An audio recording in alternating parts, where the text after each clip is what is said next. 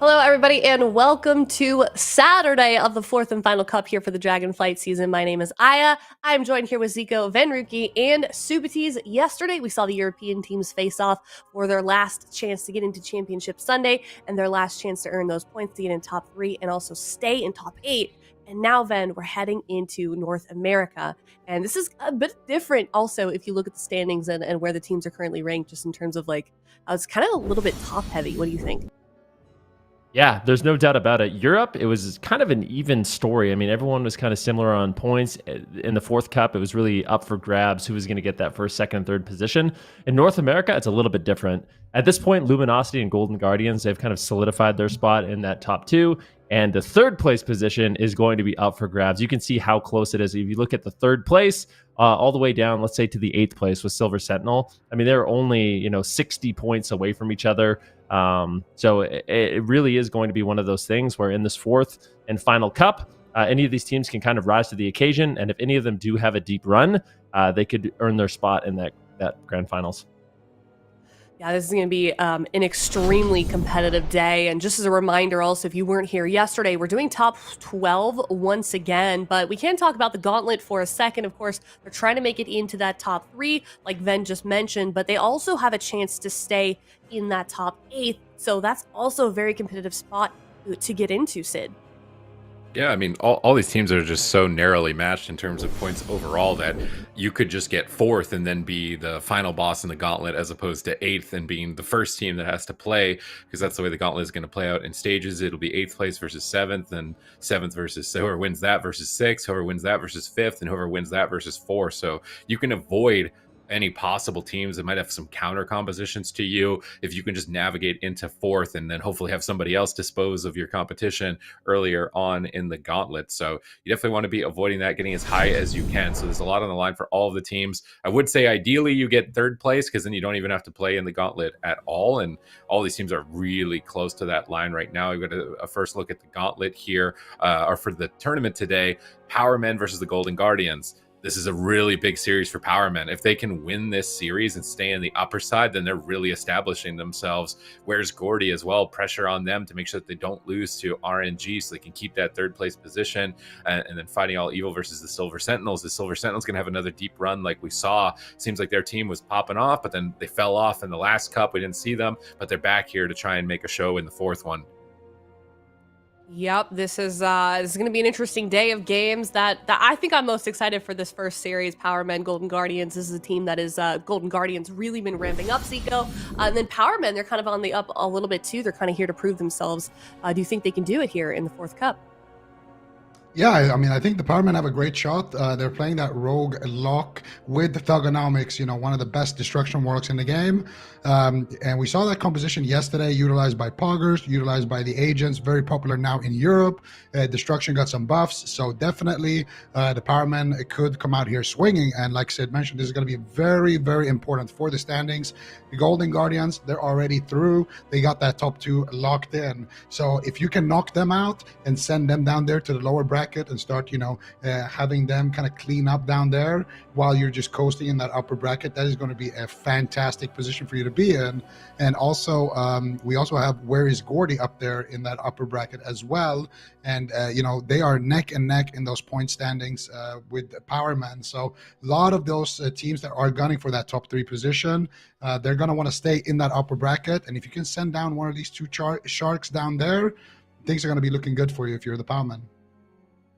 Yep, most definitely. And there's probably some teams that are going to get their heart broken today. I mean, being as it is the 4th cup here, Ven, do you think that there's a little bit of nerves setting in today maybe for some of these players?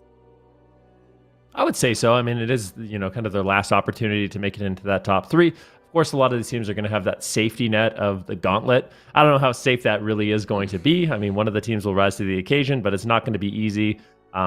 But yeah, I think a lot of these teams have put in a ton of work for this last cup. They've had a lot of time to kind of prepare. They know the teams that they're going to be going against, what compositions they're going to be running. And we did see some balance changes as well. So this next matchup, it's one of those things, a few of the healing reduction effects like the Psyfiend and the Shiv, like those don't stack anymore. So is that going to be enough to really go in favor of the Power Men? The Destruction Warlock buffs, just little tiny shifts of power that could alter the outcome of the match. So I'm curious to see how that really changes what happens this week. Yeah, I'm curious as well. This has been a really good season. I mean, I can't believe it's already the 4th cup. I love the new format, with the first the change kind of being like you have to make it in the top 3 and then you still have a chance to be making it in the top 8.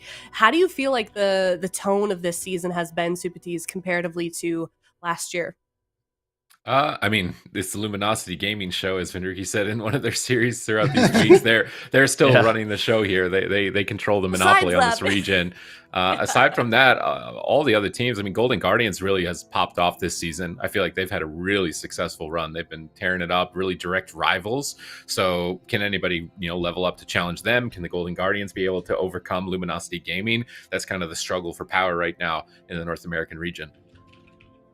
Yep, most definitely is. So let's see what these teams can do here. It's game number 1. Remember, we are in the top 12. We're going to see a couple of simultaneous games going on at the same time here, but the first one we're going to be able to check out is Powermen versus Golden Guardians. I think we may be having a bit of a remake here, though. They are allowed to do that, of course, if they back out before the actual gates do open, but maybe we'll get that restarted as soon as possible. But ooh, I want to know your perspective now that I'm back here on the casting desk, Ben. Like, what was it like jumping back and forth between all those games yesterday?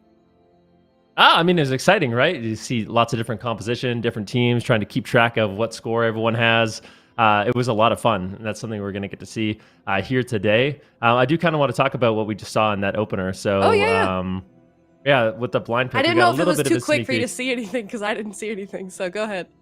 Well, I saw some nameplates on the other side of the arena, and one of them was jelly beans on the hunter. So, interestingly enough, Golden Guardians, they are not going to be playing the Shadow Priest Rogue. They're actually going to be locking in the Thug Cleave. And Thug Cleave is something we've seen a lot in Europe. There's been 2 different variations, more of like the CC-oriented Thug Cleave with the Subtlety Rogue and the Survival Hunter, and then you have more of just the raw pressure. And that's what Golden Guardians is going for, the Assassination Rogue Beast Mastery Hunter. This is going to be a lot of damage they have. We'll see how Powermen kind of react to this overwhelming amount of damage. Yeah, we certainly will. Love when they bring out the beans. So we'll see here what Golden Guardians can do. They're in a really good position, though, if you're paying attention in the early show here in terms of points. So Powermen, they're going to be kind of the ones that are fighting to get more points if they possibly can. They are in 6th place. So, they do, of course, have a chance to get to that Gauntlet Cup.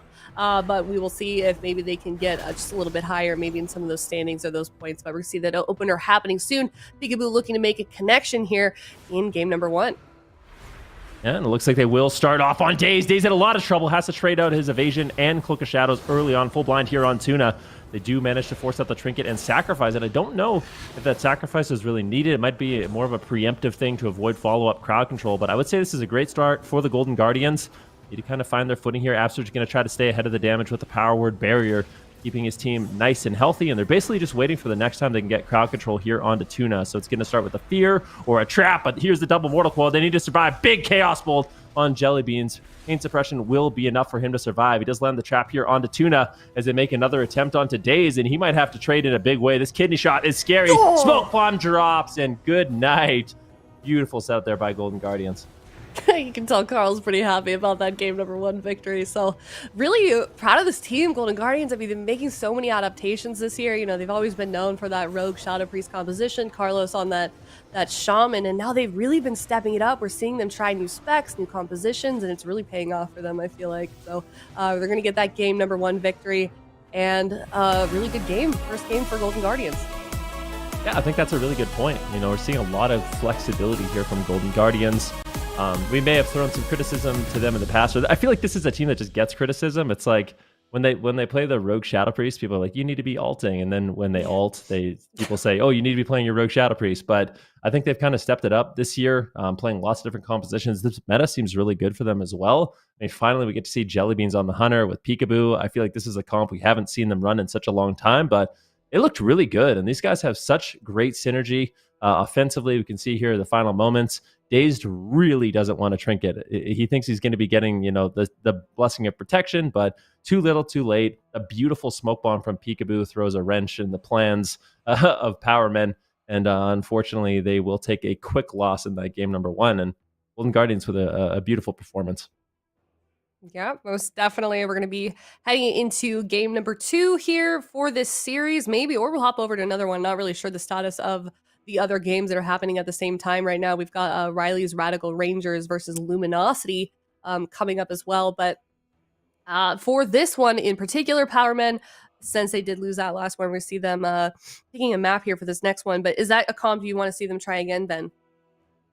I think so. I feel like they still had so much potential to survive, right? Like they still had the Divine Shield, two blessing and protections, which are both going to be really, really powerful against that Thug Cleave. They just need to not underreact.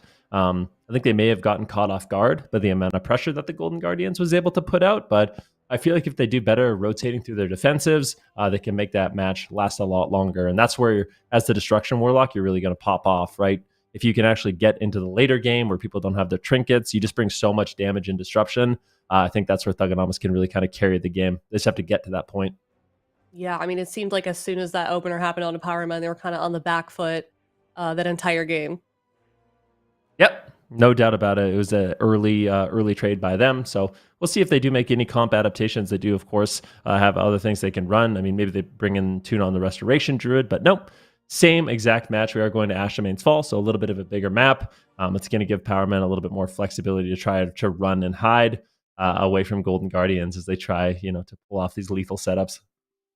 Yeah, we'll see what they can do. This is still upper bracket, so if they drop down, they have another chance to stay in this one. But I mean, that being said, Sid kind of mentioned a little bit in the opener, like there's already going to be some pretty tough teams down there. I certainly wouldn't want to get sent down there at all. And you can bet that Powerman is going to try and tie this one up here for game number 2. But they picked Ashamane, so maybe they'll have a little bit more luck here for game number 2. But Golden Guardians really close to getting there on that game number 2 victory. We'll see if they get on match point. But I mean, that was a really solid win for them for that first game. So Powermen, they've got a lot to prove. This is a very powerful team. We've seen what they can do, and we'll see if they can repeat that success that they've had in the past here for this second game. What is this transmog that Jelly's got on?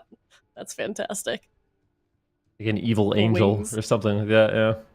This doesn't look very hunter-like. No, definitely not. 100% not. But, they can get creative with the transmogs in any way that they like. And as long as they're getting the results, who cares, You're right, as long as he's getting the wins. So Golden Guardians, let's see if they can do it here in game number 2. Gates will be open. They had a great start on Dazed in the last match. So I do think they have multiple targets they can go after. It doesn't have to only be Dazed. Thugonomics is also an excellent target in this match, as long as they're getting the crowd control on Tuna. And that's who they will start with. A cheap shot, scatter onto Dazed. We got a sap onto Tuna. Any follow-up? No, a nice sacrifice denies any follow-up. So nicely done there. Now Tuna should be able to play catch-up, and they can start getting pressure here onto Jellybeans. Yeah, we'll see if they get any of that pressure returned onto the Days. Already doing a little bit better here in this opener. If you remember, game number 2 or game number 1 for them was a little bit detrimental. So right now they're holding up a little bit stronger. Jellybean's kind of dropping low in health at the moment. Absurge, however, is going to keep them topped up. Peekaboo now feeling a little bit of pressure as well. Days continuing on here, about half health, but Tuna's keeping him nice and topped up for the moment, so nobody really in too much trouble. There goes that death mark as well from Peekaboo. Let's see if they can survive this go. Days using his Cloak of Shadow and his evasion. He could be in trouble here. Tuna bringing out everything to keep him alive, so they're going to survive this for now, but they're looking maybe a little bit in trouble again here, Ben.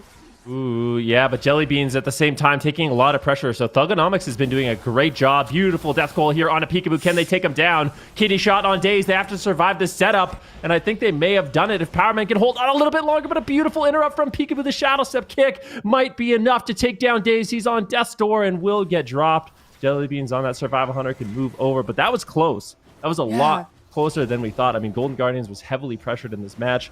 Absurd's mana not looking too great. Got no defensive cooldowns left. So our men are really close to actually winning this. They're going to play it very safe. So just using the pillar, avoiding damage. I don't think there's going to be much hope of any kind of 2 versus 3 scenario here for Thugonomics. As much as he wants to try, I think this one is over. But Golden Guardians just once again looking really good with these setups on the Days.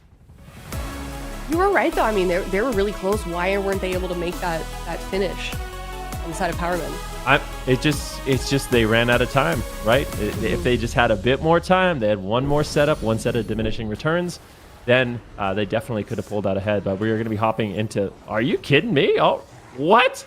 That is something you do not expect. All right, we're hopping into the game. It's like, okay, we're getting into this game. What's going on? Wait, Luminosity lost? They lost to Ryler's Radical Rangers? Okay, I mean, these guys are good, but you wouldn't expect that. That's certainly an upset here in game number 1. So Ryler's Radical Rangers, they're going to be locking in the Feral Arms Warrior and actually taking a point off Luminosity, which is a huge upset in my mind. I think that was the biggest caster curse ever. As soon as we swap to them, Prev dies. Yeah, I mean, sometimes it does happen, but we can see what happens here. We got a stun on Brain. It's just a lot of pressure that their team has out right now. You can see everyone kind of rotting down. I'm curious to see if they kind of dropped the ball, if Luminosity Gaming had many cooldowns left. Like, how exactly did this play out? They're trying to get some good damage here onto the enemy team, but they're just so far on the back foot. Brain seems like he's really struggling to kind of heal through the Feral Arms Warrior pressure. Oh, and Prev gets interrupted. Does he have the dispersion? Does he use the dispersion? Let's see what happens, because he still has a lot of cooldown, so it's a bit surprising that he would go down, and yeah, he just disperses too late. So a bit of an uncharacteristic mistake by Luminosity Gaming, but Ryler's Radical Rangers are going to be happy to kind of capitalize on those mistakes and pick up an early win. Yeah, well done to them. This is the first time we're seeing them on broadcast, and they're taking down game number 1, at least, a team like Luminosity Gaming. So that's awesome. I'm excited for this team. I'm excited to see the rest of this match. What do you think, like Luminosity? What do you think they're thinking right now? That's got to be a little bit of strange feeling for them, perhaps. I mean, if I was Luminosity Gaming, I'd just be like, all right, whatever, go next. They have to lose twice to go to full form, right? They have to be on match point and then they level up to full form. That's kind of how Luminosity Gaming works. So, if they want to have some mistakes early on in the series, early on in the set, that's totally fine. But if you're in that situation and I feel like they should probably win that matchup.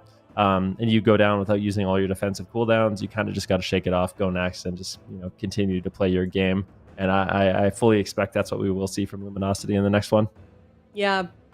We were able to talk with that team, Ryler's Radical Rangers, a little bit, and they did say that they were kind of the underdog coming into this. They wanted to prove themselves, and I think even with that first game, they are showing pretty strongly at the moment. So we'll see what they can do in the rest of those games. But we are hopping back to Power Men versus Golden Guardians. We're still in the upper bracket for both of these games. Are kind of happening simultaneously. If you're just now tuning in, we're starting off in the top 12 rather than the top 8.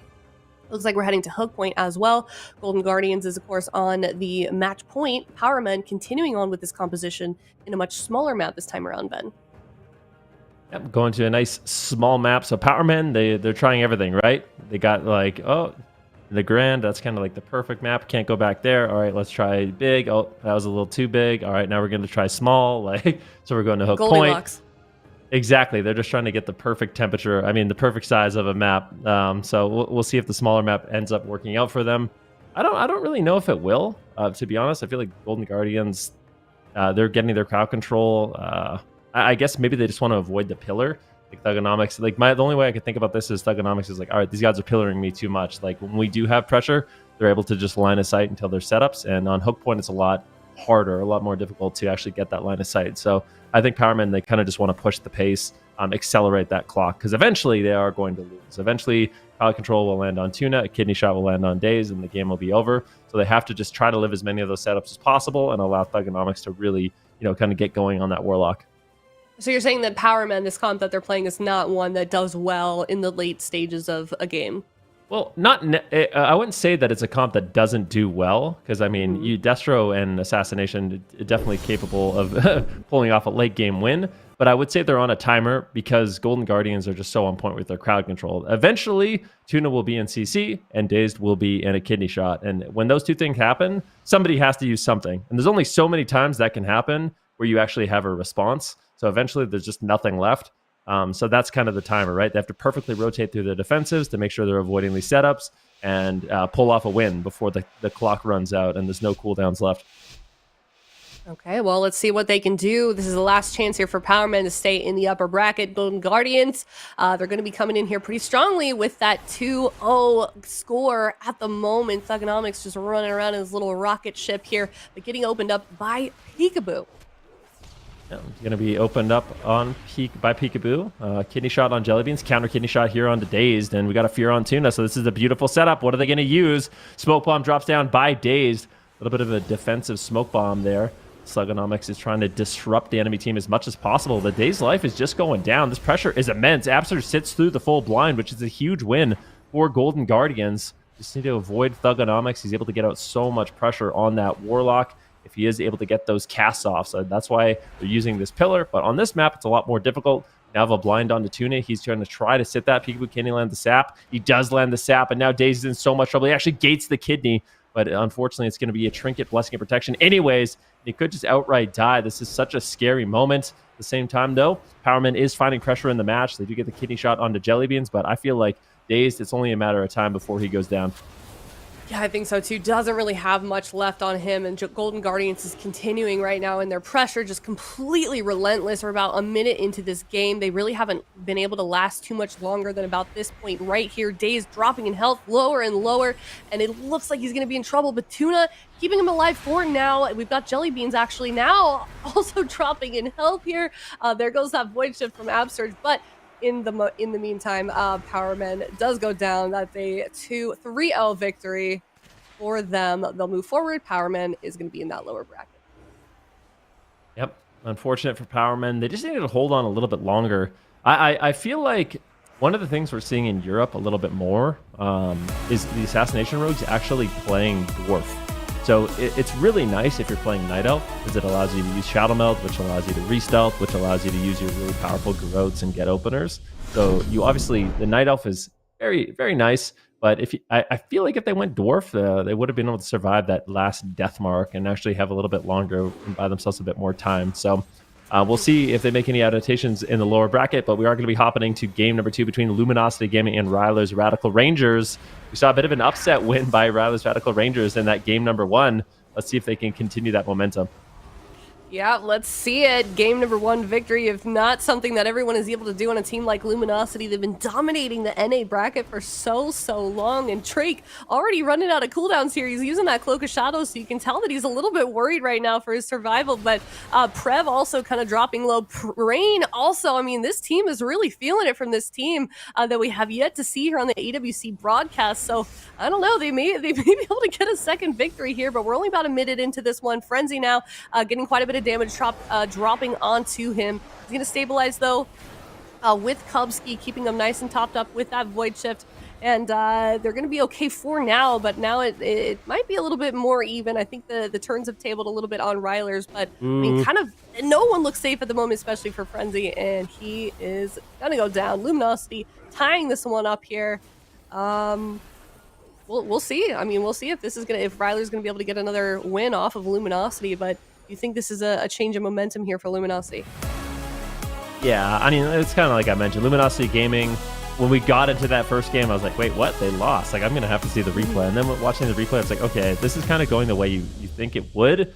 But Luminosity Gaming, they just didn't make the trades. And you could tell every time they lose, they power up just a little bit. And Frenzy, unfortunately, this is where they had to trade out in a huge way. It's survival instincts, it's pain suppression, it's the rallying cry, it is the void shift. So it's like, okay, we just used everything to live, and this next kidney shot is going to be absolutely devastating. So Prev's not going to be messing around. He gets out the early dispersion, and Cubsy there's no tools left, there's no damage reduction left, and the pressure from Luminosity is just completely unrelenting. And if you are going to beat this team, you cannot be overlapping. Like, they use like 4 of their 9 lives in that one setup, so they burn through all of them really, really quickly.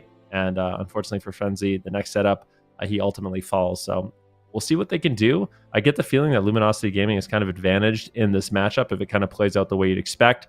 I just feel like the Feral Druid, without any kind of bleed removal, the Assassination Rogue is just so effective into him, and Cubsy's really going to struggle to kind of keep him alive and aggressive.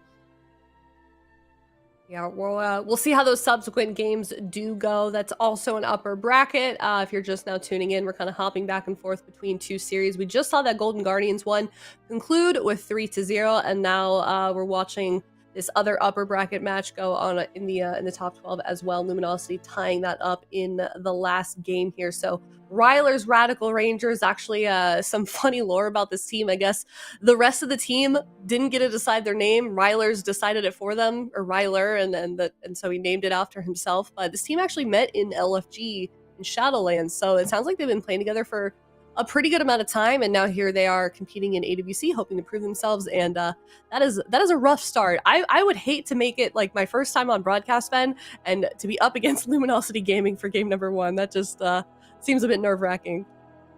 I mean, there's no doubt, but I mean, there's just so many good teams, right? Like we talked about the lower bracket.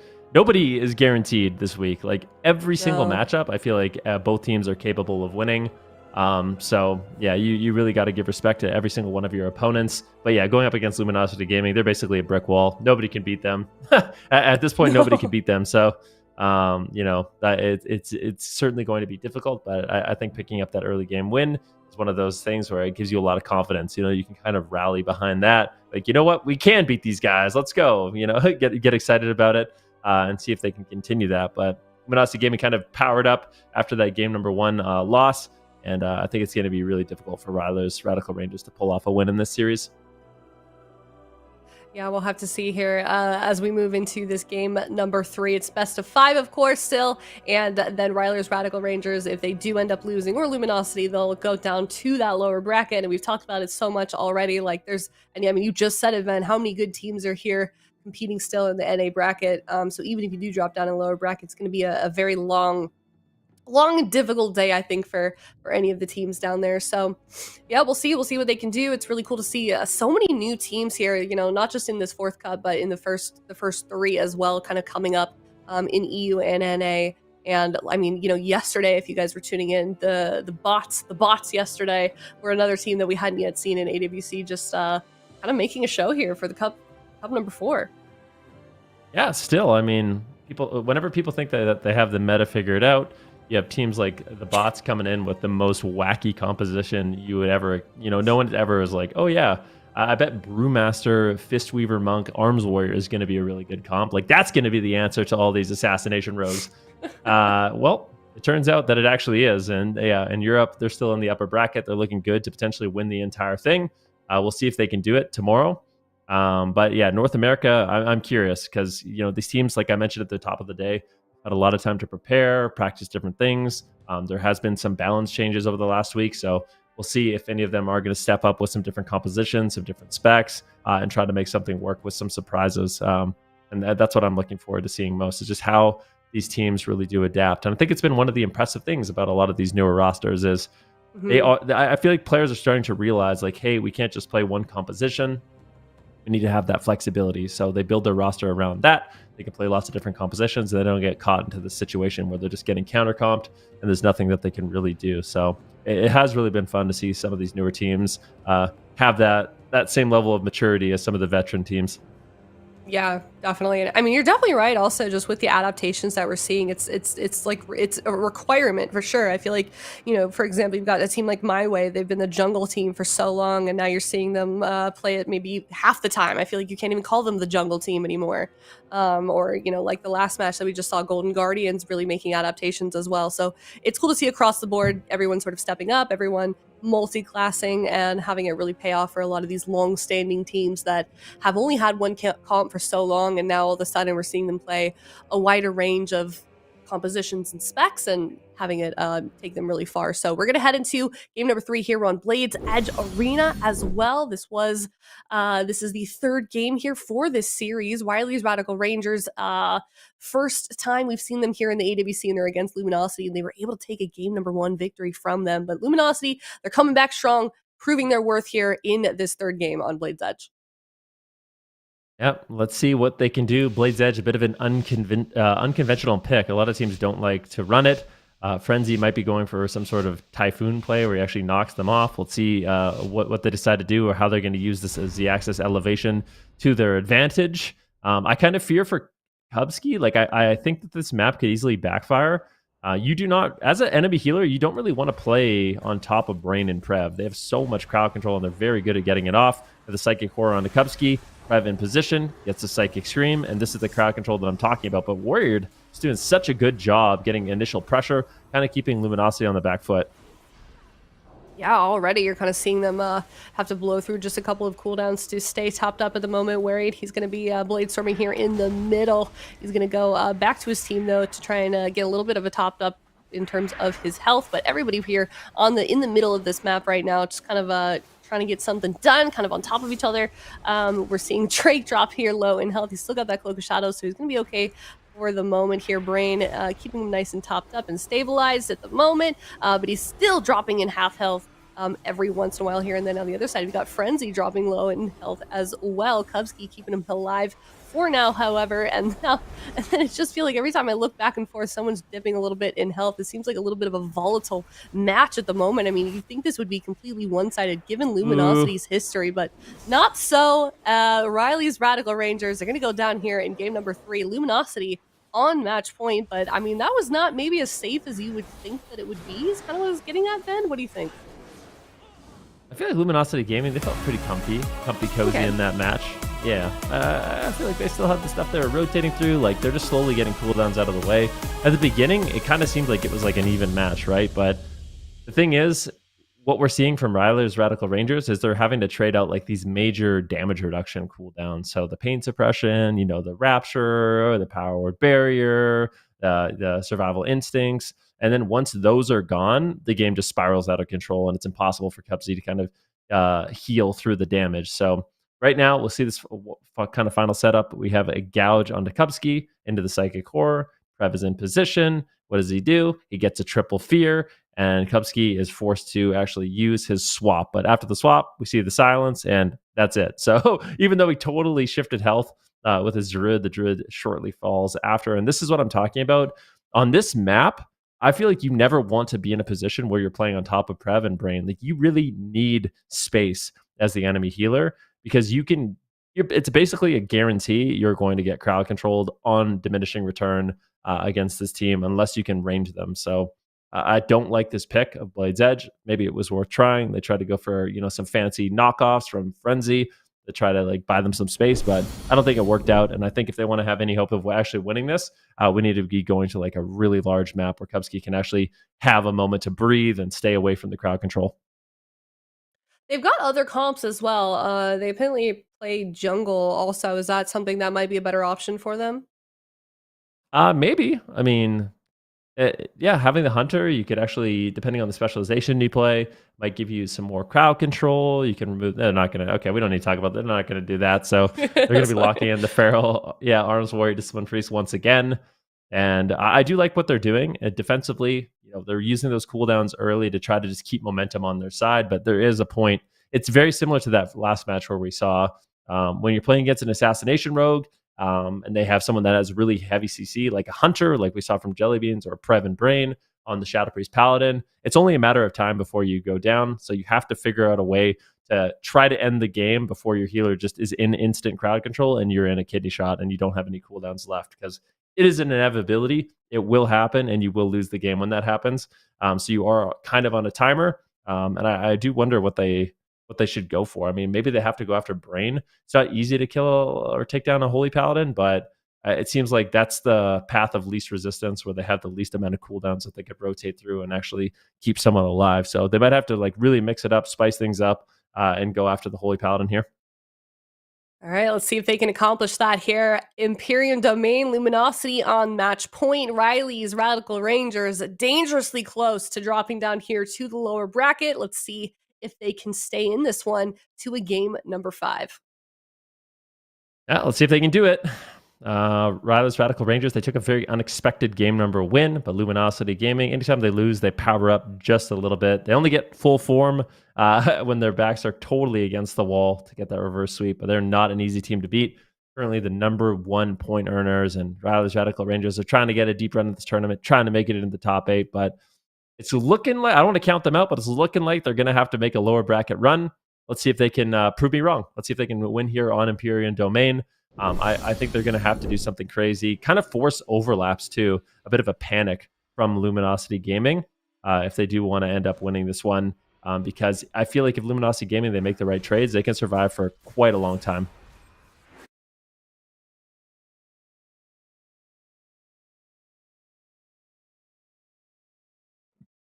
out the Blessing of Protection onto Prev, keeping him nice and offensive. Kitty shot onto Frenzy, and Worried actually taking a lot of damage. I'm a little bit worried over Worried.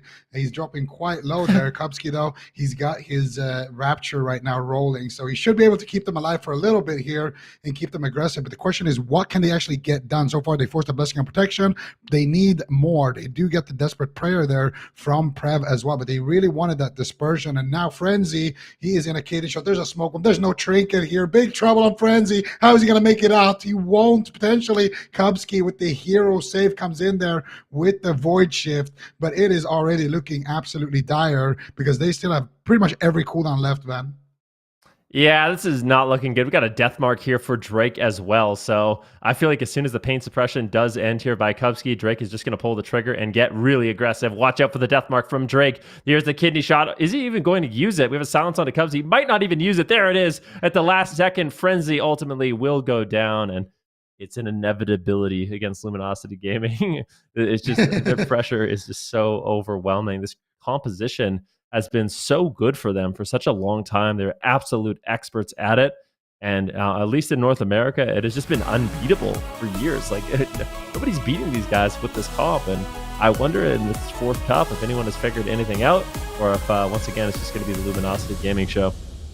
Yeah, they've won every single cup this year again. So Luminosity Gaming, the question remains, can these guys lose? And so far, it doesn't look like it. Possible. You can win one game. You can maybe sometimes even win 2 games. But getting that 3rd game, it just doesn't happen.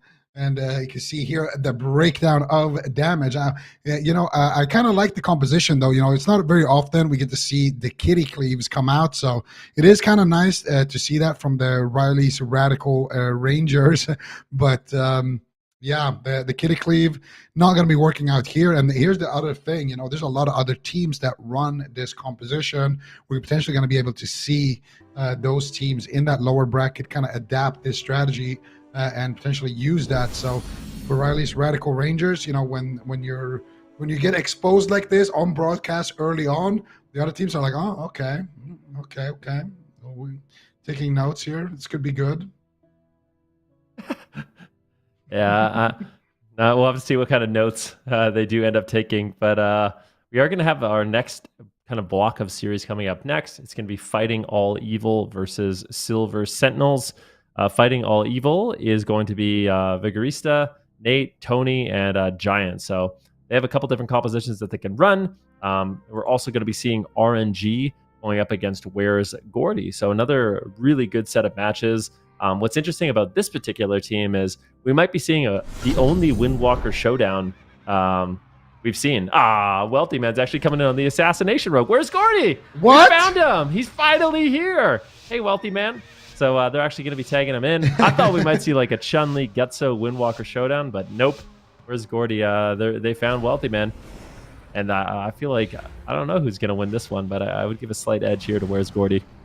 I was starting to doubt that Wealthy Man is even still on the roster. I thought he was just like a classic player at this point, but Wealthy Man, he's found his rogue, and he's going to be making his debut here in Cup number 4. His team needs it because this is one of those teams that are on the cusp of making it. Ooh, Gutso porting out of the smoke bomb right there from Wealthy Man. Disaster opener right now coming out here for Where is Gordy, but they still have, the late game potential here. Gutso on that Windwalker, potentially going after Cubsy on that Mage. And we're going to take a look at exactly what Cubsy is running. He tends to run for the unconventional build, but here comes Serenity.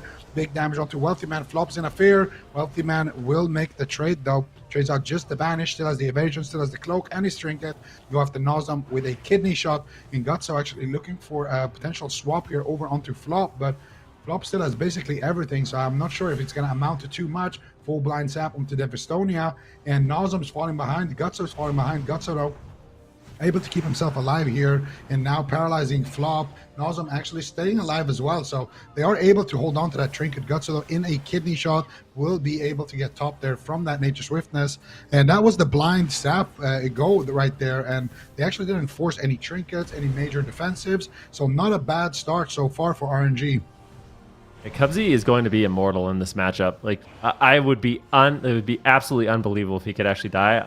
Playing a Windwalker monk, I can't think of something more difficult to hit than a Gnome Arcane Mage that's playing Blink Stun. Like, you actually will never hit them the entire game. So their only option in this match is either make swaps onto Flop or make these swaps onto Wealthy Man. But Wealthy Man kind of being the only viable target in this match is going to limit the options here from RNG. I really like this pick, especially from Cubsy playing that Gnome. I know you're a big fan of the Gnome Mage, Zico. It's actually funny because that is the sole reason why I picked Gnome. Well, that and because, you know, they look absolutely ballin', but that Escape Artist works very well with the Chrono Shift. You basically get a sprint, and at the same time, you dispel yourself, and it's basically the same thing as having an extra blink. So it's actually quite powerful, and I'm happy to see Cubsy actually picking it up there. So he's definitely going to be an immortal target. He's also playing that blink stun. So anytime he does get leg swept, he can just blink out. Now, personally, I would like to opt for the Shimmer in this matchup because it's very rare that you get leg swept twice, before your trinket comes back up. But he's also playing that PvP trinket, so at least he's opted for that. And we'll see what they decide to do there with that spec. Right now, Wealthy Man in a leg sweep. Serenity coming out for Gutso, but not doing that much work. He's going after Cubsy once again, but Cubsy actually taking a lot of damage, but he has that Alter Time active, so he will get topped right back up. And once again, just spamming out the spell steals, spamming out the Arcane Barrages, and you can see he's just running around on the full speed, spamming out the missiles. And the nice thing about Cubsy's build, he doesn't play the Kleptomania, so the way he expends his mana is just by spamming spell steal, and that actually lets him stack up 5 missiles, and then he goes for a big missile kind of machine gun. So Cubsy definitely doing some work there with that build, going for the Ring of Fire, doing decent amount of work there onto Gutso, having to trade out the Touch of Karma. Wealthy Man, though, could be a liability. When you are playing without that Shimmer, you won't have the same kind of offensive capabilities, and when you're playing without that Kleptomania, that Rogue definitely could be a swappable target. Wealthy Man down his Vanish and his Evasion, so he definitely has that Cloak of Shadows, but that will be the next thing kind of on the checklist here for Nazem. Yeah, large amount of damage here on Nazem. He's getting cleaved down by Cubsy and Wealthy Man. Look at Devastonia's mana. It is not looking good. Positional advantage definitely in favor of Flop here, allowing him to get those drinks off when he knows Wealthy Man is going to be okay. Cubsy's just in the back line firing magic missiles, just really being a nuisance on that mage, dropping the Ring of Fire. Devastonia now completely out of mana. So I feel like as long as Where's Gordy don't allow Devastonia to drink and recover his mana, this game is about as good as over. Wealthy Man, he does have his trinket. He's got Cloak of Shadows if he needs it. Nazem has to trade out some of his defensive cooldowns in order to survive. Devastonia still completely tapped on mana. Innervate does come in. Can Cubsy get it? It'd be massive if he could actually remove that. But Devastonia will just have a little bit of a moment to breathe here where his spells are free of charge. But I think they're getting the sense of urgency here that they have to try to make something happen. They're not winning this game the way they're playing. Just one-shot Flop. Are you kidding me? He gets away, but that was such a close call. Could you imagine if Flop kind of threw the game there in those final moments?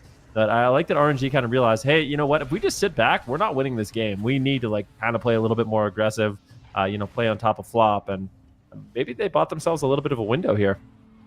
Yeah, potentially. They could try to take down Flop with that next leg sweep. It's up in 5 seconds. You're going to have Zwen the Tiger as well. So definitely a little bit of an opening there if they can paralyze him into a go.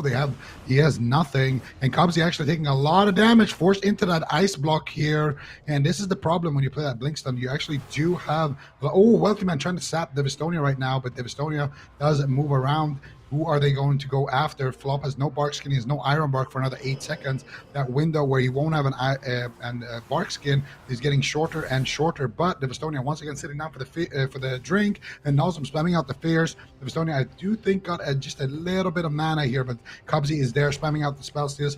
Arcane Surge coming out for Cubsy. They get kicked nicely down there by Guts, so that could have been the game potentially, but still not looking too good. Devastonia is sitting through a blind. He's got the Nature Swiftness up and active, and Nazem is still taking so much damage. He's got nothing left to work with. Devastonia completely tapped into a sheep, and he will trinket out of that sheep. There's no threat of a blind since it was kind of in the same chain, so I do like that trinket, but Cubsy's still trying to get that Arcane Surge out. He fakes the interrupt, and now Cubsy's going to do massive damage here. This might just be the end of the match. Big Arcane Blast, big executes coming out onto Nazem, and that will be it. Where is Gordy? With this dampener strat that they like to run, make it look kind of easy, but there was a couple of close calls there towards the end. Yeah, where's Gordy? Looking good. Cubsy doing a good job on that mage, and this is just, it's a difficult strat, right? Because as a Windwalker Monk, you have to make a really difficult decision. You can't really sit on the rogue, because if you sit on the rogue, you're just going to get bleed, kidney shot, and you take a lot of kind of cleave damage. But if you chase the mage and the druid, then you kind of get bullied, right? If you chase the mage too far, first of all, you're going to have really low uptime. Second of all, Flop can just put you in a cyclone, or you're going to get polymorphed very far away, or you're just going to get soloed by Cubsy. So you're kind of put in this really awkward spot where you have to go after Wealthy Man, but if Cubsy ever gets close, you have to go over him. But we're going to be hopping into Fighting All Evil versus Silver Sentinels. This is game number 1 on the Grand Arena. We have a bit of a cleave here. The DHDK and Rosita Jones on that mage getting interrupted. It might get dropped. He does have to go into that ice block, so really good counter pressure there. Even though Nate was kind of on the back foot, they did manage to get off the damage onto Rosita Jones and really punish him on that mage.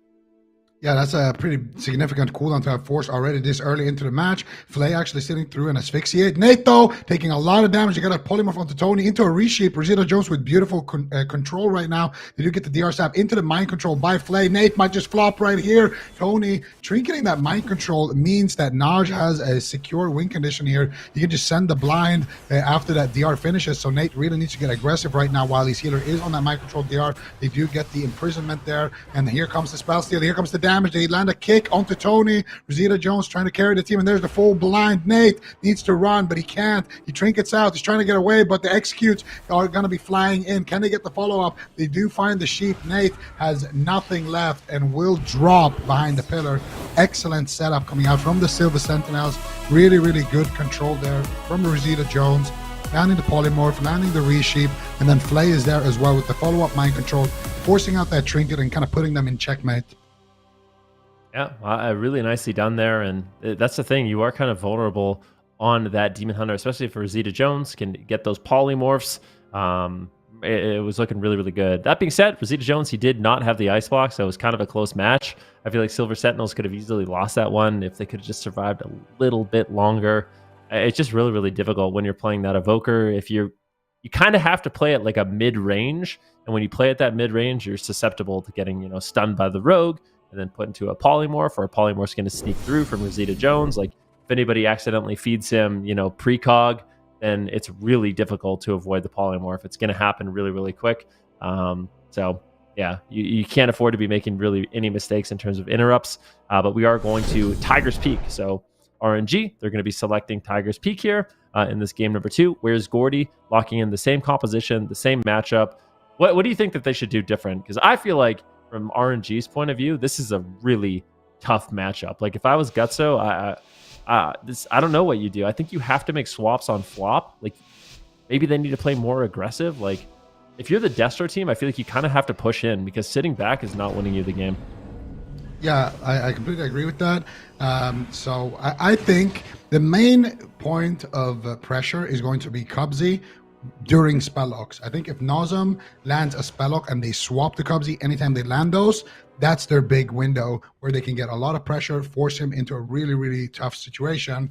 Outside of that, though, they could push onto flop, they could push onto Wealthy Man, but here comes the opener. Kidney shot coming in. There's the fishnet. Big damage coming out onto Devastonia, actually. They're swapping over to him. He's taking a lot of damage. Wealthy Man is right behind him and already forcing out the Incarnation, forcing out the Bark Skin, but it might not be enough. Tranquility as well coming out here for Devastonia, and the Iron Mark as well. So basically using his entire spellbook, but that was the Death Mark. So it's a fair trade, Death Mark for your entire spellbook if you are the rest of the druid, but now caught up in that kidney shot. And I really don't like that, what Nazem did here. He actually is using his counterspells onto flop, into a fear, going for these CC chains. I don't think it's the move. I think much rather I would see the counterspells onto Cubsy and then try to swap to Cubsy. But they did get decent pressure onto Wealthy Man. They got his trinket, they got his evasion and his vanish. So setting up potentially for a one-shot a little bit later on in that next leg sweep.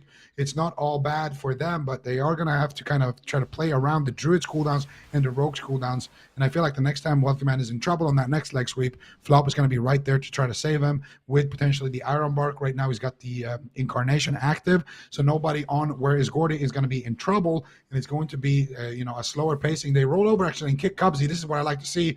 This is where they can get a lot of pressure, try to maintain those slows onto Cubsy, never stun him and just sit on him here, and that's going to limit him a lot in the match. But Cubsy does make it away there.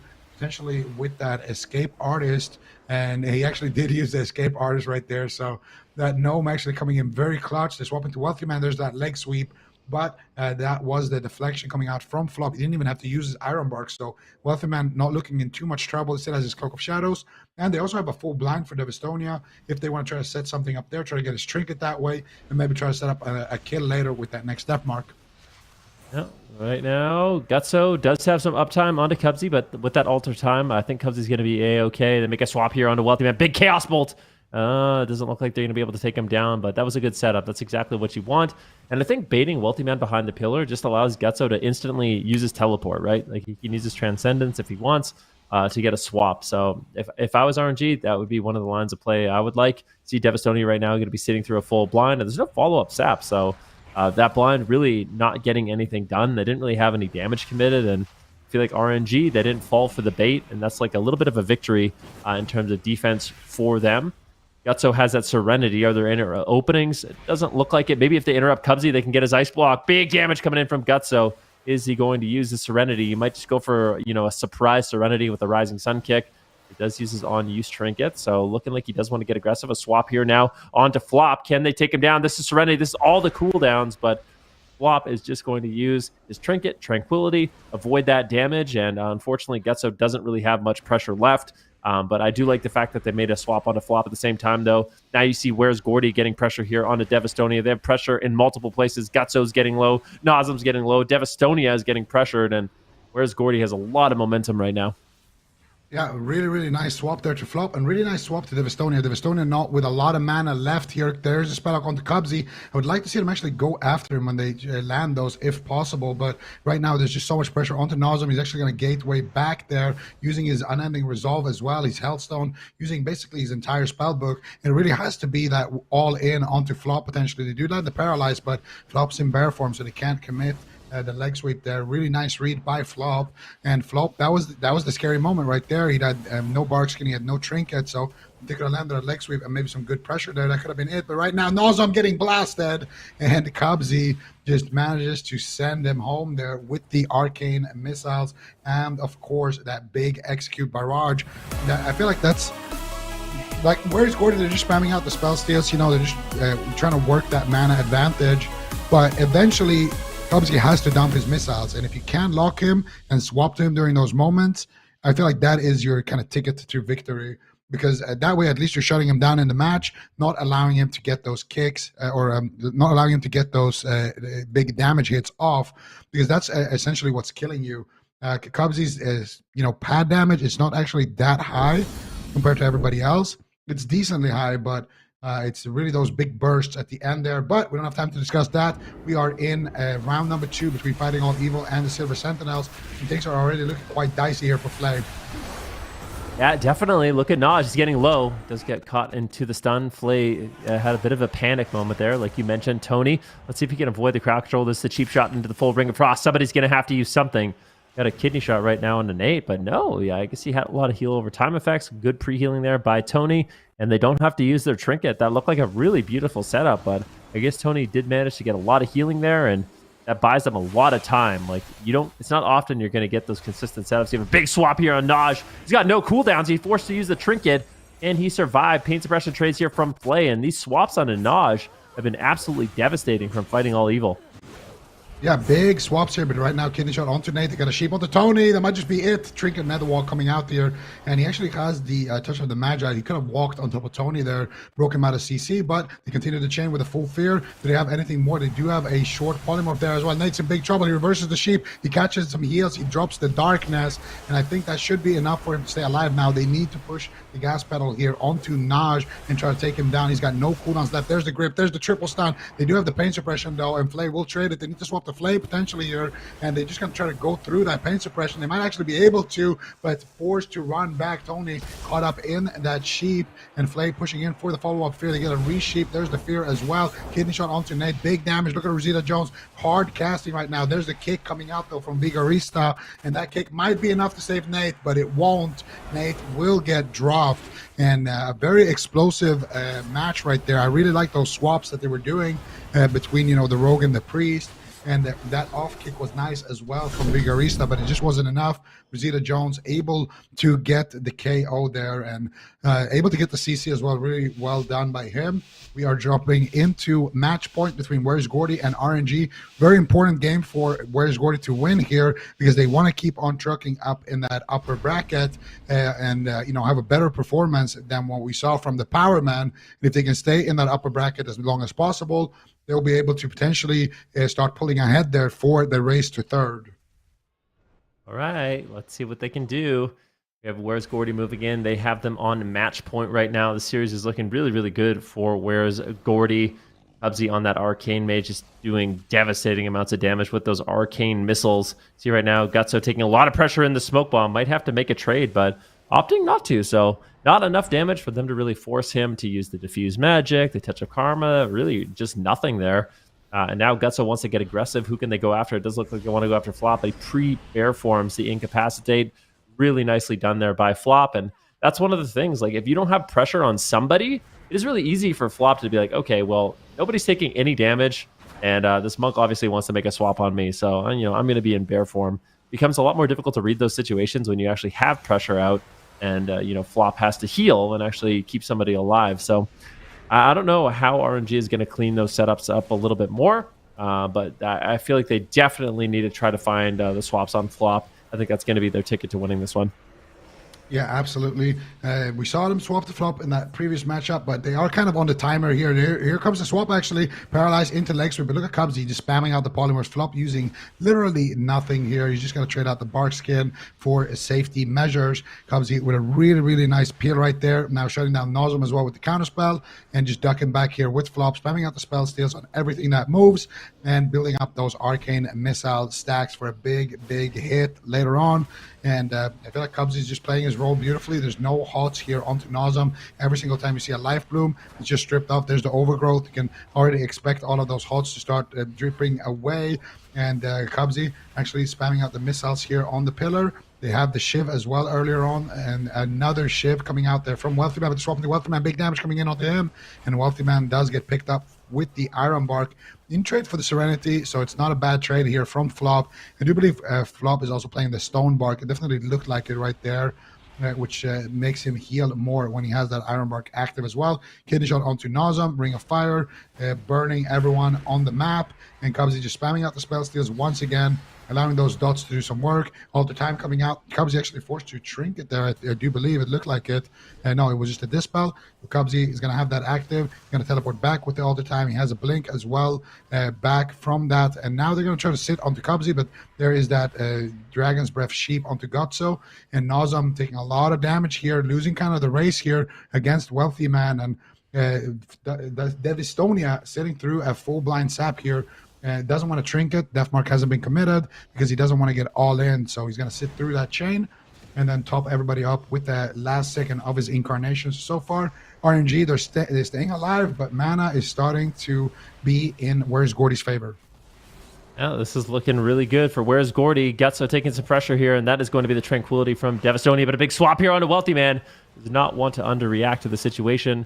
It looks like he does not. So still has basically everything, and there's no openings here for RNG. They need to try to force a Trinket somehow, but Cubs is just being so annoying, playing at max range. Anytime they go after him, he's not going to die. There's no way. Gutso and Nosm forced to kind of run away at this point in the match. I almost wonder if Gutso needs to have like an offensive port where he can just like port to the middle of the map and catch Flop at an in cap, something like that, because at this point, I just don't know. RNG, they need to take a chance in this match. I feel like they need to either push the pace on Cubsy or try to make something happen because this damage is overwhelming.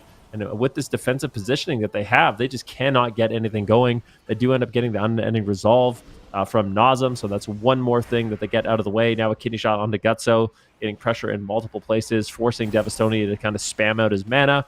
But even at this point of the game, Devastonia has done a decent job maintaining that mana, so there still is some time, and they are going to be pushing in a little bit here onto Cubsy. Nosm, unfortunately, is forced to portal away, taking that defensive positioning once again, but yeah, I feel like RNG, they got to take a chance. They got to go for that RNG hero play. Nosm actually gates in, so this might be the move that we're looking for. Yeah, but Nozem gets rewarded with a kidney shot there. And Flop, of course, going to be using that Trinket Tranquility, though. So that was a big all-in coming out from Gutso, but he was in trade for that Serenity. So now they need to try to connect onto Flop once again. If they can do that, they still have a shot, but it's not looking too good. Devastator with no Trinket, full blind secured. Nozem might just fall here and now, but he teleports away. Beautiful teleport, and they're going after Cubsy once again. Cubsy is taking some damage, but once again, Gutso will be met with a Dragon's Breath Sheep. Now Nozem in trouble. Devastonia here getting bashed up as well. He does have the Iron Bark, but it's not going to be enough. Nozem will fall. Where is Gordy continuing to own in this upper bracket? And RNG, they will be dropping down to that lower bracket. And it's starting to fill up down there already. And we're just at the start of the day, man. Yeah, this day is absolutely insane. It is nice, though. Where's Gordy? They found him. They found him for the final cup. He comes back. Wealthy man on the Assassination Rogue. Definitely going to have to give a shout out to him. I feel like they played this well. The Rogue Mage Druid. They have like their own kind of unique way of playing. Cubsy on that Arcane Mage plays very defensive with the Blink Stun, just playing max range, spamming out the spell steals, being as annoying as possible. It's definitely something you love to see. We'll see what Silver Sentinels can do in this one. They're up 2-0, but fighting all evil in that last one, there was a lot of signs of life. They did change their composition. So Giants is actually going to be tagged in on the Hunter, and let's see if that's enough to turn the tide of this match. Fighting all evil up against the rogue mage here, trying to take down the evil assassination rogues.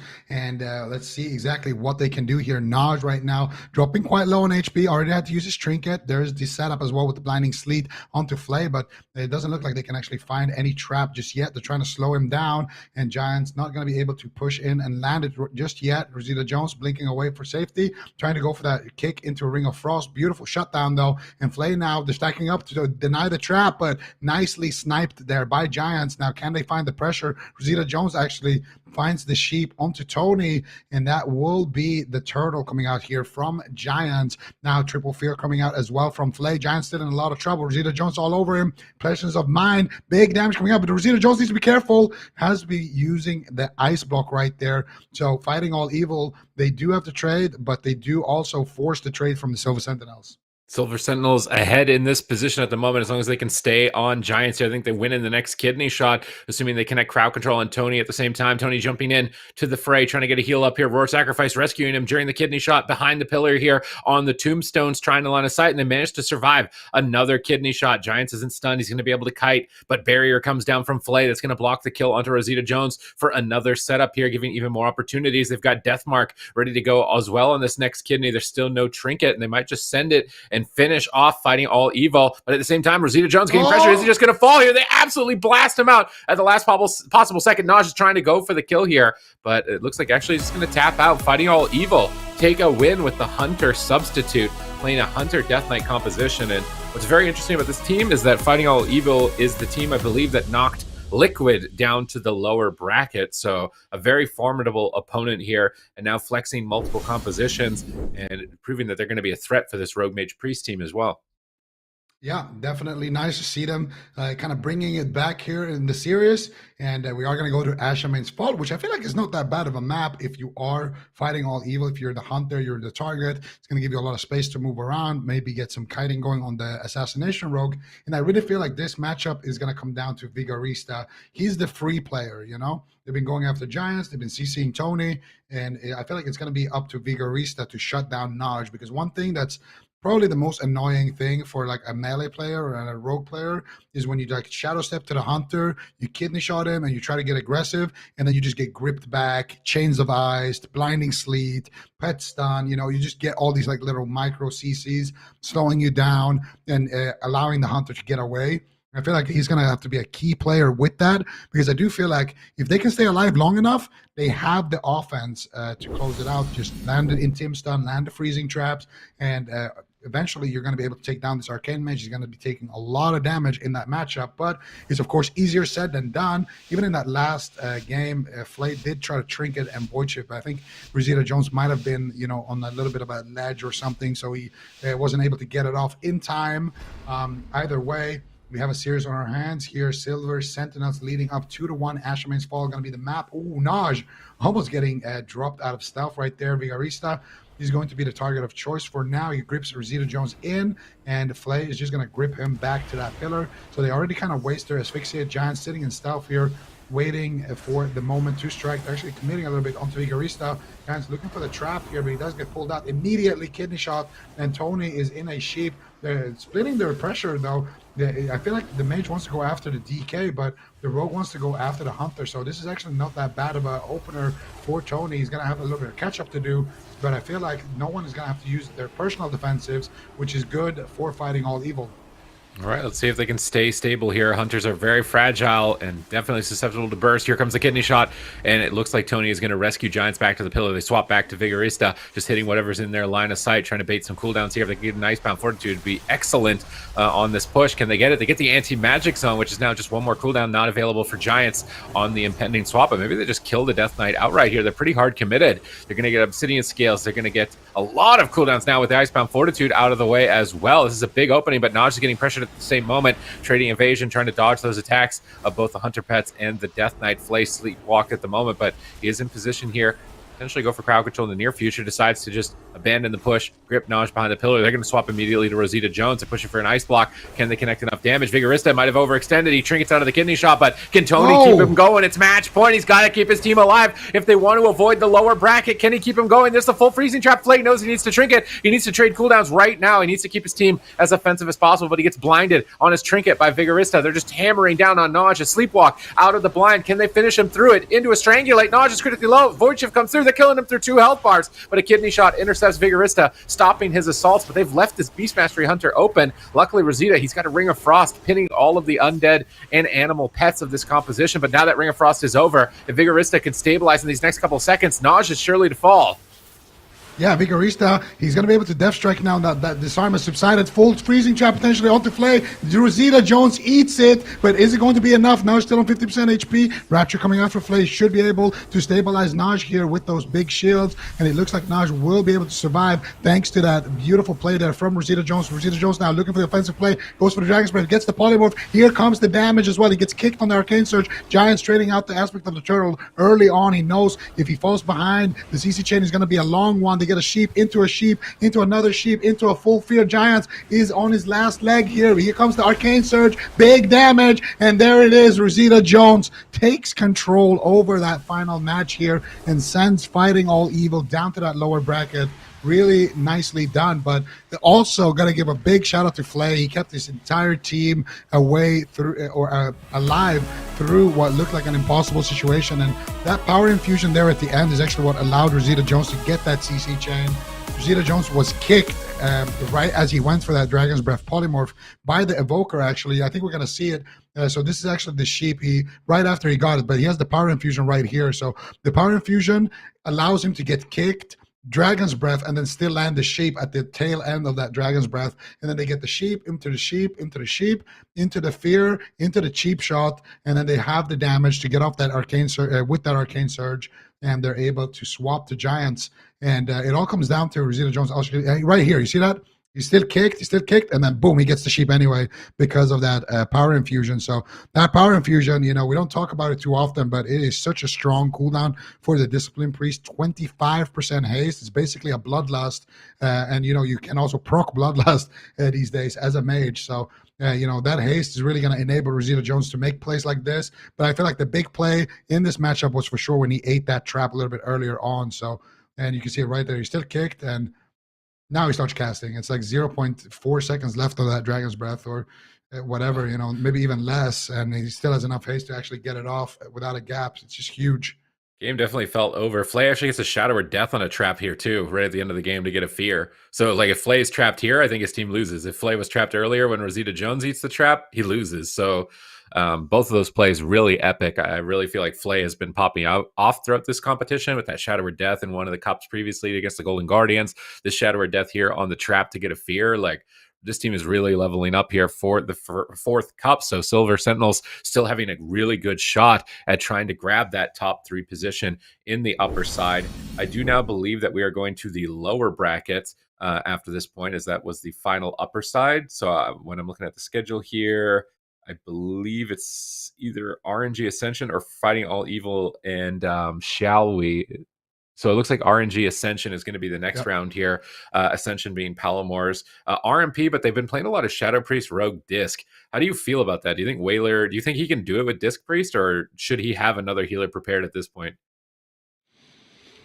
I feel like RMP is one of those comps that you can always kind of make it work. I feel like in this matchup, well, didn't we? No, we saw the Rogue Lock actually tagged in for Poggers against the Rogue. Wait, no, RNG plays the Windwalker, right? Yeah. Yeah, I think RMP can win here. I feel like RMP is really solid. I think just the offense of the Disc Priest is going to be enough. They could take down the Windwalker, they could take down the Lock, but they are going to be on the timer. And, they're going to need to play aggressive, play clean with their CC chains, and, try to execute on that. So I feel like for Ascension, they definitely have a shot. And it's also important because they are one of the teams that I think will be making the top 8. So for them, maybe I don't think they will make the top 3, but at least seeding for the gauntlet is on the line for them. So it's very important that they do well here and they don't just get eliminated right away. I feel like that's the case even for RNG. I'm just trying to look at the standings overall here for NA. So RNG has 92 points and Ascension have 100. And they're both 7th and 8th. Ooh. And Silver Sentinels is 9th. So Silver Sentinels is already getting ahead of both of them. So if one of these teams loses, I think they're out of the top 8. I'm pretty sure they're out of the top 8 if they lose either one of these teams.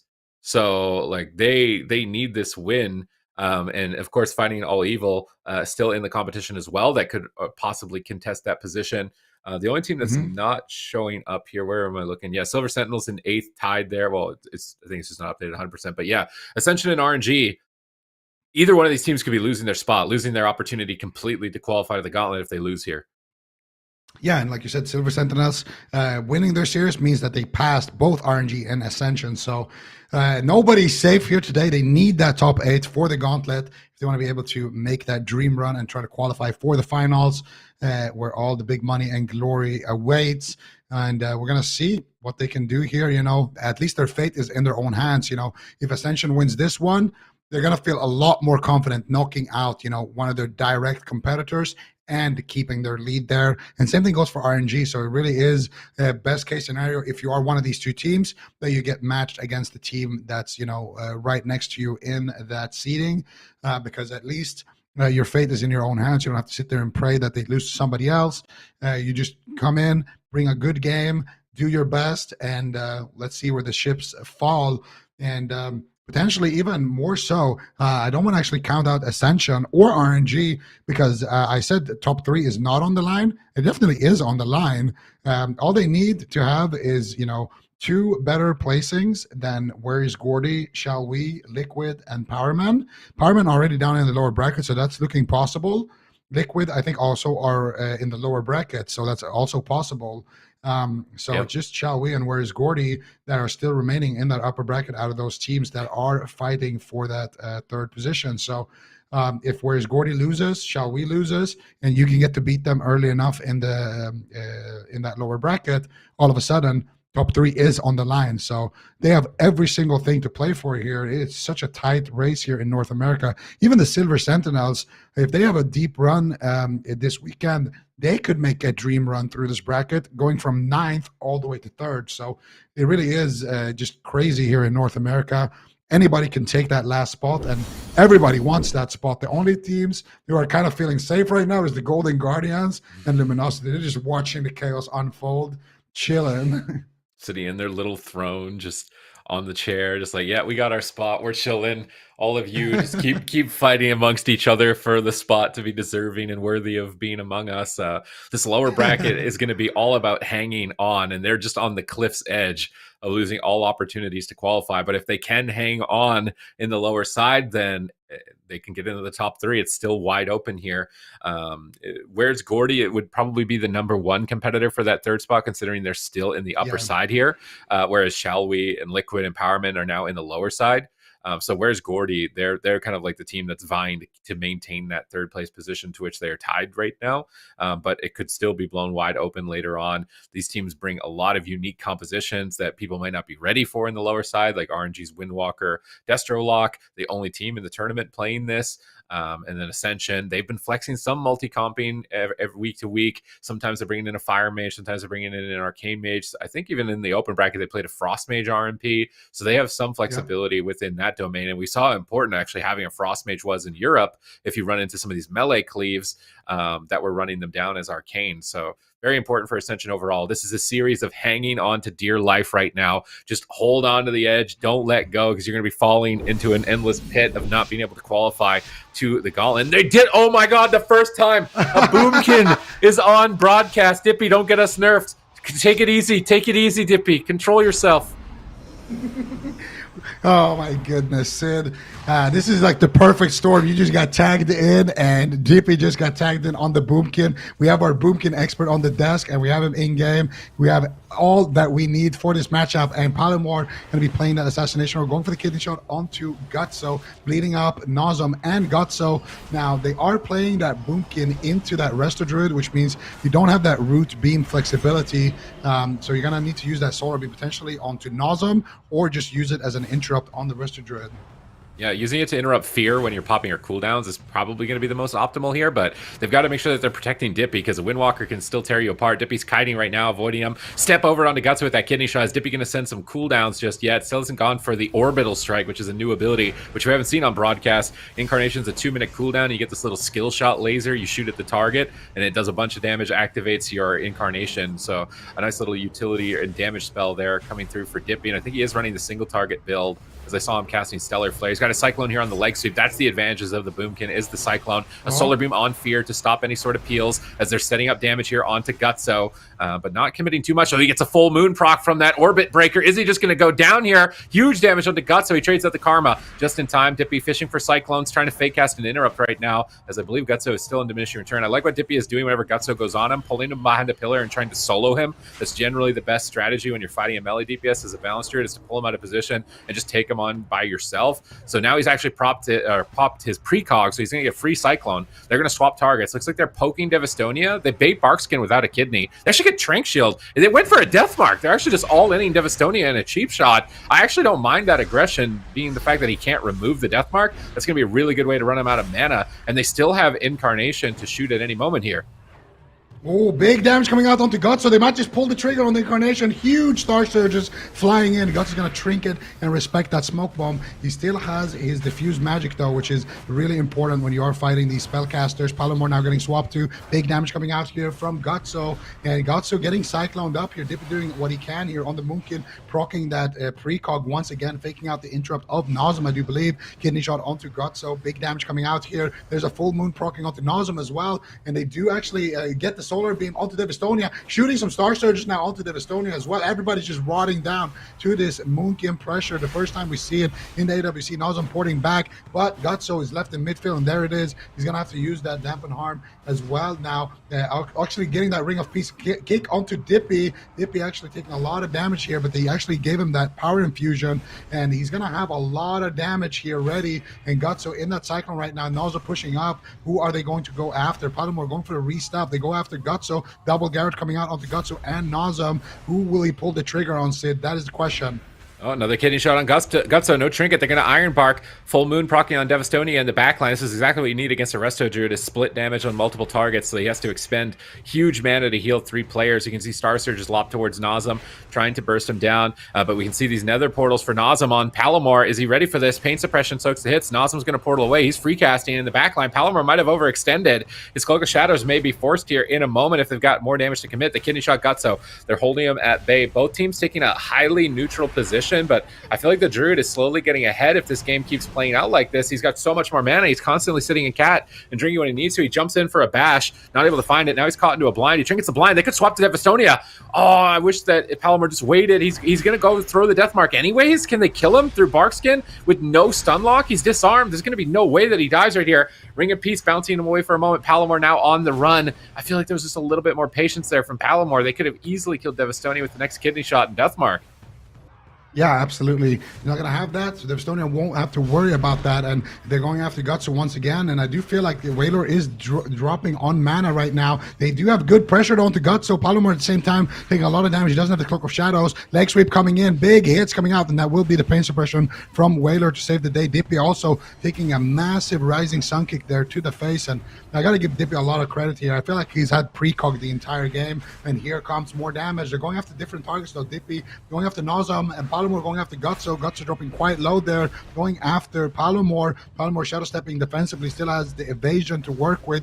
Whaler buffing up Dippy there with the power infusion. Can they take down Gutso? They don't have a kidney shot for him just yet. Actually drops away from that mushroom. Devastonia with the incarnation active right now should be able to keep his team alive. They're swapping to Devastonia. He's got no trinket. There's the solar beam onto Nazem, but he doesn't get it onto the fear, and now Nazem can just spam out those fears. Chaos Ball coming out as well. Nazem does get Cyclone though. They managed to slow him down. Devastonia also taking a lot of damage. Whaler actually looking like he's sitting down for a drink there, but he's gonna have to cancel it as both of these healers are absolutely tied in mana, and it is still anybody's game here.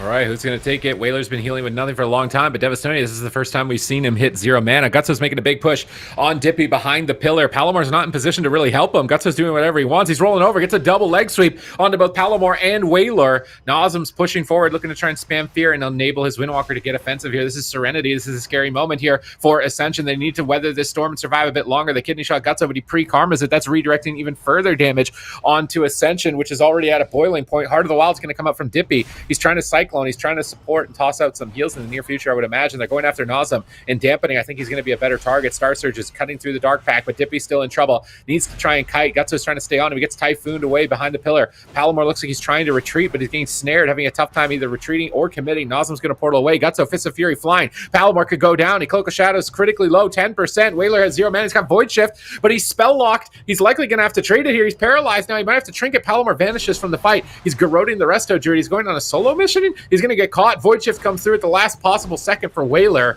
Whaler, a miracle worker right now on that Disc Priest, working with 0 mana for like 3 minutes at this point, but I think it might get overwhelming at this point. 30% dampening, no personal defensive cooldowns left. The kidney shot Nazem. They're in desperation to try and make something happen, but there's still so much defense to work through. Whaler's getting swapped to by Gutso. He's going for a solo kill. Nazem portals to safety out of the smoke bomb, and Whaler gets ropped out of his barrier. Devastonia, it's a miracle swap onto it, but he trank shields. Palomar's in a coil. Damage is incoming. Is he going to stay alive? How is he still alive? At 10%, he gets gripped back to the pillar, but Gutso is chasing him down into a kidney shot. It's on DR, but they're desperate. They're trying to keep him at bay, but everybody is dead on the side of Ascension right now. Palomar will be the first to fall, and Dippy shortly after. And RNG hold strong in their defense and outlast Ascension's Boomkin.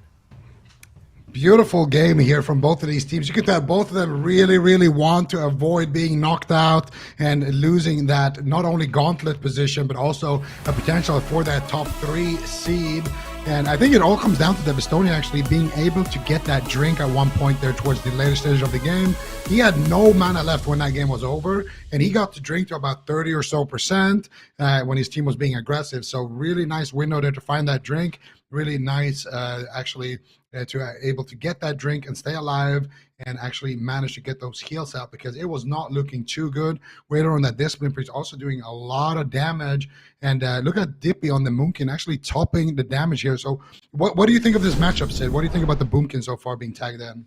Actually, don't answer we don't that. have too much time to talk about that. We've got Fighting All Evil versus Shall We in a contestation to get that 3rd place position. Is Fighting All Evil going to be able to defeat them here? Running a Discipline Priest, Assassination Rogue, Destro, Warlock. It looks like they're using that Demonic Gateway, trying to pull away from the Death Knight and Demon Hunter's advances, and now a Smoke Bomb, but I think he's on the edge of it. He gets rescued away, and oh no, that Smoke Bomb not getting any value. Nate immediately jumping in with Metamorphosis. He is going to be ramping up massive damage here in a moment, but Vigorista suddenly out of nowhere getting blasted as well. Rewind out from Tony, trying to recover. Nick is on the back foot. Kearney is in a stun. Pain suppression doesn't seem like it even matters. Unending Resolve stacked with it and still just dying. Evasion about to subside. If Nate and Vigorista can keep their momentum here, they're easily going to overwhelm them. Nick gets gripped back to the pillar. They're in hot pursuit, but Vigorista is having a tough time making it to his target here on that Death Knight, just slowly marching forward, trying to make his advance. Calvish gets imprisoned. They're trying to stay aggressive, but they're just struggling to move with that crippling poison. Nick outmaneuvering them. We see the barrier coming down for Kearney as they will ultimately reconnect. That is going to deflect them for a moment. Nate's just jumping on the outside of it. Blinding Sleeve. Is this a triple stun? Do they have it? There's the triple Chaos Nova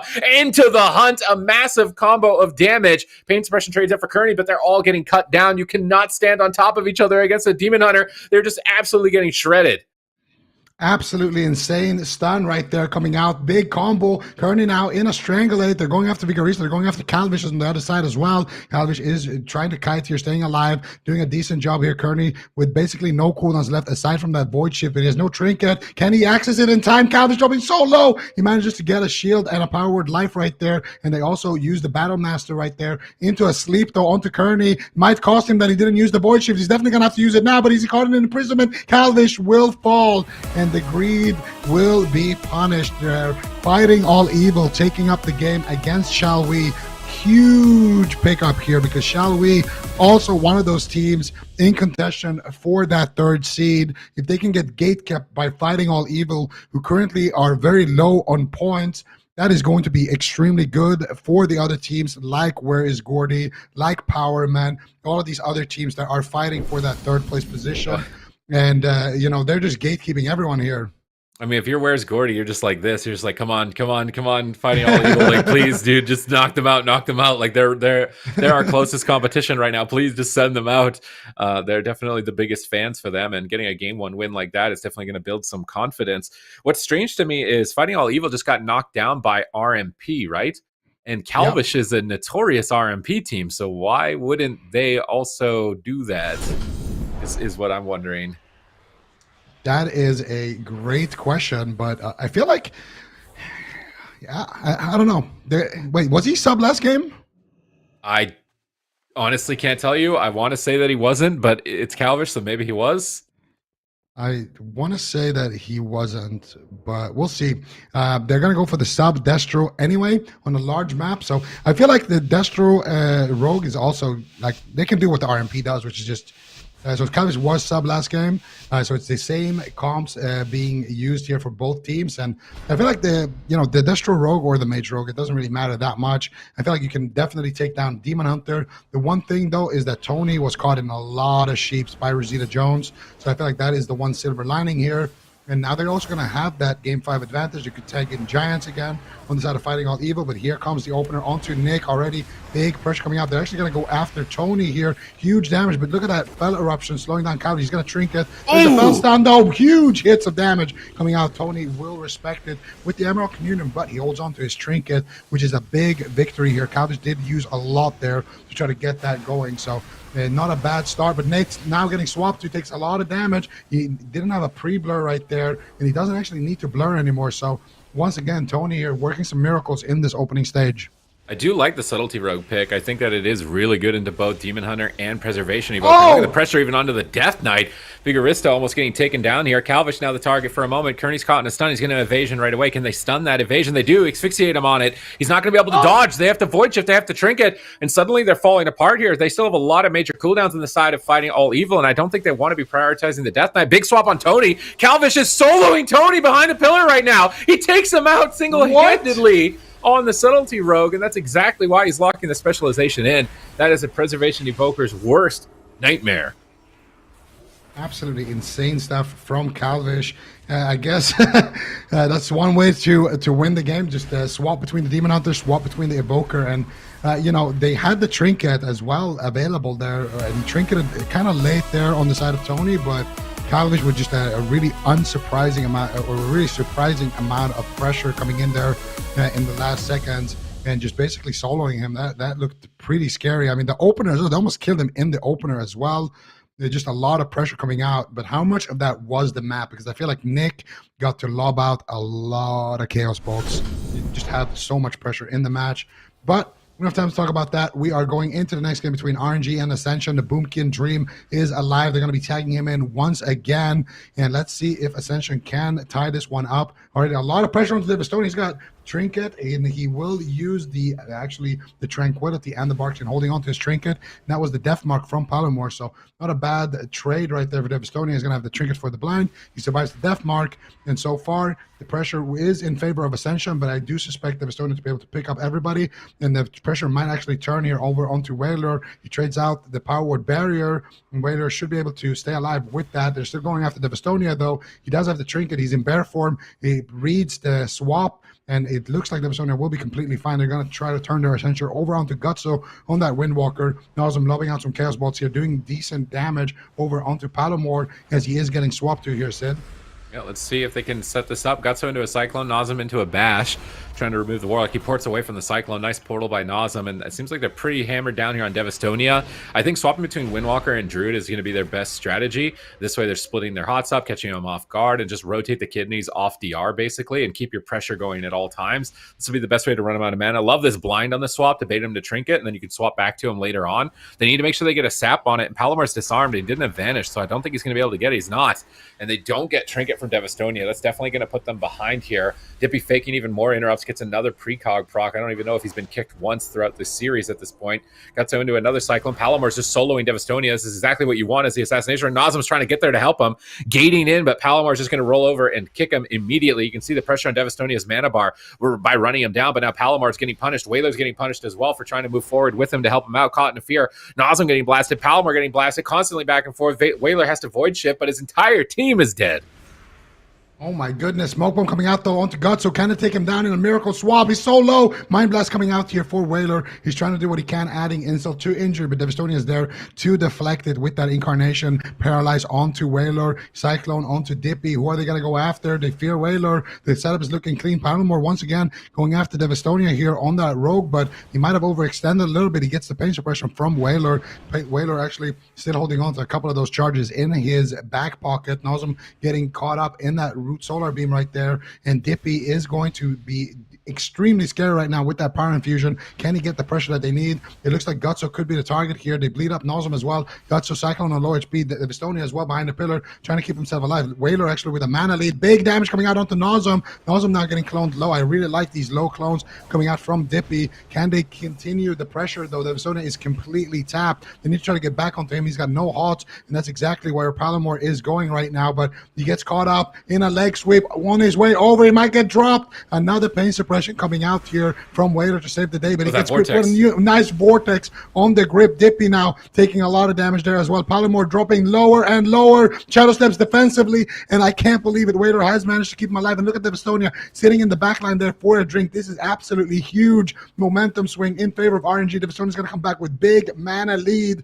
and now Whaler is completely tapped. They got no cooldowns left, and it looked so good for Ascension, but they are falling apart. But Nazem though might get dropped here in a miracle swap. He gets picked up. Devastonia trinkets the blind. Tranquility's here before he can get swapped to. That is the death mark, and he's resetting his cooldowns. Palomar dropping dangerously low once again. He has the power word barrier, but he shadow steps away to Whaler, and now all of a sudden they're stacked up at the pillar. Devastonia pushing in as well, and this is looking like RNG is about to close one out, Sid.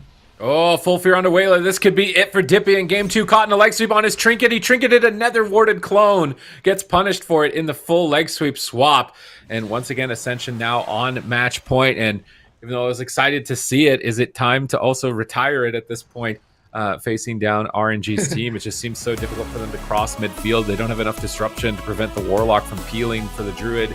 And it doesn't seem like they have enough damage to cut down the Warlock. Destruction Warlock is usually actually a spec that I absolutely despise facing as a balanced Druid. It's just a very difficult class to kill at the moment. Its cooldowns trade really effectively with how your burst works. So honestly, maybe I'm not the biggest fan of it, having seen it play out 2 rounds now into the Destro Warlock. It might be time to bring in the mage here on match point, but this is devastating for them. Like they could lose their 8th position here in this series. Yeah, very, very heartbreaking series for Ascension, but we are going into the next match here, Fighting All Evil versus Shall We. And Nate already on 1% HP, forced to use his Nether Walk, but he still has his trinket at least, and once again it's Calvish dancing around these players, doing what he can on the sub-rogue, just causing havoc. And it's going to be Nick now finally getting pressured here a little bit. He gets gripped by Kearney. He gets pulled back by Vigorista. Teleports behind the pillar. He has the gateway, I do believe, as well. But Nick will be actually on cooldown, I think, for that gateway. Big swap coming out onto Nate. He will get dispelled, though, on that coil. And Tony here knows he's going to get set up on. Calvish is looking for him. He's trying to dance around the corner. Double blinding sleep coming out from Vigorista. Big Chaos Nova coming out. There's the Hunt as well onto Nick. And Calvish not able to find that swap, forced to go back and try to peel for his Warlock. They want to get back onto Tony though. Can they find it? The smoke bomb coming out onto Nate. There's the cheap shot onto Tony. Can they find any follow-up Doesn't look like it. You have the gouge, but no fears being casted out just yet. Nick has to fake cast some intro before he can get it. Not going to be able to find it in time. Tony now ducking back into the fight here. Should be able to pick up his team. And Nick dangerously low once again. Kearney manages to find a void shift there in the gap, but it's going to be enough to kill him through 2 HP bars. Nick so low on HP. Vigorista can smell the victory. He can taste it, but Nate gets coiled into a full kidney shot, cheap shot onto Tony, into a full fear. But Nate, where's the damage? There it is. Finally connects there, but now he's going to have that blur, and Nate's going to feel confident to push in. And oh no, big mistake. They port and use the dome at the same time. Nick so low on HP here once again, dropping to 50% HP. He does manage to duck back into the dome, gets pulled to the other side by Kearney, and Nick does survive by the skin of his teeth, but it's not looking good for Shall We. Yeah, they're almost on match point at this point. They managed to bring it 1-1, but even on the small map, they're having a tough time closing the game. They still have a lot of trinkets and medallions to trade. They don't have darkness, though, and they're going after Vigorista. Nice double fear right at the last possible second into an MC on the trinket. Kearney pops off, and Shall We keeping themselves alive in the tournament here, moving to match point.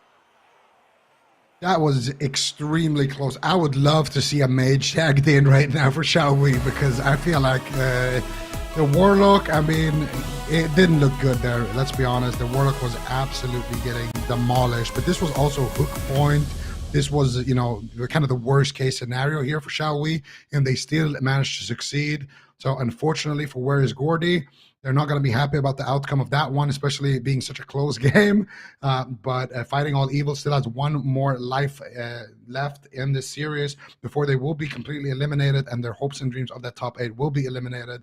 Kearney almost, he's kind of lucky here, you know, because he gets stunned into the Demon Hunter Fear, and it's a bit lucky that the Demon Hunter stun ends with a gap between the fear and the stun, allows him to get that void shift off, and then Nick actually survives on like 10% HP. And then here's that panic moment. They port and use the dome at the same time, and then Nick actually gateways. He gets pulled back by, I think it was Vigorista. I'm not sure actually how he got gripped like that, but Nick finally gets leap of fated here to the safety of his team, and here they kind of reconvene themselves and go for that big one-hit wonder. And of course, PI is involved here from Kearney once again, and they get the blind onto Tony. He doesn't want to trinket because he's going to get deleted if he does, and then they go for the kidney shot into the double fear, into the mind control there from Kearney, while his team is sending that Death Knight on the other side. And that's the thing when you play that sub-rogue, and when you're playing with that Destruction Warlock as well, you can take down anybody who doesn't have a breaker. That's your target. If there's no trinket, there's no Icebound Fortitude, DK is a great target. If the DH doesn't have a trinket, he's a great target. The Healer doesn't have a trinket, he's a great target, and they are going to be bringing in dopamine here between Ascension and RNG with their backs against the wall. Can Palomore's RMP do it? Can they stay alive in the competition, Sid? Oh, Arcane Surge right off the rip here onto Nazem, breaking that Dark Pact immediately, but he's just going to portal behind the pillar, and Dark Pact is not the trade you'd like to see, or at least you'd like to get Iron Bark on that first set of cooldown. So if Dopamine can't get some decent damage here, they might be really far behind. Here comes the damage into a full blind, double crowd control, trinket from Devastonia. Now they need to swap to Devastonia. I'd love to see the next kidney shot on him, survive this leg sweep, and he's right there. Like, oh man, if I was Palomar, I'd just be salivating. This Resto Druid is so exposed right behind them in that polymorph. It's like, it's a clean opportunity, but they're choosing to keep running away. No, now Palomar's rolling in. He's got the Garrote. Oh, maybe he should just mark for Death Kidney from stealth. He's trying to get some bleeds up. He's trying to pepper up the Druid here before he's going to put him on the plate, and they actually get Barkskin and Trank. Devastonia is a dead Druid walking right now. This tree is about to get chopped. Palomar has Deathmark and Kidney Shot waiting. Barkskin's about to end. They just need to keep him offensive. Here it comes.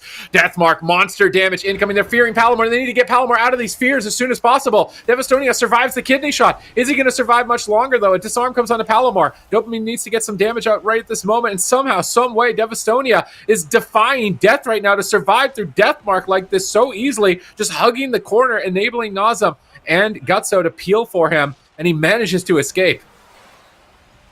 Woo! Oh my gosh, all right, they're gonna stay alive for just a little bit longer here. We'll see if they can push through. RNG, super solid game so far, 2-0 right now, so they're really close to closing this out 3-0, but Ascension putting up a really strong fight here. They want to stay in this longer and continue on here in this tournament, but RNG looking really solid throughout this series so far. Palomar dropping super low just now, but he's going to be okay thanks to Whaler. And it's really looking a little bit scary for them right now. You can really just see all of the pressure that's going on to them, but they're returning that favor as well because Nazem, dangerously low, uses that that defensive, but he still dies, Sid. All right, this is what they needed. I'm surprised they didn't lead with this. Maybe they wanted to experiment with the Boomkin, but Destro Warlock in particular is like your nemesis as a Boomkin. Like I just immediately, if I get a lobby with a Destro Lock, I'm slightly unhappy and I'm not having a good time. So I'm glad they made this swap here. It's going to get them a win. It's going to keep them in the tournament. It's really important. Like they're vying right now for that 8th place position when we look at the overall standings against RNG. Like they're the direct competition here, as well as the Silver Sentinels. Like they have to stay alive in this tournament if they want to make it into the gauntlet, if they still want to have a chance to make it into the top 3. So they are fighting for their lives right now, man. Like I can just picture the movie, one finger slowly starting to slide off the cliff and they're holding on by like their left pinky right now, trying to make sure that they don't fall into the abyss here and get knocked out of their possible top 8. Sounds like a Steven Spielberg scene or something. It sounds very dramatic indeed. But speaking of, we can take a look at those final moments here for RNG as they did lose or as they lost that very last game. But yeah, Ascension turning that around, potentially here getting this victory. And there's that death as well. So yeah, moving forward, I guess it's kind of like just do the same thing, rinse and repeat, Supatees. But how do you expect Ascension to do here in this upcoming game? Do you think that they can repeat that? I mean, I definitely think that they can repeat it. I think that Rogue Mage is a really difficult composition for Windwalkers to deal with, as well as Resto Druids. Like, if Kleptomania, is really surprising, honestly, that they didn't just lead with the Arcane Mage, at least for this matchup. I could see Boomkin doing good in some other scenarios, but just not that one. Right now, Shall We, they're fighting for their tournament lives. They're holding on by a thread right now and possibly getting eliminated out of the top 8 if they can't stay here. Well, actually, they're in 3rd place right now. They're I want to say pretty good, but at the same time, like if they get knocked out now, like they'd probably finish in 8th. Given that RNG or Ascension would be out of the competition. So they'd probably still be in the top 8, but you don't want to be 8th. It means you have to play the most amount of series in the gauntlet. So let's see if they can close out this series here. No changes in terms of comp here for fighting all evil. Every single round, they're just getting better adjusted to the subtlety rogue, which is going to be worse for Shalway. Let's hopefully see if they can make those efficient trades.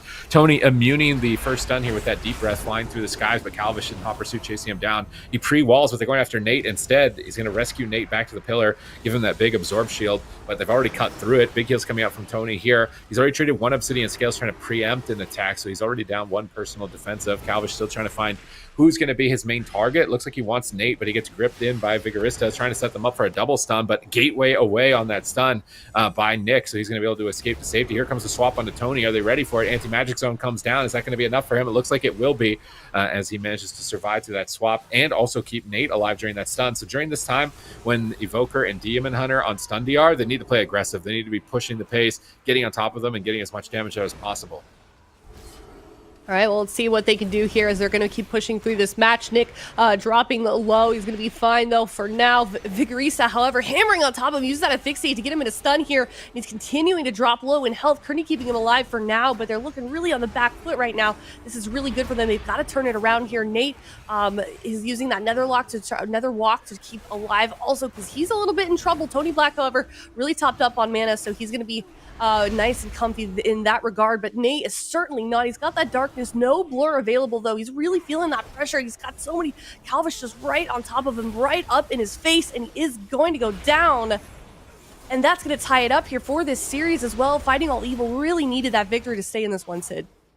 Yeah, Fighting All Evil, their shots again in the gauntlet have been dashed here. Shall We still trying to vie for that 3rd place position. This series was all about Calvish. Like, he had, like, right there, he killed a Demon Hunter through his healer trinketing, through the darkness, by himself on a solo mission on the Tolvaron Arena. Just completely KOs Tony behind the pillar.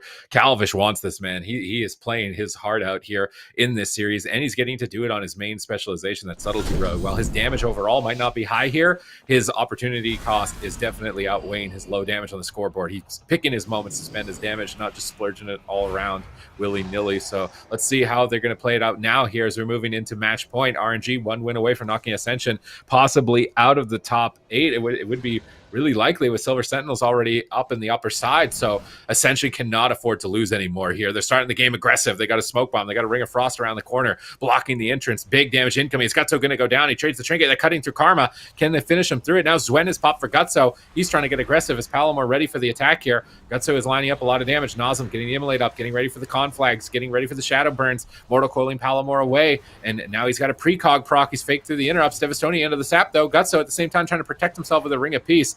But it looks like Palomar's just babysitting Devastonia and stealth, trying to sap him 3 times, trying to let Dopamine carry the game here. But saps have ended. Ironbark is going to connect. Will Ironbark be enough? It doesn't look like it. He has to diffuse magic as well at this point. Both major defensive cooldowns, but Devastonia recovers with Tree of Life. Now it's up to RNG. What can they get done while they are on stun diminishing return? Because with no trinket on Gutso, it's quite dangerous as a Windwalker. Here comes his Serenity, a big hit of damage. Whaler blocks it with Pain Suppression, but still not safe enough. They actually use Evasion as well. Nice CC here with that Ring of Frost on Devastonia. That gets the trinket outside of the blind window and outside of the Deathmark window. So if Palomar, Dopamine, and Whaler just play safe right here, I think they've got a clear line for victory. All right, let's see if they can do it here. However, Dopamine not safe for sure. We're seeing Gutso just running after him all across the map. He's got that ring out for the moment, but yeah, Dopamine trying to run away here. Whaler dropping a little bit in health. Also, this is another match point here for RNG. They're really close to continuing on here. This is a lower bracket round as well, so this is going to be this is quite a bit on the line for Ascension as well as RNG. So this has been a really kind of a bloody matchup so far. So we'll see if Ascension can survive here to make another go. But Gutso right now really putting on that pressure. We're seeing Palomar about half health at the moment. He was able to save that Cloak of Shadows. Nazem caught into a poly, trying to get those fears out. Not able to get anything done in that regard, however. And at the moment, they're just continuing on here. And I wonder if that setup is going to be coming here soon, Sid. Oh, Palomar trinkets, kidney shots, Gutso on their crowd control on Whaler, so just peeling the Windwalker, trying to prevent his damage, but here's the Fist of Fury flying in. Devastonia lobbing in a Star Surge Moonfire combo, really trying to add in for his team and get some damage going here onto Palomar, but Whaler seems to be dealing with it A-OK at the moment. Bane of Havoc on Whaler, he's trying to reposition. Palomar gets clothesline behind the pillar on his Shadow Step, tries to ring a piece him behind the pillar. Whaler repositions to get him aggressive here. Polymorph on Devastonia. Gutso pre-touch of Karmas. I'd love to see a Deathmark swap on Devastonia here. He's got no bar skin. He's got no trinket. They full blind him. They could even just overrun Gutso, but I really think they should just stay on Devastonia. He's all by himself. Let the Windwalker run away. Don't chase a Windwalker. That's a Windwalker trap right now. No class in the game is catching a Windwalker mug. Gutso is just kiting around. Now they need to swap to Devastonia right now. He got disarmed before the kidney shot. They could easily kill him. He's got a 10-second window. Just swap to the Druid. Send the Deathmark. Just swap right now, but he might be just dead before he can do it. It's match point. He's caught in a leg sweep, and it's danger time. Gutso gets feared away. He gets dispelled instantly by Devastonia. Palomar is just not feeling stable, and that window to win the game is slipping away. Devastonia has Trinket again. He's got Barkskin again, and they're just going to have to brute force their way through it because they're running out of mana.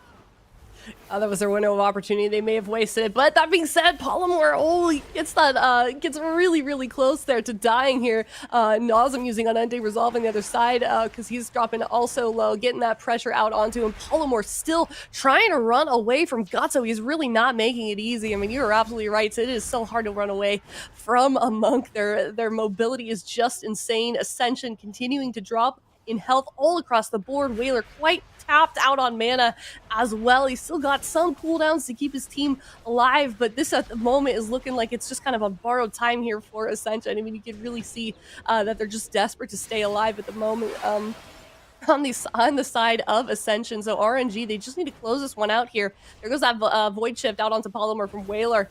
So now they're really tapped out, but you can just tell how hard RNG is fighting for this one. Palomar, he's got Cloak of Shadows in about 50 seconds, but he might not make it for that because he is really dropping low in health here. Gutso just continuing to stay right up in his face for this almost the entirety of this game here. And I wonder if we see a little bit of a turnaround here soon because Ascension is looking a little scared here, Sid. Whaler has no mana. His qualification is on the line. He has to heal his team with nothing left on match point, but there's so much defense still available for RNG. They're getting crushed. They're getting overwhelmed. Gutso's all over Whaler. Ice block forced from Dopamine. They blind Devastonia. They're desperate to make a play. They polymorph Gutso. Can they take down Nazem? In the final seconds, their clock is ticking. Their time is running out. They need to kill this Warlock right here and right now, and Devastonia knows that he trinkets, but he gets polymorphed on his trinket. This is the moment of opportunity. They have to win right here. Whaler has nothing. He's completely tapped out. He's at half health. Dopamine's getting coiled away. Here comes the big damage from Gutso. He's looking to close this game out. Palomar needs to be ready. Dopamine needs to be ready. He's got alter time. He's ring a piece into the wall far away, but Gutso can't connect. And Nazem is getting killed off by Palomar. It's a 1v1 between Palomar and Nazem. Devastonian pre-tranks, immune some crowd control. Whaler is getting onto his face right now, getting ready for a psychic scream, I would believe, in the near future. They go for a kidney shot. It's a big swap on Devastonia. They have to kill him. Can they kill him through Barkskin? Paralyzed on the Whaler. Can they do it here? They've had nothing left for like the last minute and a half, but this is Deathmark. Massive damage, and Palomar pulls it out at the last possible moment, keeping their qualification dreams alive here, tying it up 2-2. Now, of course, RNG, they want to play this out. They have 0 mana on the Discipline Priest here, so Gutso is trying to get on his target. He's got Karma, he's got Leg Sweep, he's got his Trinket. Surprised to not see him Trinket right here if he is going to play this out. Trinket into Karma. Are they going to pull this back 2v3? That would be absolutely devastating for Ascension, but they get caught in a double Leg Sweep. Big punish by RNG. No way Palomar goes down, and they managed to take Gutso out at the last possible second, but that's as close as you can call. We're going to game 5. Wow, Ascension. They really had their backs up against the wall there. They turned it around. It's tied up now here. We're going to a game 5 with this series. This is in the lower bracket as well, so both of these teams are facing elimination. And what an intense matchup it has been. If you guys are just now tuning in, we're having those top 12 games played out today. So we're having quite a few matches kind of go on at once. And we're seeing this one play out right now. And it's been definitely a battle here. And really, really well done here by Ascension. I really thought that was going to be the end for them, Sid. I mean, throughout this entire game, Whaler, I mean, what an MVP healing this game. This is like Sea-Doo vibes at BlizzCon when the Azale line, where they're all still alive. Like, how is he doing this? He's working with nothing for like 4 minutes, man. He's like, Palomar, dude, please. The Druid had no trinket. Why didn't you just kill him? That would be me if I was Whaler at like the 4-minute mark when I'm out of mana. But he keeps them going. He kept playing it out, and they managed to close it there. They're going to a game 5, but it's dicey. It is not safe whatsoever, and both these teams will be knocked out of the top 8 if they lose. So it's all coming down to one singular match. It does mean RNG get to pick the map location, and they'll know what comp's coming their way, although, I mean, they're not going to change their comp. I can't imagine, and I wouldn't believe that Ascension is either, but these big maps are going to be really difficult, I think, for Ascension, and we're just going to an even bigger one after the Robodrome here for game number 5.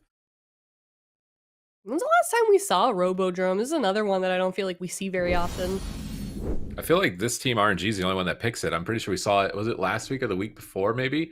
Where Palomar's team pulled off a very similar situation. And I think they just killed Gutso in the opener or something. It was like really aggressive. They just won really fast, if my memory is serving properly. But yeah, RNG seems to be one of the only teams that picks it that I can recall right now. Nothing's. It makes sense because it's a big map and it has Z-axis. So Warlocks like that. They can portal, they can gateway. Nazem used that quite a few times throughout the game. So it makes a lot of sense for a Warlock-based map. And also with a Monk that can port and a Druid that's really mobile. So Robodrome, really good pick here for RNG's team overall. All right, well, I guess another big map is in order then, Sid. What do you think? I'm trying to think where they're going to go here. I think are we pretty much just replaying back? I was going to say, wait, did it end already? Game 5. I mean, it's got to be Tolvaron, I would think. Did we play Ashamanes? I think we already played Ashamanes with the Boomkin. So maybe we actually have played all the maps. They're actually just going to a neutral map. They're not trying to get to. Maybe they say the big map backfired because Whaler got to just run away and he was able to line of sight with 0 mana. So pick something that's neutral so you can still have a chance to run the priest out of mana, but not so big that you can actually push in and end the game. Might be the approach here from RNG, but the tournament lives are on the line. Everything is locked in. They've got to stay committed to what they've got here on the screen, as close as you could come now to try and get that 8th place position in the gauntlet for a chance at the grand finals. This would be like one of the most nerve-wracking places to be, I feel like, in terms of standing, is like right at that 8th place where you don't feel safe, but like you might make it. And this is like, we're here in the lower bracket as well. You made it all the way to a game 5. I mean, for both of these teams, but I feel like especially Ascension. I mean, they're like the same place in standings almost. So I feel like they're probably both of them really feeling the pressure and the nerves right now, Sid. Yeah, I mean they're at their highest. So when we think about experience, I feel like they're both pretty equally experienced in terms of tournaments. Uh, Both started to like pick up a lot of pace in Shadowlands. Nazem been playing Feral Destro for a while in AWC in the top eights, as well as Windwalker Destro. So he's always been committed to that strategy, and Ascension as well with the Rogue Mage Priest. So these are two definitely leveling up teams. Have been playing together for a while.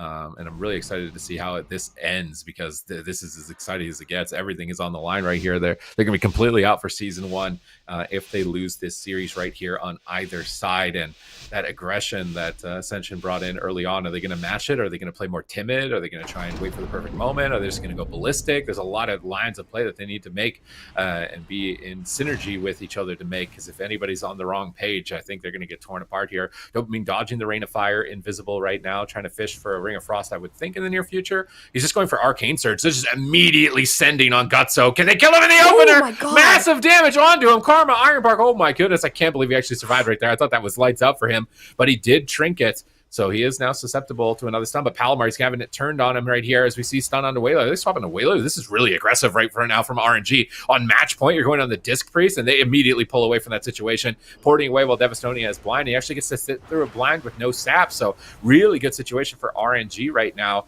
as the Resto Druid's going to be very safe now, holding on to that medallion. Palomar is trying to retreat here on the top side of the balcony, just throwing out the bone spikes. Now jumping down to the bottom side, trying to get aggressive here on Gutso. We see Bane of Havoc down for Nazem. Dopamine fakes the interrupt, goes for the Polymorph, so he can free cast right now with that precognition, a really important honor talent actually. Devastonia shadow melts the Polymorph and re-stealths the Blast Wave, so he's in stealth right next to Dopamine. He's trying to fish for a ring in stealth. He gets him with the invisible ring. He couldn't see him right there. He just went for it. They send the Ring of Frost. Gutso, though, he pre-dampen harms the kidney, and now Palomar's in trouble. Caught in a coil. Whaler has to void shift over. Insane plays back and forth from either side. They want this so badly. They do not want to be out of AWC Season 1.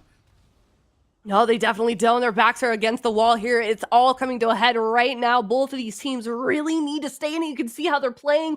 You can see it in the way that they're playing in this map here. The fifth, we take it all the way to a game 5. Both of these teams extremely evenly matched in terms of points, skills, basically everything here, and they're fighting for their lives right now. All 6 of these members are really feeling this right now. I'm gonna see a go happen pretty shortly here once again. Gutso dropping a little bit in health here. Devastonia gonna keep him topped up though for the moment. Polymore as well. No Cloak of Shadows available for him. So RNG and Ascension both in trouble here. Who is going to fall to the lower bracket? Who is going to continue on here in this tournament? This is such a desperate matchup for both of these teams here. Polymore right now being chased by that Monk. Really hard to get away from him. Whaler as well. Going to be feeling that damage. Also, Karma goes out from Gutso. And he is going to run away for now, just to try and get to safety for a little bit here. But, I mean, this is looking like we might see another go in just a couple of seconds, because both of these teams really vulnerable. Nalzem trading out that unending resolve on the side of RNG. So really both of these teams are kind of running out of defensives here, Sid. Honestly, this is the best position Ascension's been in throughout the series. They're ahead on cooldowns. They're swapping to Devastonia. They're all over the place. Is Devastonia ready for this? His tournament lives, the entirety of Season 1, everything that they've played for the last month is on the line right now in this game. He's in bear form. He ducks for cover. He's managing to recover. And now we can see Gutso and Palomar just once again swinging at each other in midfield. Spear. You can see Gutso. He's scared right now. He's got no cooldowns. He's trying to roll behind the pillar. He's trying to off-heal the Resto Druid. When Windwalker's spamming Vivify, you know they're scared. He's trying to do everything that he can to protect Devastonia, but he's trank shielded before Deathmark. I'm pretty sure Devastonia might just outright die here. Palomar can stay on top of him, but he's caught in a bash with no trinket. 1 second left. Is he going to get dropped? He evasions at the last second, dodging the attacks of Gutso. Gutso's in the poly. They swap back to Nazem. They're taking the safer line. They're going through Dark Pact right now. Whaler's trying to back up Palomar with some damage on that Disc Priest. Dopamine gets locked out on Arcane. Good counterspell by Nazem with that portal as he repositions in midfield. He's got the rifts. We can see those portals getting opened up. That's a triple portal onto Palomar. You can't line of sight those portals. They're going to shoot through the pillars. And Gutso, if he can connect there, that could be a scary push. The portal's still going after Palomar, but Gutso can't get onto him just yet. He wants to play safe here at the pillar. And we see a pre-nether ward here trying to reflect some polymorphs, I would imagine. Nazem trying to get a fear. He coils Palomar out of the stun, but now they're turning around on Gutso with a kidney shot. Devastonia is trying to drink. Is this the right time to drink while your Monk's in a smoke bomb? This is a very scary time, but he's out of mana. He needs mana at the same time. So he's going to come back into the fight, but he gets into a full polymorph. Big opportunity to take down Gutso. He's going to pre-karma. Nazem gets feared away. Gutso's completely alone. They break through the karma. Karma. He's on the run. It's match point. The entirety of this season on the line right here in these final moments as he dampen harms. He's trying to vivify. He's so desperate to stay alive right now. Nazem trying to carry the game. Chaos Bolt after Chaos Bolt. Palomar is going to stay alive. Whaler's Powerward Shields backing him up. Another kidney shot onto Gutso. Dopamine trying to polymorph, trying to get control of the Warlock so that Whaler can heal. Both teams are completely out of mana. You couldn't ask for a better finale for these teams in Season 1.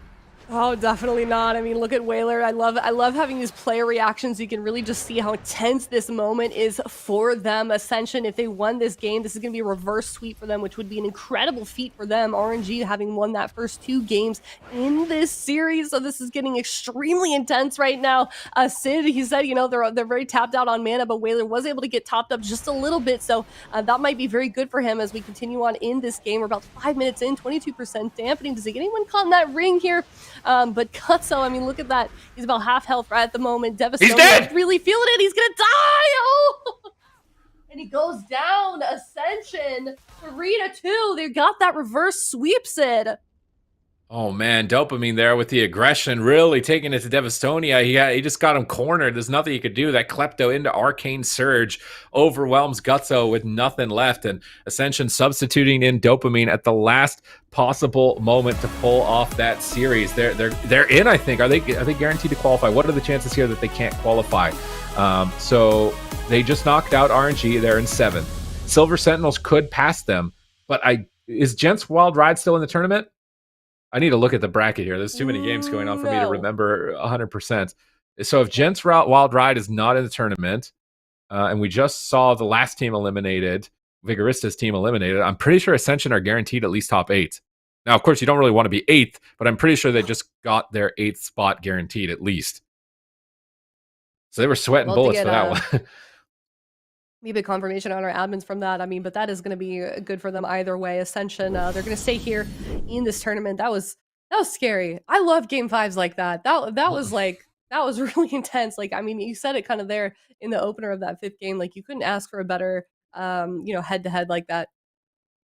Nope, you really couldn't. And unfortunately for RNG, somebody's got to lose, and today it will be them. So GG's to them. They brought a unique composition. Nazem is still trying to make it work here in competitive play with that Destro Warlock, not deciding to succumb to the Assassination Rogue meta, but he will have to end his run for now. He can come back in future tournaments, of course. I would love to see their team coming back and getting more experience. Maybe it's different patch, different cycles, different class balancing, who knows, moving into the future. So if they stay together and keep working on their synergy, that could definitely pay off for them in the future. But that is going to be the run for RNG, the end of Nazem.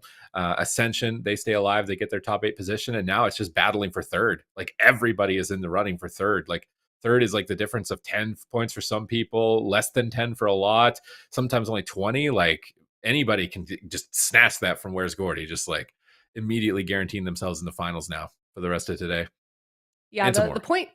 Yeah, so Championship Sunday tomorrow, we're going to see NA and EU battle it out for the last Sunday of the first 4 cups here for Dragonflight. But yeah, for NA, I mean, 1st and 2nd place are pretty solidified if we look at the bracket here. But these are the teams that we've got left fighting for the to stay here in this tournament, of course. But like I was saying, 1st and 2nd really solid here for Luminosity Gaming in 1st, and then Golden Guardians is in 2nd. But yeah, that 3rd place, like Sid was saying, extremely competitive. So we've got a couple more matches coming up here. We're going to see some more teams get knocked out as well. We've got Ryler's Radical Rangers coming up versus Big BOORST, and then we've got Powermen versus Liquid. So if you weren't watching earlier on, Ryler's Radical Rangers, that's a newer team to the scene here. They actually took a game off of Luminosity Gaming earlier on today versus Big BOORST, which we have seen many times before here in the NA region. And then the bigger one in my mind, Sid, is Powermen versus Liquid. Yeah, I mean, that is a scary place to be right now, and they're both in that lower side. So, man, like this needs to be Liquid's tournament. We haven't seen them in the top 8, which feels like weeks at this point. So the meta wasn't really with them. They prepared some compositions that seemingly did well in the first cup, but then after that, it seems like they just completely fell off. So hopefully they've got some surprises here for the 4th cup, because this is not a team that I think is like a team that wants to settle for 8th place or 7th place in the gauntlet. Like, this is a team that wants to be taking 1st and vying for Luminosity Gaming's throne. So hopefully now moving into the final week that they've been able to have some like team meetings, focused on some comps, and kind of nailed down what their plan is going to be here, moving into these next couple of series. Mm-hmm. Yeah, and you do see that in the AWC a lot. You'll have like a, first four qualifying cups or whatever to some final or a circuit or what have you, and a team will do, just knock it out of the park for game for the first cup, and then they just can't really recover. But Liquid, in their case, they were able to get enough points to actually stay in that top 8, despite them having not made the top 8 into in the subsequent cups. So that is very good for them. And here they have another chance in the 4th and final cup versus Powermen. They are in the lower bracket, unfortunately, so they did have a tougher time in those offline games, earlier on here in the week. But let's see what they can do. I'm curious how they show up. We haven't seen them in quite some time, so hopefully they've been putting in the work to go up against Powermen. But Powermen have been having a pretty good day. I mean, they did unfortunately drop that series to Golden Guardians earlier on, but what do you think that these two teams have in store for us here, Sid? So you said Big BOORST, right? Okay, so actually, Ascension aren't guaranteed top 8 because Big BOORST and Ryler's Radical Rangers could still have a deep run and possibly pass them, but I think they'd have to like how many points? Big BOORST would be like the closest competitor, but I'm pretty sure Riley's Radical Rangers would have to like come close to winning the whole thing, and Ascension would have to fall out for them to qualify. But Big BOORST, I think we're likely seeing jungle from them. That seems to be the main composition that we've seen throughout multiple of these cups. I believe that this is Kosaki and Foxy's team, so they've been playing a lot of jungle. The question is whether or not Kosaki can play more than a paladin, I think, right now, because that composition with paladin, it can be all right. But the next game we're jumping into is Powermen Liquid. These are both teams, in the top 3 at least right now, at least directly competing with each other. So, man, this is an insane series. This isn't even top 8. These guys are fighting for 3rd place to get into guaranteed finals, and they're not even in top 8 yet. Yeah, this is going to be a very, very big one. Powermen Liquid, 2 staples here in the North American region. We're seeing Powermen play that comp that we saw them earlier on, and then Liquid for the first time today. Here we've got Windwalker, DK. How do you feel like this one plays out, Sid? Or Ven. Wait, who's with me now? Yeah, I'm stealing Sid's spot. Bye, Sid. I'm here now. Bye, Sid. Yeah, this is kind of a staple composition here for Liquid. Nice to see them kind of tag it in and kind of go back to their roots.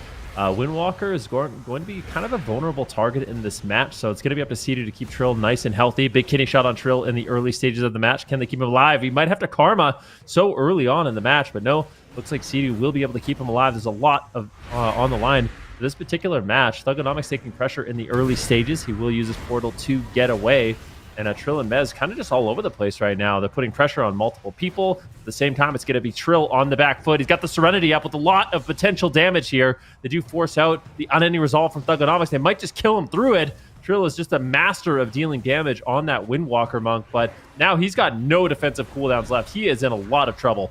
Yeah, burned through quite a bit in that last go here, so we'll see if they can survive a little bit longer. Thug, however, also on the back foot, like Ben said, no unending resolve, but Tuna nicely topped up with mana, so he's going to be able to keep him stabilized, hopefully through this. Thug trying to get a fear out, but keeps getting interrupted, of course, and so now we got Trill and Thug dropping low on both sides here. This is the first game of a really big match for these two teams. It's a lower bracket elimination round, so you can bet that both of these teams are going to be fighting for their lives. We haven't been able to see Liquid in some time, so they really want to prove that they deserve to be here in the top 8 still, despite us not having seen them. There goes that AMZ out from Mez. Trill continuing to be in quite a bit of trouble here. Thugonomics going to gate away for now. Trill chasing all over him after the map still, so that damage still coming out on top of them. Cedu keeping him alive for now, but Trill has been about like half health this entire round so far, and it seems like he hasn't been able to recover. But that being said, on the same time, Thug has quite a bit of pressure too on top of him. Mez right up in his face. Trill, despite being in a little bit of danger here,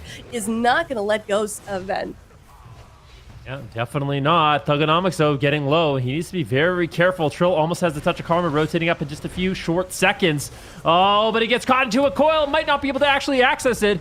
He's getting incredibly low on health, and now we have a full fear on Cedu. Kidney shot on Trill. He needs to get the touch of karma off, and it looks like he will be able to. Still just greeting it. Finally trades it out. Now getting aggressive here on the Thugonomics, who does have his demonic circle in a good position, so anytime he needs to, he can portal away. Beautiful gateway there by Thugonomics on the leg sweep, avoiding a lot of that incoming damage. Thugonomics still might have to use his portal. He needs to get a little bit of distance. Finally going to be using it.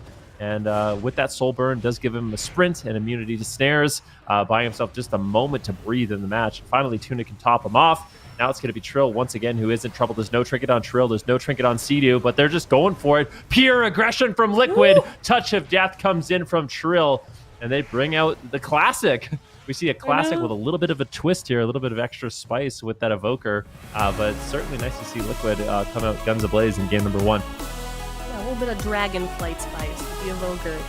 Cool to see. You know, we haven't seen them Liquid in a couple of cups now, and I feel like, you know, just immediately it looks like this is kind of their day. I mean, that was a really solid game. Obviously, we're going to be seeing the rest of this series play out and how Power Men will respond, but that looked pretty solid for game 1. What do you think, Ben? Yeah, I mean, definitely. That's the thing about the Windwalker Death Knight. It's not a super popular composition right now, but it still has a good amount of synergy. We'll have to see it in a little bit. We are going to be hopping in to a match between Ryler's Radical Rangers and Big Burst. So let's see what Big Burst is going to be able to get done. We have Roasties on that Assassination Rogue, a classic Assassination Rogue here in North America. And they're going after Frenzy. Frenzy's in a lot of trouble. Smoke Bomb drops down. They're trying to just get aggressive and make a play. They get the Bark Skin as well as that Survival Instincts and Rapture. So good power play there by Big Burst, getting out that damage. You're going to interrupt now on a Kubski as well as Frenzy continues to take pressure. But at the same time, Riley's Radical Rangers, Worried, doing a great job actually getting that pressure out and forcing that Divine Shield. Yeah, we're seeing Rosie's, Kosaki, and Frenzy all drop pretty low at the moment. We're only about a minute into this, so they're just all on top of each other in the middle of the map here. There goes that death mark out from Roasties. We're gonna see if Frenzy can survive this go. Looks really close. Cubsy trades out that void chip to keep him alive, but now they're still gonna be vulnerable here through this here. That's so much damage coming out from Big Burst. It looks like they actually did survive it for now. We'll see if they can recover though, because Cubsy's still about half health. But at the moment now, it's Roasties that is feeling that pressure. He's still got Cloak of Shadows. He's gonna be okay because I think Frenzy's gonna go down any second now, and he goes down. Big Force game number 1 victory then. Yeah, really good push there by Big Borst. And this has kind of been the story for Frenzy in this match. There's just no defense against the Assassination Rogue. Unfortunately, Assassination Rogue, it's really meta right now. A lot of teams are going to be implementing it.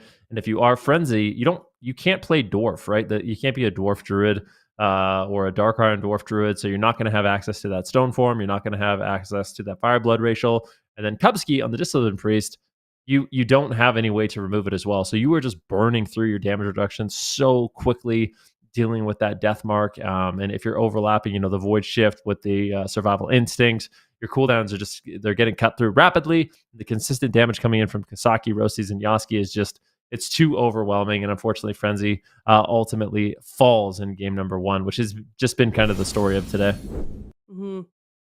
Yeah, Riley's, I keep saying Ryler's Radical Rangers. We're seeing them for the first time here in the AWC. They had that game against Luminosity earlier today, and now they are against just another tough team, Big BOORST, with some AWC veterans here on that roster, and unfortunate game number 1 loss. But, I mean, moving forward, is there anything that you want to see them maybe changing up here, Ben?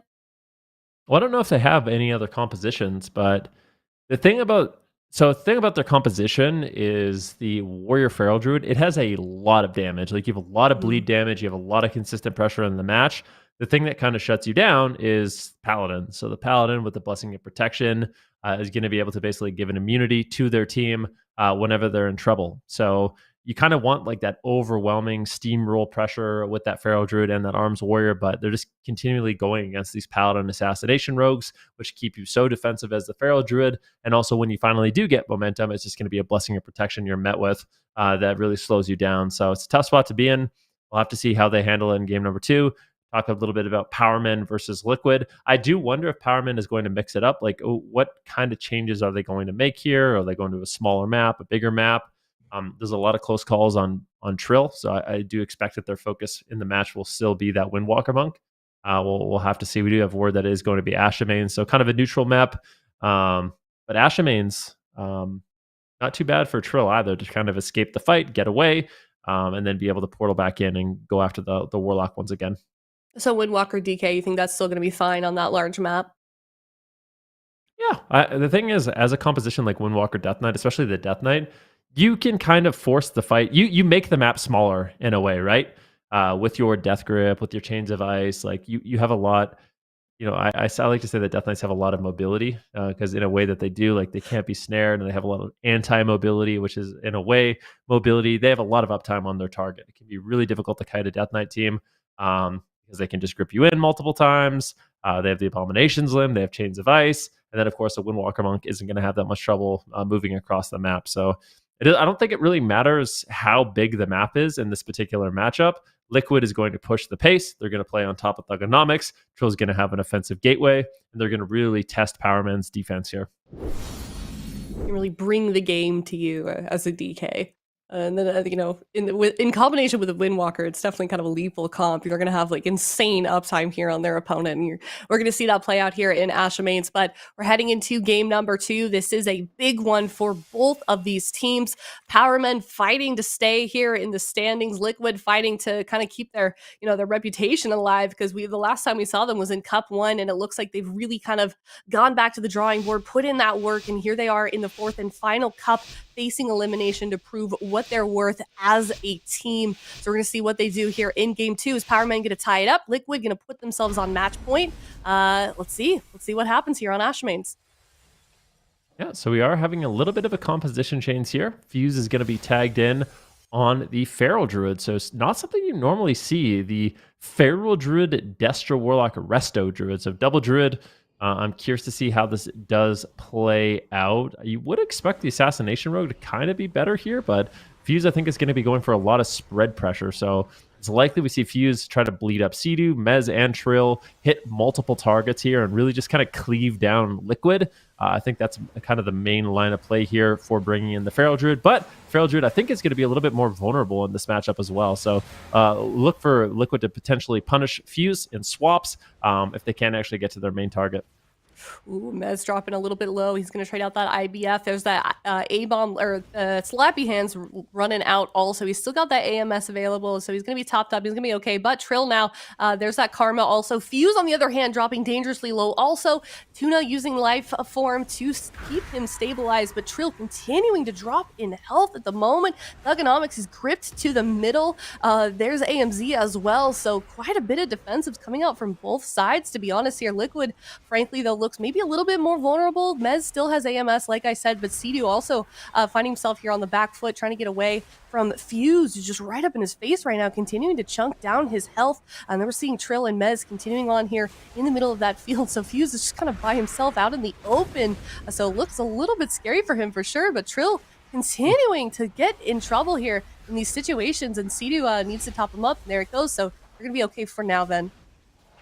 Yeah, definitely. Trill having a bit of a panic attack there, getting low, but this is just such an explosive match. Trill going to 10% health, then 100% health, just getting bursted down over and over. Beautiful grip there coming in. This is a nice setup from the side of Liquid, but unfortunately, Trill's getting feared up during it, so not able to really follow up the damage that they need. Beautiful Mortal Coil coming in from Thugonomics, able to get out a lot of crowd control, and you can see Fuse just rotting down everyone. Liquid is in a little bit of trouble here. Sea-Doo burning through his mana rapidly. They need to try to find some pressure. I don't know if they should be going after Thugonomics, if they need to make a swap onto Fuse. Serenity's almost up here for Trill, so that's going to be that huge one-shot KO damage. Tuna needs to respond to it with Iron Bark. If he doesn't, it might just run out of time, but Liquid, they need a little bit longer. Big heals coming in from CD. He finally manages to top everybody off. That's a touch of karma also. But here, Trill, this is his opportunity to really get aggressive in the match, but I fear that they're not going to be able to. Mez is just rotting down so low. This pressure from Fuse is absolutely insane. Mez could go down. Powerman looking to tie it up here in game number 2. Big leg sweep on Fuse. This is the Serenity. The leg sweep, rising sun kick from hell coming in from Trill, and Fuse will get dropped. Liquid up 2-0. Rising sun kick from hell. That is that's for sure rough. Liquid 2-0 right now. They're on match point here. Powermen, I mean, they've had a pretty good day so far, and they want to stay in this one for just a little bit longer. The lower bracket is looking extremely scary no matter which side you're on here. So Liquid, they're looking to continue on, and they're in a really good spot to do that at the moment. But Powermen, they've got one more chance to stay in this, Ben. Yep, definitely. And I mean, these matchups in the lower bracket are just so important because it's basically it's a double whammy, right? Liquid, if they win, not only do they stay alive and they can continue earning points, but at the same time they're now knocking out like some of their main competition, right? So not only are they getting a little bit further themselves, they're also crushing the dreams of their opponents who are trying to make it into that top 3 and trying to have a deep run in this tournament. So really important. Every single one of these series, there's just so much on the line for these two teams. I think Powerman did a really good job. I didn't mind the Feral pick. They had so much spread pressure on Sidu, Mez, and Trill. But ultimately, it's just going to be Fuse who gets caught into the leg sweep. And perhaps on that Feral Druid, just a little bit too vulnerable to those swaps compared to maybe an Assassination Rogue. So I'm really wondering what Powerman is going to do in game number 3. Did they like the Feral Druid experiment? Do they want to bring in the Rogue once again? Do they try something new entirely? I guess we'll have to wait and see. Yeah, I mean, it was close for quite a few times. I mean, Trill was like, just the whole time seemed like he didn't really have full health or was really truly stabilized throughout that. So I don't know. I feel like it'd be nice to see them try that again. But obviously, this is quite a lot on the line here for Power Men. They're facing elimination. They can't drop any more games yet in this series, or they're out. They're out of the whole tournament. And that's their last chance to get points in the entire first 4 cups. So we'll see what they do. This draft process is going to be the biggest one of the day for this team here for Power Men. So they're going to choose a map, and then we're going to see Liquid blind pick that composition. But Windwalker DK definitely working really well for them. How do you feel like adding the Evoker into that mix benefits this composition, Ben? Well, the thing about the Evoker is a lot of the time when you are playing that Evoker, you are just in the fight. It's a very aggressive, it's a very unique healer, first of all, because of its kind of minimum range. But a lot of your spells have low range also, so you're encouraged to actually kind of move in, be a part of the fight. You're forced to move in with your Verdant Embrace if you want to use that as heals to get Fire Breath off, which is going to be your Purge. I think it just really adds to the offense and allows them to kind of work as a unit in the match, not really get separated, which is sometimes what happens as a Windwalker DK. So we'll have to see what happens in that next game. For now, Big BOORST, they're up 1-0 in this series, and they're going to continue to make a push here. Let's see if Frenzy can actually survive. So there's the full trap onto Kupski. Frenzy gets caught into the kidney shot and already forced to use the bark skin. Is he going to have to use more? Looks like he might be able to survive with the pain suppression, but once again, they do get that counter pressure onto Kasaki, which is really nice. They get the Mass Spell on the Divine Shield, but Frenzy cannot afford to chase. He's getting just absolutely smoked. They get the Void Shift, and Frenzy just really wants to push the pace of the match. This is the kind of offense we need to see from their team. They are on a time limit. Next crowd control on Kupski could just be the end of the game. There's the kidney shot. There's the blinding light, and Frenzy is dead. This has just been how it is today. It's just kidney shot onto the Feral Druid, a crowd control onto the healer, and they only have like 3 or 4 setups that they can ultimately survive. Big BOORST coming in with some great plays offensively, and unfortunately for Rylo's Radical Rangers, they just weren't able to get it done on Kasaki. They did have the Divine Shield, which is really, really nice, but unfortunately that's just not enough. Yep, unfortunate for them. Big BOORST are going to be on a game number 2 victory, so they are on match point. If they win this next one, that's going to be very good for them moving forward. Ryler's Radical Rangers, they've got to figure something out here as we're moving forward, because this is their last chance. Could be the last time we see them in the AWC. Obviously, hopefully they stick around and maybe we see them for subsequent cups, but they've got a lot to prove here. This is the first time we're seeing them today.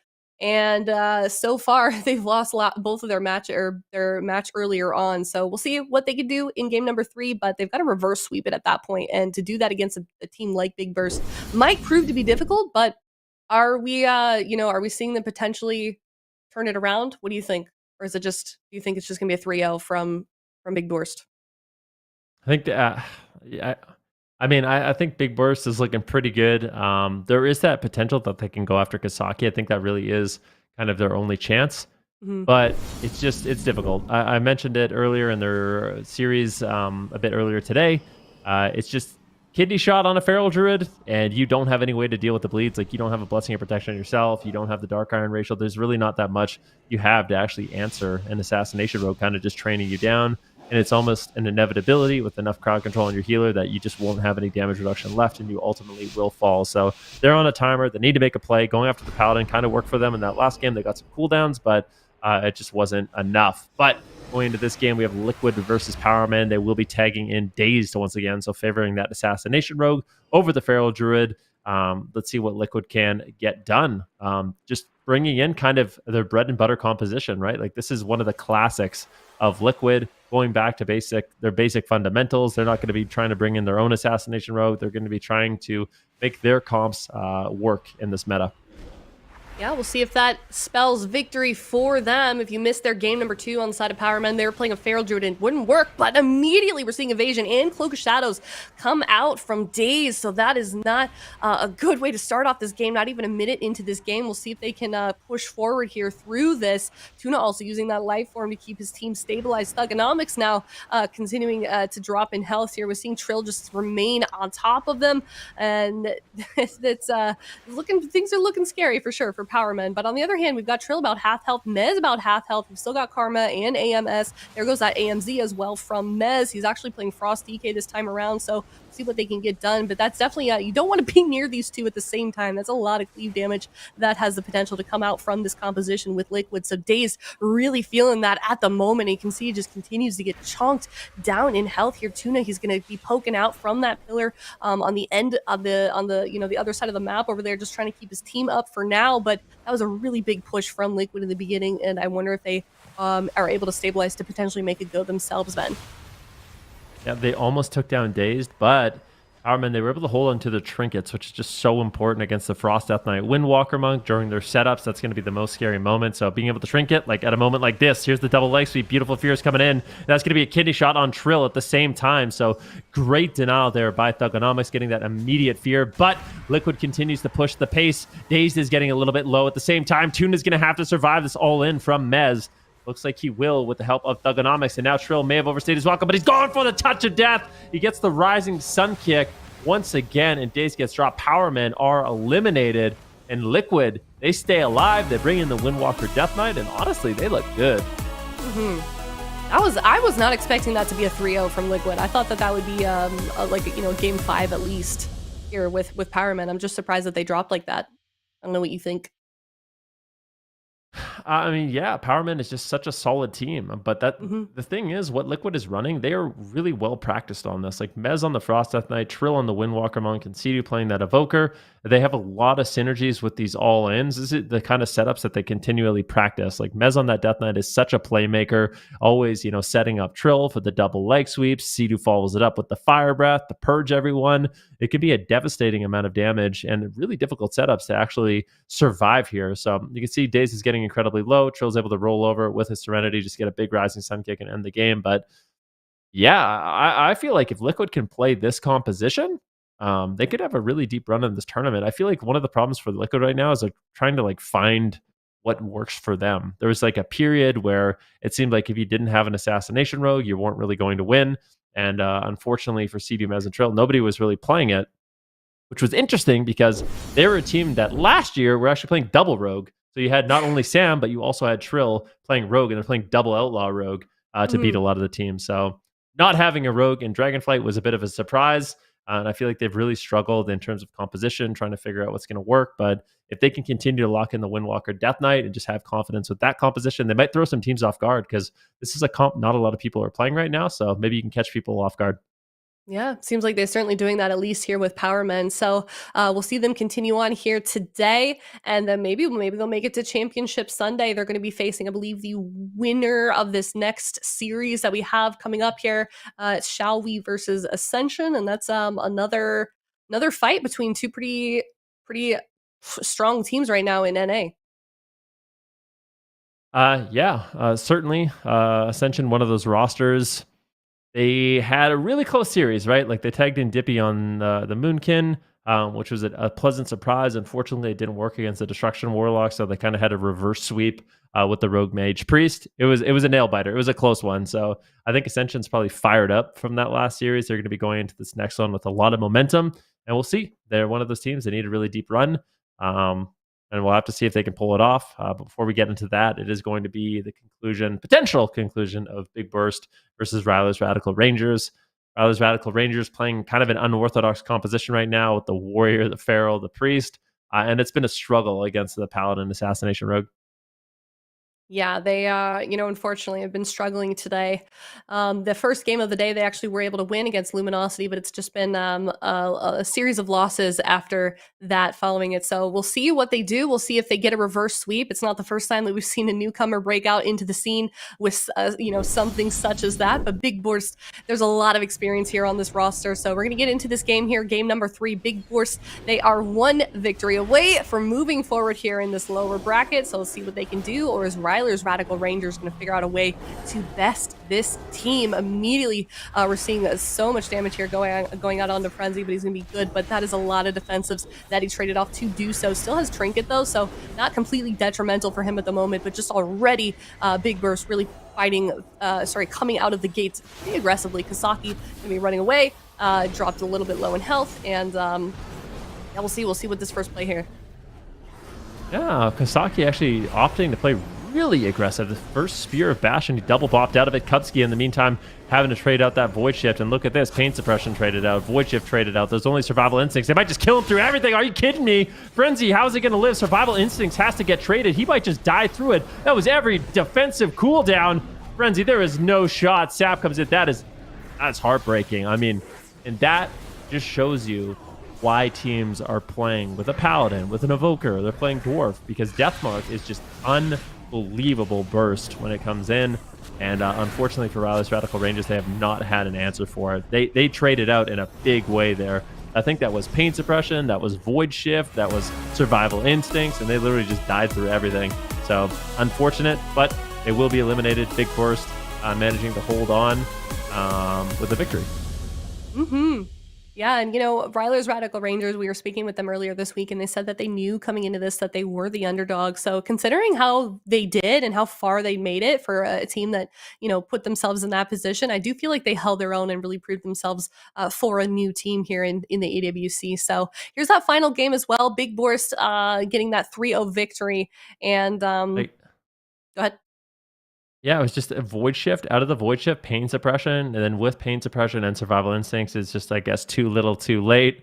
Not enough to actually survive here, and Rossi's able to follow up the crowd control with his Vanish. And I just want to call out the way Kasaki played this. I kind of mentioned it, but the first Spear of Bastion that dropped, he used a Blessing of Protection on himself, and he used a Blessing of Protection on Roasties. So just like kind of freezing their health bars and just putting momentum fully on their side, not allowing Worried and Frenzy to actually get any kind of damage rolling, just immediately shutting it down and just instantly kind of putting Kupski, Frenzy, and Worried on the back foot. And that's exactly where they stayed. Yeah, most definitely. So that is a solid victory for them. So Big Boorst, we're going to see them continue on. It's actually them that is going to play against Liquid. So I misspoke a little bit earlier. So that's going to be another explosive matchup. So let's say that Big Boorst plays that same composition here against Liquid. How do you feel like that is going to go with that Windwalker DK? It's going to be a fast one. I feel like, yeah, Rossi's could be in some trouble. The Paladin could be in some trouble. So Kasaki, we're going to see those consistent setups coming in from Liquid. But at the same time, you have an Assassination Rogue, you have a BM Hunter, and a Windwalker Monk is a very juicy target. So they're going to be able to go after Trill in the match. And I think it's going to be a really fast-paced game between Liquid and Big Boorst. Who comes out ahead in the cooldown trades? That kind of remains to be seen. But one thing that is important to note, start of the day, obviously we had a lot of series that we were to get through. Now we're kind of where we normally start with that top 8. So we're going to be just slowing it down a little bit, going through these series one at a time. And I think our first series is, of course, going to be Shall We versus Ascension. Yeah, I feel like, I just woke up, getting my coffee, checking in with production. Like, this is the true start of the day here. So, like we would normally, we're going to start here in that lower bracket. And just already, that is a scary couple of 4 teams there, Ben. What do you think? Yeah, I mean, I really, really, truly believe that every single one of these teams is capable of beating the other. So it's really anyone's guess. My guess is as good as anyone else. Who's going to come out ahead here? Most people are going to say Luminosity Gaming, but they're going to be going head-to-head with Golden Guardians again. And Golden Guardians has been very close to beating Luminosity Gaming, so that should be a really interesting series. to see if they have anything else prepared here. We already saw them lock in the Thug Cleave. Maybe we'll see that again. And of course, we're going to have a matchup between Where's Gordy and Silver Sentinels, which is likely going to be a Rogue Mage Priest, potentially against the Rogue Mage Druid, because we found Gordy, and he seems to be pretty good at Assassination Rogue. So works out well for them. And then in that elimination bracket, we're going to have Liquid with their Windwalker Death Knight going up against Big BOORST, potentially running that Assassination Rogue Hunter, and then Shall We versus Ascension. So a lot of good teams, and still that third place up for grabs in North America. I'm sure at some point we'll get a kind of a points update for these teams, but to really just speak about it, I mean, you basically have Luminosity Gaming in a commanding first place, Golden Guardians in a really solid second place, and then that third place, any one of these teams could potentially get it. Yeah, definitely. I would love to see Golden Guardians win this series. I mean, they're kind of like one of the only teams that's able to give Luminosity kind of a run for their money. So I hope that it's at least like a really tough Game 5 series here. Golden Guardians, this is the last cup. They're in that second place, but maybe they come out and prove that they are able to beat Luminosity. So I don't know. I feel like that for that one, I kind of I'm rooting for Golden Guardians here. It's always interesting when you have these teams kind of dominating a region like Kawhi has for so long, just like who's the one that actually ends up sending them down to the lower bracket. So that being said, we'll get to that tournament or that game shortly, but in the meantime, we're going to get through a couple of lower bracket elimination rounds here for game number 1. It's Shall We versus Ascension. Very interesting. So Shall We, they'll be locking in the Rogue with the Destruction Warlock Priest, and Ascension's opting for that double Priest. And I have to give an edge here for Shall We. I think going into this match, I feel like the Destruction Warlock, when you're not dealing with any kind of ranged interrupt, you can just get so much done in this match. I feel like Nick's going to be able to put a lot of pressure. On the flip side, Dippy, if they play aggressive enough and they can actually get crowd control onto Kearney, there might be openings here for them to either go after Calvish or potentially even go after Nick. And we're going to see exactly that. They're going after Nick right now. Nick is doing a great job kiting, though, stalling it out with the Infernals as well. Actually fearing up Nick now. Palamore finally going to be connecting here, and they're going to actually grip Nick back. Calvish taking a decent amount of damage there as well. Did he just grip the smoke bomb there? I think he actually might have. And Nick already getting that pain suppression. Another smoke bomb dropping down here now as well, as it is a bit of a wizard race here, Dippy taking a lot of damage from Calvish. Nick also taking a decent amount of damage from Palamore. Now will be the death mark committed here. Dippy might have to use something. That is a very late dispersion, and he will have to pay for that one, as he will go down here. Shall We strikes first blood. Yeah, really nice performance there by Shall We. And I mean, do you kind of agree? Like, I feel like if you're going into this matchup as a Destruction Warlock and you don't have to deal with a Mage's Counterspell or Warlock Spell Lock, like, you kind of have free reign, even with the Assassination Rogue on you. Things with precog, you just have so many different schools of magic that are effective on the Destruction Warlock. I feel like you can really just take control, and I think Shall We definitely won the blind pick here. Yeah, I completely agree with you. I feel like the Destruction Warlock is just such a strong wizard to have that you kind of need some kind of shutdown for it. And I feel like the Shadow Priest doesn't necessarily bring that. I would have much rather maybe seen the Rogue Mage come out from Ascension. Honestly, I feel like they've tried a bunch of things now. They tried with the Shadow Priest. They tried with the Moonkin. Dopamine looked hot in their last series. Just bring him in. Dopamine's really good. Yeah, just keep Dopamine in permanently. If anyone else should be subbed out, maybe get maybe get Palamore out of there. I'm just kidding. For sure. I think the RMP is definitely a better answer.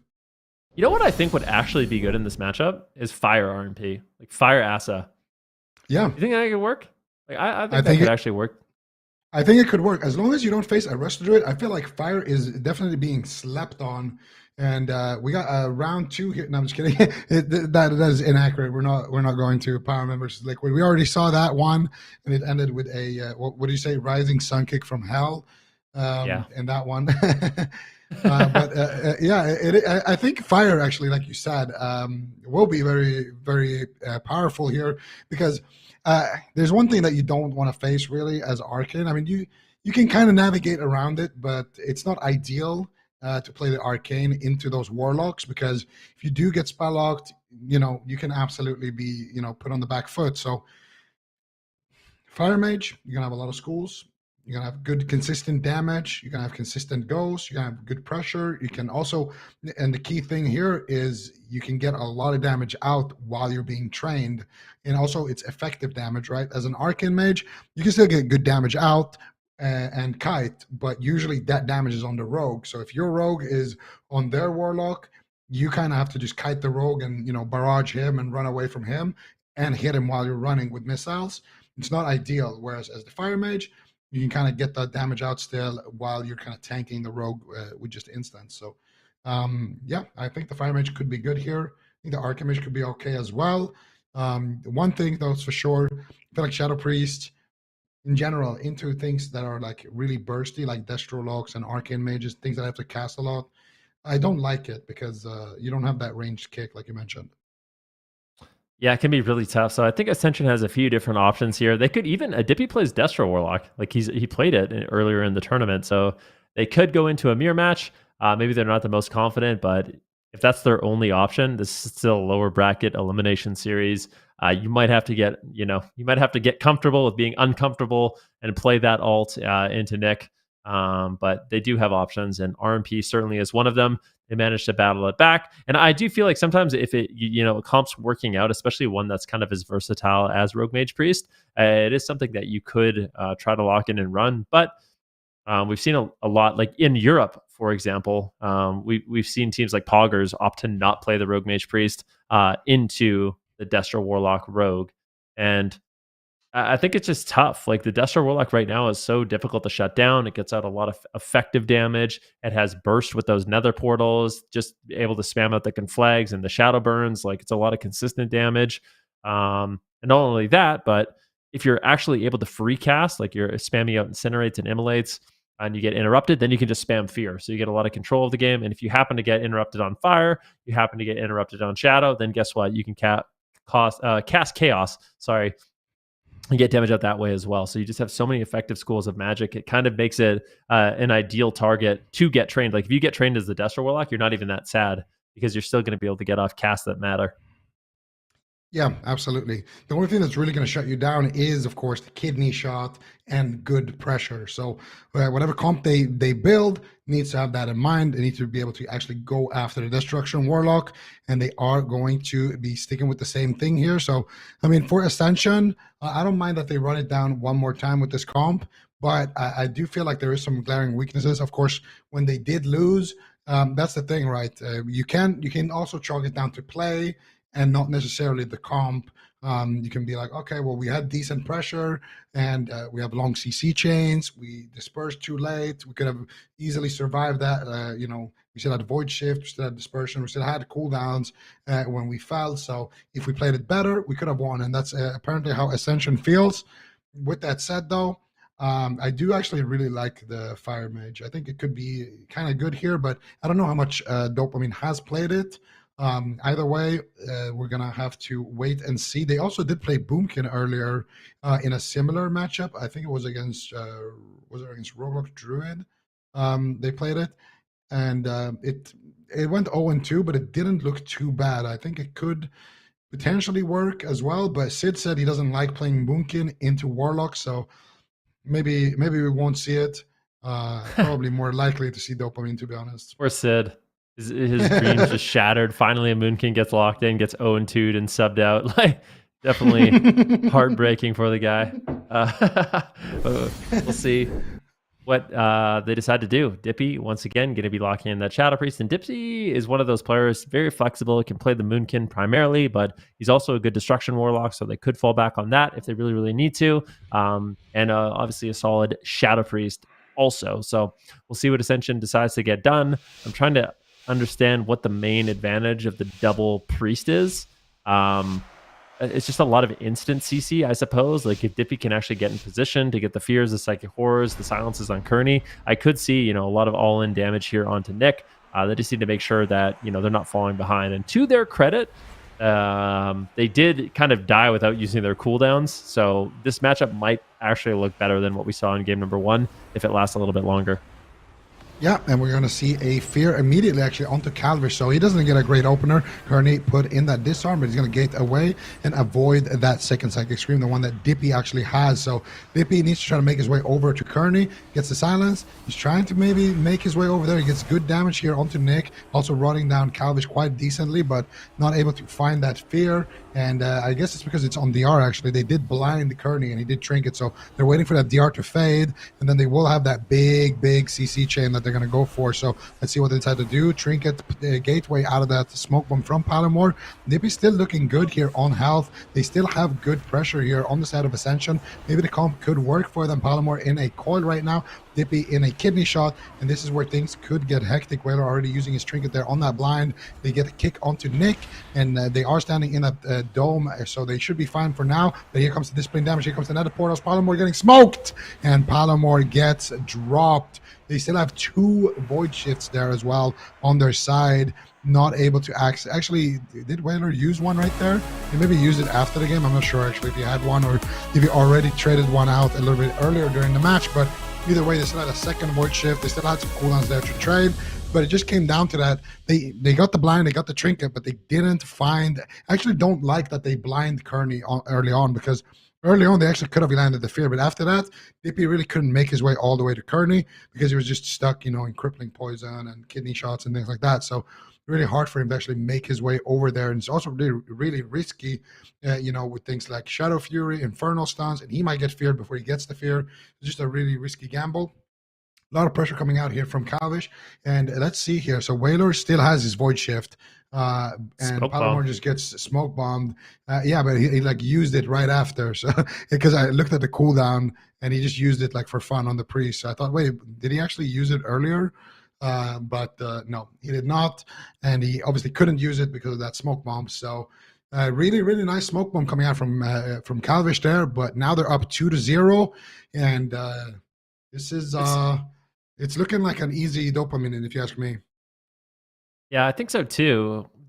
This is the problem I'm seeing in this match is Dippy just can't move. He just has an assassination rogue on him. He's getting kidney shot. He's getting shivved. He's got poisons. He just cannot get into position. And then what happens for Palomore is he's chasing the Destruction Warlock. But if you're a Destruction Warlock, you don't mind that at all, because a lot of your damage, most of your damage is instant. If you do get to cast, that's great. But a lot of your damage with Conflag and Shadowburn is instant. And then you have a Discipline Priest also backing you up, spamming out offensive penances. And all of a sudden, not only is your if you're Palomore, your Shadow Priest is dying across the map to the Assassination Rogue, but now you're in trouble. You're having to trade out your Cloak of Shadows, your Vanishes in order to survive. You have basically you're getting soloed in Mortal Coil and an Infernal Stun. And then all basically that they had to do was move over Shiv Smoke Bomb, and he was able to be taken out. So it just doesn't seem like Ascension is able to get a lot of pressure as a team. And I think that part of that is, the Shadow Priest's lack of mobility, especially when you have a Discipline Priest backing you up. It's a different story if you're a Shadow Priest and you have a Paladin giving you freedom, then all of a sudden you can get there for that crowd control you need. But with a Discipline Priest, it just seems like they're way too immobile in this matchup. Yeah, the Paladin definitely also accelerates the pace of the game because you can follow up on the crowd control of the Paladin. You can just go through a silence, and then the Paladin can just mount up on his steed, push in, get the Hammer of Justice, get the Blinding Light, and that gives you time to actually get there and get some work done. So the Paladin seems to be what unlocks the potential of this composition, and I do expect Ascension to swap, but they did lock in the Sewers, which potentially could be spelling some bad news here. I don't know if they're going to lock in Rogue Mage on the Sewers. I feel like as Rogue Mage, you potentially want at least a mid map, maybe a Tigers or something. I don't know how good Dalaran is going to be. We'll see what they decide to do. If you are playing that double priest, I feel like Dalaran Sewers is pretty good map for that. You can get big fear bombs basically around those boxes. So it looks like they're setting up for a double priest, I think. But again, they did die in they had a lot of cooldowns when they died again. So it was just a great smoke bomb by Calvish. He saw an opportunity and took it. And we'll see what they decide to do. If they just try to clean that up a little bit in terms of defense, because it wasn't looking too bad. I mean, if they get that fear CC chain, all they need is basically a silence, a disarm into a full fear, and at that point, they're going to have so much pressure. You know, they can spawn their Scythe, they can get, you know, really aggressive and try to take somebody down. So it wasn't looking too bad, but at the same time, I feel like Shall We, they're shutting it down before it happens and locking in, you know, the Shadow Priest into the lock. Feels like the lock is just better aggression, more lockdown, just more in general, more pressure. And they are setting up for the double priest, are going to be going with it one more time. So they really believe in this comp, and we'll see if they can do it. I mean, they have a great map for it, at least. Yeah, smaller map, but we'll see if they can get it done. I would have kind of liked to see them just bring in dopamine. I think we're all kind of thinking the same thing, but perhaps they feel like this is their best shot. It just hasn't looked good in game number 1 and game number 2. Game number 1, kind of a throwaway. Game number 2, you could say it was a bit of a throwaway as well. I mean, it wasn't even much of a setup on Polymore. It was just Calvish moving over. And actually, when Calvish went after Polymore instantly dismantled them. So he saw what was happening, but it was just a Shiv smoke bomb that was more than enough. He couldn't really move his character at that point. So Ascension really still hasn't been able to play out the games, you know, the way they should, still having 2 void shifts like you mentioned. So it does make a little bit of sense that they want to try it out again, but this is a lot on the line for Ascension, right? Like they have to win this if they want to continue in this tournament. This is an elimination series. This is a reminder to everyone. So Shall We just one away from eliminating Ascension. They're going to be locking in the same composition, running it down here on Dalaran Sewers. We really need to see Dippy get kind of enabled in this match a little bit more. That's going to be the main benefit of that Shadow Priest, is that instant crowd control. You can kind of overwhelm, but they just haven't been able to get it off so far. Yeah, and I really don't want to see them use that blind so early on in the match, because I feel like in the opener is one of those times where they can really get that momentum and start snowballing it. Just save the blind as the checkmate and go in and try to get that first fear. If they can get a sap into a fear opener, that is going to be absolutely insane. And then they can use the blind if they can't get the fear, because that's usually how you play it, for example, with Rogue Mage as well. Typically, you would like sap the kill target, cheap shot the healer, go for a poly. If the poly gets interrupted, then you throw the blind sap on the healer. And if it doesn't get interrupted, then you might blind out of the poly. You might save it and just go for a fear. And it gives you a lot of options later on. So they're going to sap up Dippy here. Let's see what they decide to do. Kearney actually does get sapped. They open up onto Nick. Now, are they going to be able to get a fear here? Both of the priests are just on the corner. Kearney now getting disarmed. Potential for a silence here as well. They do get the silence as well. And this pressure is looking good. They do get the fear. So they hold on to the blind. This opener is looking a lot better here for Ascension. Where's the pressure, though? Nick doing a great job just kiting around the map right now so far. Spawning his portals. And here comes the pressure from Nick. Triple. He's got power infusion. And he's got triple portal then. Yeah, big triple portals, but really doesn't do too much. It looked a lot scarier than it was with that powered barrier down. Nick doing a great job kiting at this point in the game, though. He did a great job with an early gateway, his portal, you know, getting infernal stuns onto Polymore. Look at Polymore right now. He's just getting kited. Calvish doing a great job throwing crippling poison on him, making it even easier for Nick to get that kiting up. But a big setup here onto Calvish. He needs to be careful. He's low, and he's got no Cloak of Shadows. Trading out the Vanish is not ideal, but he does have that as a lifeline, and ultimately will trade it out with that Hellstone as Kearney is in crowd control. They got the Psychic Core into the Silence, and this is what you want to see as a Shadow Priest. This is the kind of game that Ascension wanted to play out. This is looking a lot better for them. Yeah, so far they got another fear. Smoke bomb drops out here as well. Huge pressure coming out as they trying to take down Nick here, but Nick still holding on to that unending resolve. They still have their cooldowns, and Palmer already down at death mark here as well, whereas Calvish still has that available. He could try to go after Palomor, because Palomor is playing that Night Elf, so he is definitely a death markable target, especially without any evoker or anything like that. But big pressure onto Nick. Gets caught up in a kidney shot. There's the pain suppression. There's the kidney shot by Calvish, and that will be the death mark onto Palomor. Unhealable damage coming out. Full blind onto Whaler. He's got no trinket. It's a DR blind, actually gouges him as well. Triple DR, and that will be enough. And that is just such a beautiful play there coming out from Calvish. He sees the opportunity. He knows, hey, I got my death mark. We're playing against a Night Elf Rogue. We can take this one and just try to close it out before it even starts. And Shall We will eliminate Ascension and continue their path to top 3 Ascension. At least they got their top 8 secured in their matchup earlier. So things aren't looking too bad for Ascension. We will be seeing them in the gauntlet, but still, Shall We? They're still in contention for that top 3, and they're going to be happy to pick that one up.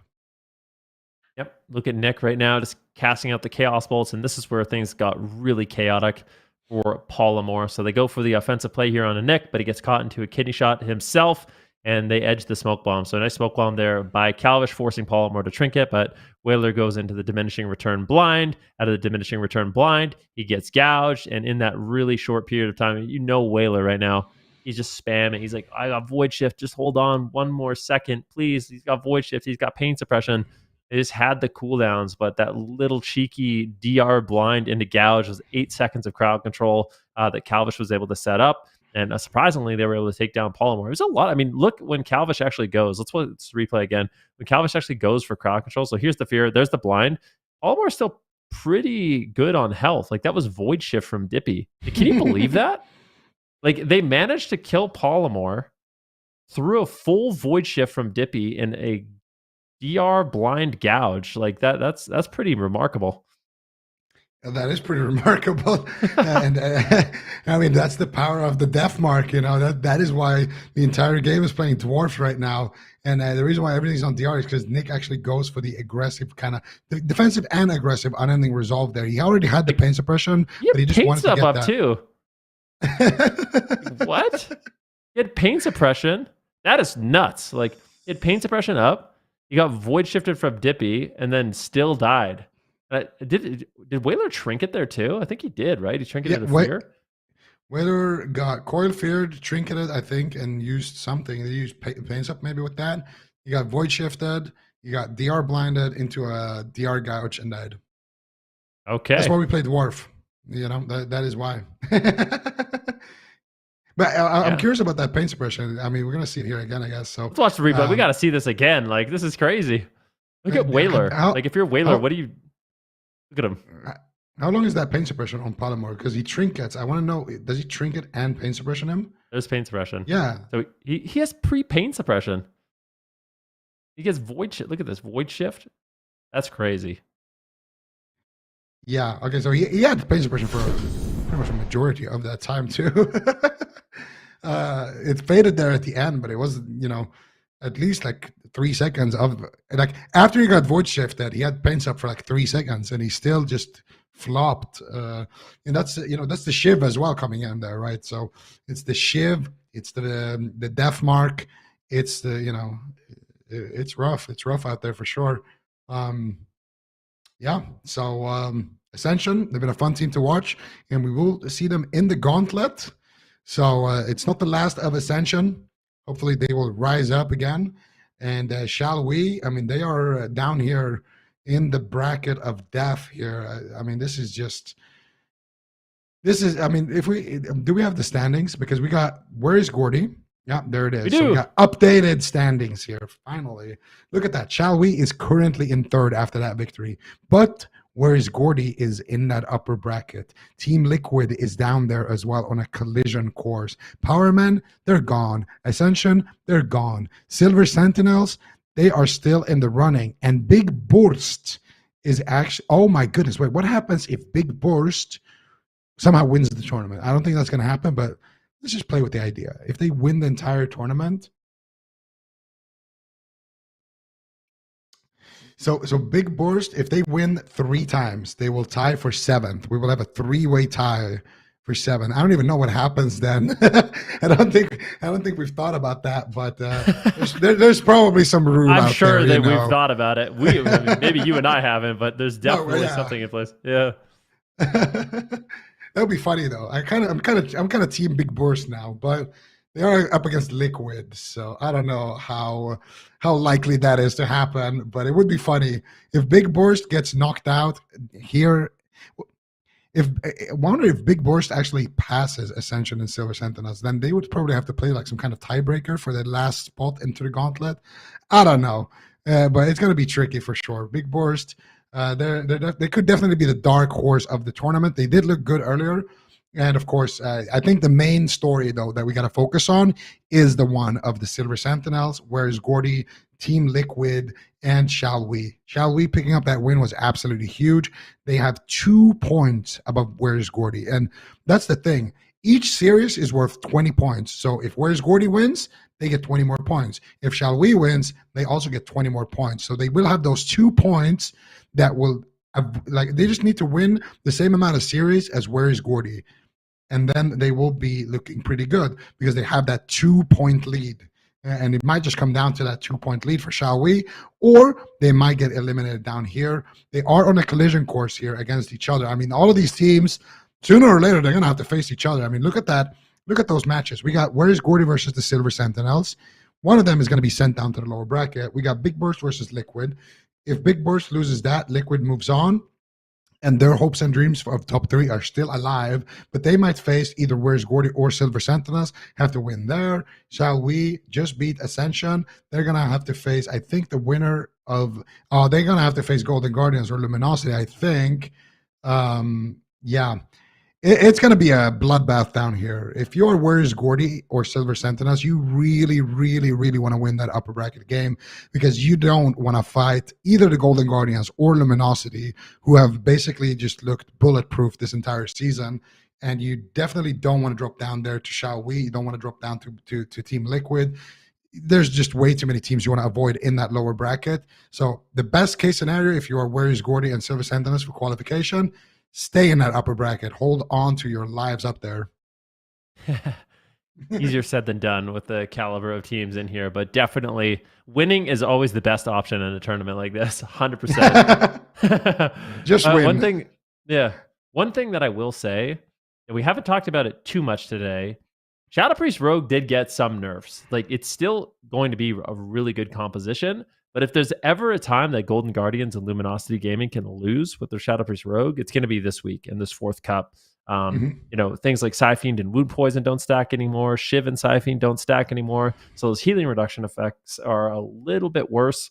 And, you know, some specializations like the Destro Warlock have gotten some buffs. So we'll see as the day goes on if they're actually going to be able to contend. I'm not 100% sure, but this is going to be an interesting one because we have 2, I wouldn't say unconventional comps. Liquid, they are running the Windwalker Death Knight, which is something I don't think we've seen from anyone else throughout any of the cups.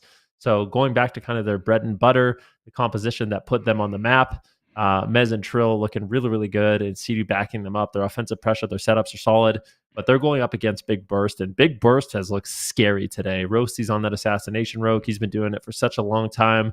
He knows how to get aggressive. He knows how to, you know, shut down the target and get off crowd control on the healer. Yosk, of course, on that hunter as well, putting out big damage, Big BOORST. So we'll see who comes out ahead in this one, but I think these are going to be some pretty quick games. Yeah, this is definitely going to be some very, very interesting games here. Team Liquid fighting for their lives. Big BOORST looking to be the dark horse of the tournament, looking to potentially snag that last spot for top 8 to make it into the gauntlet, looking to cause some mayhem in the bracket, in the standings here. They have nothing to lose. And when you're in a position like that where you got literally nothing to lose, you know, it releases a lot of that pressure. You're just playing your best. You're just doing what you can. And if you don't make it, well, you didn't expect to make it anyway. And that's when a lot of these teams can potentially rise up. Team Liquid, on the other hand, they have everything to play for right now. They are close to that top 3 position, and they need to have a deep run here in the lower bracket. They have no more lifelines. They came in looking steaming hot against the Power Man. Now they're going to need to repeat it against Big BOORST here on the Grand Arena. Team Liquid, what are they going to lock in? Big BOORST most likely going to be playing that feral jungle again, or thug, actually, not jungle. They're going to be most likely playing that thug cleave. And Liquid, what are they going to respond with? Is it going to be the Windwalker DK? Are they going to go back to defaulting their kind of bread and butter strategy, the one that won them so many tournaments in the past? Or are they going to be bringing in something different here on the blind? We are about to find out here on the Grand Arena. Have they put themselves together here for the final cup, bringing in Mez on his main, Trill on his main, and Sido now on the Evoker healer for this Death Knight Windwalker? The first time we've really seen this composition be committed to, but you would expect it to be Liquid to do it, as this has been their bread and butter. This is the OG. Is their OG composition going to be enough for a deep run to keep their dreams alive of getting into the top 3? Their direct competition is Shall We, who are in this lower bracket, and Where's Gordy, who still remain on the upper side. They really need those teams to do poorly and to pass them all the way through. Honestly, it feels like they're going to have to at least get into the top 3 of this cup, assuming that Xiaohui and Where's Gordy fall out very early on. So they're going to need a miracle run. Love seeing Mez on the Death Knight, especially on the Frost Death Knight. Frost Death Knight did get some buffs on this most recent round of changes, so curious to see what type of build Mez is running, if he's focusing on that Frost Whelpling that got a little bit of extra buffs here. But the synergy between Frost Death Knight, Windwalker Monk has always been high. Grip targets together, land double stuns, burst them down with Chill Streak, and just bounce that AoE around and do monstrous amounts of damage. As far as what healer is going to be the best here, do you think Evoker or Holy Paladin would be better for Liquid, assuming that Sea-Doo has Paladin prepared? That's a great question. I feel like I think he's going to be sticking to the Evoker. I feel like he looked really, really good on the Evoker. And as long as you're not playing against that sub-rogue, I feel like Evoker is a solid option. You're going to have extra damage. You're going to have ways to... Actually, I think the Paladin would probably be better, but I feel like Sea-Doo is probably more comfortable on the Evoker. We have seen him play the Paladin in the past, so he definitely has it prepared. But it just comes down to what did they prepare for this specific weekend. And I feel like by the looks of things, it has been that Evoker. So I don't think the difference between the Pally versus the Evoker is big enough to sub in the Pally if you're less comfortable on the Pally, if you are Sea-Doo. This is, of course, mostly speculation, so you're going to have to take that with a grain of salt. But as long as they have one way to delete the death mark, which they will with either one of those healers, I think they're going to be in a great position. And we'll just have to wait and see. I am curious as well if we're going to see Mez on the Unholy DK, or if he will be playing that Frost DK. He did opt in for that Frost DK earlier on, but he also did have a couple of Unholy games. And I don't want to see Trill subbed out on that Windwalker. He looked absolutely deadly on that Windwalker earlier. He was just dealing devastation on the map. And I feel like, honestly, I don't want to see anything else from Team Liquid other than the Windwalker DK, because they've always been such a strong team when it comes to that comp. They've always been, in my opinion, the best team at running it. And I feel like for such a long time, they've been trying to fit in the meta and play into the meta. But sometimes you can just become the meta as well, you know, especially now with some of those changes that came through, some of these assassination nerfs, some of these other changes, you know, like the Frost DK buffs that you mentioned. And we're starting to see it even in Europe, you know. A lot of these teams are just starting to come up with their own kind of thing and bring it in. But look at that. They are just going to bring in Sam I Am here, Trill on the Assassination Rogue. So they're not going to play Assassination Rogue all this time before he got nerfed. And then now that once it got nerfed, they are going to be bringing in the Shadow Priest Asa Rogue. But this is something they've prepared, so it's good to see they have multiple layers here, and they've really thought about each matchup. Game number 1 between Big Burst and Team Liquid, Thug Cleave versus Shadow Priest Rogue. Let's see what happens. Yeah, I mean, Shadow Priest really effective into Hunters, so I can understand strategically why they want to utilize this composition, and Windwalker probably would have gotten tunneled down quite heavily. They get a sap early on onto Kosaki. Who are they going to open up on? I'd really like to see Roasties as like the main target throughout this match, but so far they're just focusing down Yosk. Roar of Sacrifice can activate on the opener here. Now they're going to swap to Roasties off that Roar of Sacrifice, cross pressure across the board. Kosaki really struggling. Well, he is crowd controlled at the moment. Has Avenging Crusader, now big AoE heals coming through. He's going to be stabilizing the team. They're getting aggressive on the Trill. Is he just going to fall on the first stun of the game? Cloak of Shadows at half health. Sea-Doo clutches out a big heal. Now they're swapping damage to Sam I Am. Where did his health go all of a sudden as he's down below half health? Sea-Doo really struggling to pick up 2 members of the team at this point in time. Time of Dilation is going to come out and stagger the damage. Now they're getting offensive Sleepwalk on Kosaki. Massive turnaround onto Roasties. That's going to be Evasion and Cloak. They could swap to Kosaki as well, and it looks like Trill wants to go after him. He's just tunneling him down. He could get Divine Shield, and he will, but Sam I Am, oh my goodness, that dispersion coming out at the last possible second. Such a nail biter game 1. Yeah, I see it is in a full trap. Sam, I'm looking for the Master Spell. Fake casts the cakes, gets the Master Spell. Roasties dangerously low. Kosaki's in a kidney shot. Trill gets disarmed. Kosaki trinkets. They do have a blind here for Kosaki. They could blind him and go after somebody else. They're still powering through, but Sam I Am as well on the flip side, taking a lot of damage here. Might need to use the Void Shift. Has it available, and Kosaki will just get destroyed by the Assassination Rogue of Trill. Team Liquid strikes first blood as they kill off Roasties and take game number 1 here. Yeah, I mean, I like this composition strategically. I think it is really powerful into Hunter. All the extra utility and layers of defense that you get from the Shadow Priest for your healer has just always been a counter to Hunter. And we see that in Europe as well. So I think this was a heads-up decision by Liquid. But it was kind of dicey, like with these moments where Sam I Am is hitting like 10% or Trill is hitting 10%. I kind of feel like they let Trill do a little bit too much, maybe too much focus on the Shadow Priest, just because Trill was getting dots on the entire team. Like, look at this damage. He's on Kosaki with a kidney, but Yosk is almost dead. Roasties is almost dead. And Trill kind of just got to do whatever he wanted here. Like he trinkets a cheap shot here, just completely unpunished and just running them down into the ground at the moment. I feel like Shadow Priests often end up just kind of being like a bait target. I think there's a couple classes in the game that can kill a Shadow Priest, but the fact that Trill is also Night Elf and doesn't have a way to like remove the death mark if they can catch C2 and crowd control, I think it's better to focus the rogue in a matchup like this. But I was not expecting Kosaki to struggle so much. Usually Holy Paladin can do really well into Shadow Priest with Avenging Crusader. So what kind of prevented him from activating it? Because it looks like it's coming off cooldown, and he actually procs one here, I think. And he just dies through the Avenging Crusader, because I'm pretty sure this is a procced one. And then, yeah, he could use it right now, but he's just too far gone at that point. He doesn't want to. Why didn't he stone form? Is it because he trinketed and it put it on cooldown? Yeah. When you trinket, it's Thursday cooldown, so he couldn't have used it. But I feel like, yeah, I'm not sure. I really am not sure. I feel like the pressure is just too much, and it's interesting to see the strategy, right? Because they just went for triple dots early on. Sam I Am disarmed him, got triple dots out immediately in the opener of that match, and then later on, they just kept tunneling him. And another thing that they can do, actually, I'm not sure if I saw Trill do that this game or not, is you can just disarm the Avenging Crusader as well. He didn't do it towards the end, but I'm curious actually if he did that earlier in the match or not, because that really shuts down the healing of the Paladin a lot.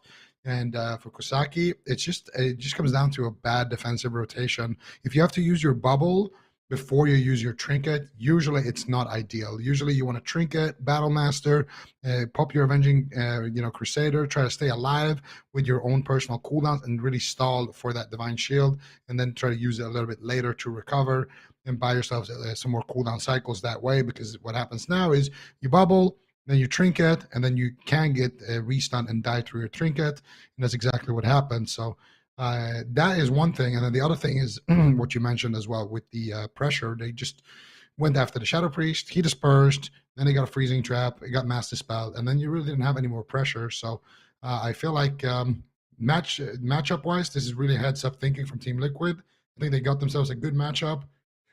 But Big BOORST, I think they should maybe swap up their targeting a little bit. All right, let's see what they decide to do for game 2 now that they're going to have a better idea of what composition is coming their way. Trying to imagine if they maybe bring in a Feral Druid, if that brings them any more stability, a little bit of extra off-healing support to the team for the Paladin. But I don't know. I feel like they just needed to focus Trill, because you got to think about the strengths of your comp. A Shadow Priest free casting, Holy Paladin doesn't care. Holy Paladin easily heals through Shadow Priest free casting. What he doesn't heal through is a Rogue training him the entire game. He does not heal through that. So focusing the target and keeping that situation from happening is likely going to create the ideal situation for your team. You got to always think about what's going to play into the weaknesses or the strengths of their composition. And Paladin cannot deal with getting tunneled or trained by melee DPS. So I really hope Big BOORST go after Trill a little bit more than they did, maybe even save kidney shots for him directly and just focus damage on him, get him scared so that he's running away rather than running at the Paladin. So then Kosaki's going to easily heal through the Shadow Priest damage with Judgment, because I think if they drag this game on, that they can outlast the cooldowns of an Evoker and a Rogue. I think Paladin will trade more effectively than Preservation and Rogue will with each other. The only downside is that you have to stop Mass Dispel with like Countershot, but you can use Scatter. I feel like if you scatter Shadow Priest when you trap, that gets them both out of the game. Rogue's all alone. Rogue has forced to run away, and Kosaki is having a much easier time healing in the next game. Yeah, I think so too. I think going after Trill in the match is going to be a little bit better for them, or even going after C2. I feel like going after Shadow Priest, like you said, I think it's just a bait. I don't think it's a great target in most situations. Like, it can be a good target to have like some cleave pressure on, but I don't like it as the main target. A lot of people like to go after the Shadow Priest to shut down those Master Spells. And I mean, even with Samayan being the target, he still got Master Spell on that trap. So, all it takes is just one fake cast anyway to be able to get that. But we are going to shift our focus to the Sands of Tol'vir. We are going to have the exact same matchup. And I feel like this is Team Liquid. This is what they want. They've been putting down a lot of practice here. They've been having some doubts, I want to say, about where they fit into the meta, what comps they should run. But right now they do look good. They have, they've beaten the Roguelock with their Windwalker DK. So we've seen that they have an answer for what the Powerman is running. They have this answer as well against Big Burst. So they have some answers against the Hunter-based compositions as well. And we're just going to have to wait and see if they've prepared something else, because there's a lot of teams that want that third place. And it's going to be an absolute bloodbath this weekend. So definitely a big pickup here for Team Liquid. And for Big Burst, I'm going to see what they decide to do, how they decide to adapt in the matchup. But I do feel like Cedo on the Evoker could be a target and just scattershotting Sam, or they could go after Trill, trap Cedo, and scattershot Sam as well. So there is some options. And obviously the big map should help Kosaki as well. And I do agree with you as well that I think Big Burst, they will outlast them. Like if you think like, okay, a really, really long game, Team Liquid should win that, like on paper, like in terms of like mana. But the game is never going to come down to that. It's always going to just come down to who runs out of cooldowns faster. And I think Big Burst can rotate better than Team Liquid can in a long match. I think if they get enough, traps onto Cedo, eventually Big Burst will win. So if they can stay alive and not have to fall too far behind, not have to overlap too much, they're going to be in a good spot. I'm wondering, I guess Yoski's running Tranquilizing Darts to purge off some of the hots of the Evoker, but I wonder if he just ran Undispellable Trap, like just ignore the Shadow Priest, just stun. I feel like you don't need 12 seconds of CC to kill a rogue. You need one kidney, and you need the healer to not be able to heal while the kidney's active. And I feel like you kill a rogue. I think he's running them for the Evoker stacks because otherwise he just can't get CC at all. Does that work on Evoker stacks? I gotta read the tooltip. I thought it was only healer time effects. Beneficial magic effects. Maybe it does. It could work on the Shroud, and they don't have a good way of getting rid of it here. So Cedu's Shroud timing is definitely going to be important. It's kind of a difficult spell to get through as a Hunter comp with no purge. With the Holy Paladin, they could maybe sap it off too if they can sneak through, but Cedu still hasn't committed the Nullifying Shroud. Yoski and Rosti's moving in, but Kosaki's going to get sapped first. Yoski's out of stealth. Cedu's getting in here with a Fire Breath. It looks like a lot of explosive damage early on, but Rosti's actually finds Trill. Nice scatter shot on the Shadow Priest freezing trap. Nice kick on the Master Spell. This is the setup we want to see, and a Hammer of Justice to cover afterwards. That gets evasion, that gets cloak in the first set, and Trinket from Cedu. This is best case scenario for Big Burst in the opener. Huge opener from Big Burst. What a nice counter shot by Yoski there as well. And they did exactly what we kind of wanted to see. But now they're going after Kosaki. Siphon is down. Big damage coming out onto Kosaki. There's the silence. He really wants to hold this Divine Shield if he can. And so far, it is looking possible. He trades out the Battle Master. They've done all the right trades here on the side of Big Burst. Trill is in a lot of trouble. He's got no cooldowns left. He has that Vanish. He has a Trinket potentially, but that's about it. No, nothing that can actually save him from damage, though. Let's see what they can get done here onto Cedu. They do fear up Kosaki. They sleepwalk him as well. A lot of pressure onto Roasties. He's going to have to Trinket, Cloak, Evasion, everything. Yoski as well. Forced to use that Exil heal there as he does drop dangerously low, but Cedu now potentially into a trap. Trill dropping dangerously low. There's the Void Shift coming out from Sam I Am. Cedu now caught up in a Hammer of Justice. Scattershot onto Sam I Am. In Tim stun onto Sam I Am. Look at that beautiful cross CC. Kidney shot, smoke bomb. Huge trouble for Roasties. How are they going to save Trill though? Roasties getting bopped there, but Kosaki still in crowd control. He bubbles out to save Roasties. Trill now going to be in big trouble here, Subatiz. Yeah, time dilation. As soon as that's over, I think Trill is dead. It's over. He's caught in a kidney. He trinkets. He's on the run. He doesn't have any cooldowns. He needs to line of sight. Samiam gets a fear trying to peel for him, but he's dotted up. He's rotting down. Cedu's trying to clutch over for some heals. He's going to get that Echo out as well as a sleepwalk onto the healer. Big turnaround. Huge pressure. Excellent play by Cedu, but they got a trap. Can they kill Trill? And 2 seconds left to trap. Doesn't look like it. Now maybe a Hammer of Justice. Pets are on him with the Bestial Wrath. No, they're going to get Void Tendrilled by Sam I Am. Nice root timing on the Bestial Wrath. Cedu's going to rescue. Trill should be A-OK. Big Bourst, they're going to tap it out here in game number 2. I feel like that was a really clean game from them, but yeah, that Nullifying Shroud, that was just 30 seconds where they couldn't do anything to Cedu, it seemed like. and it was right after the opener. So that just let Liquid do whatever they want for 30 seconds. It allowed them to stay in the game and get through a string of cooldowns that they otherwise wouldn't. These are the final moments. So what happened to Kosaki that he couldn't keep up with the damage? He had to bubble a silence, I think, and he Avenging Crusaders, and he's still kind of just dead, and he just bopped a second ago.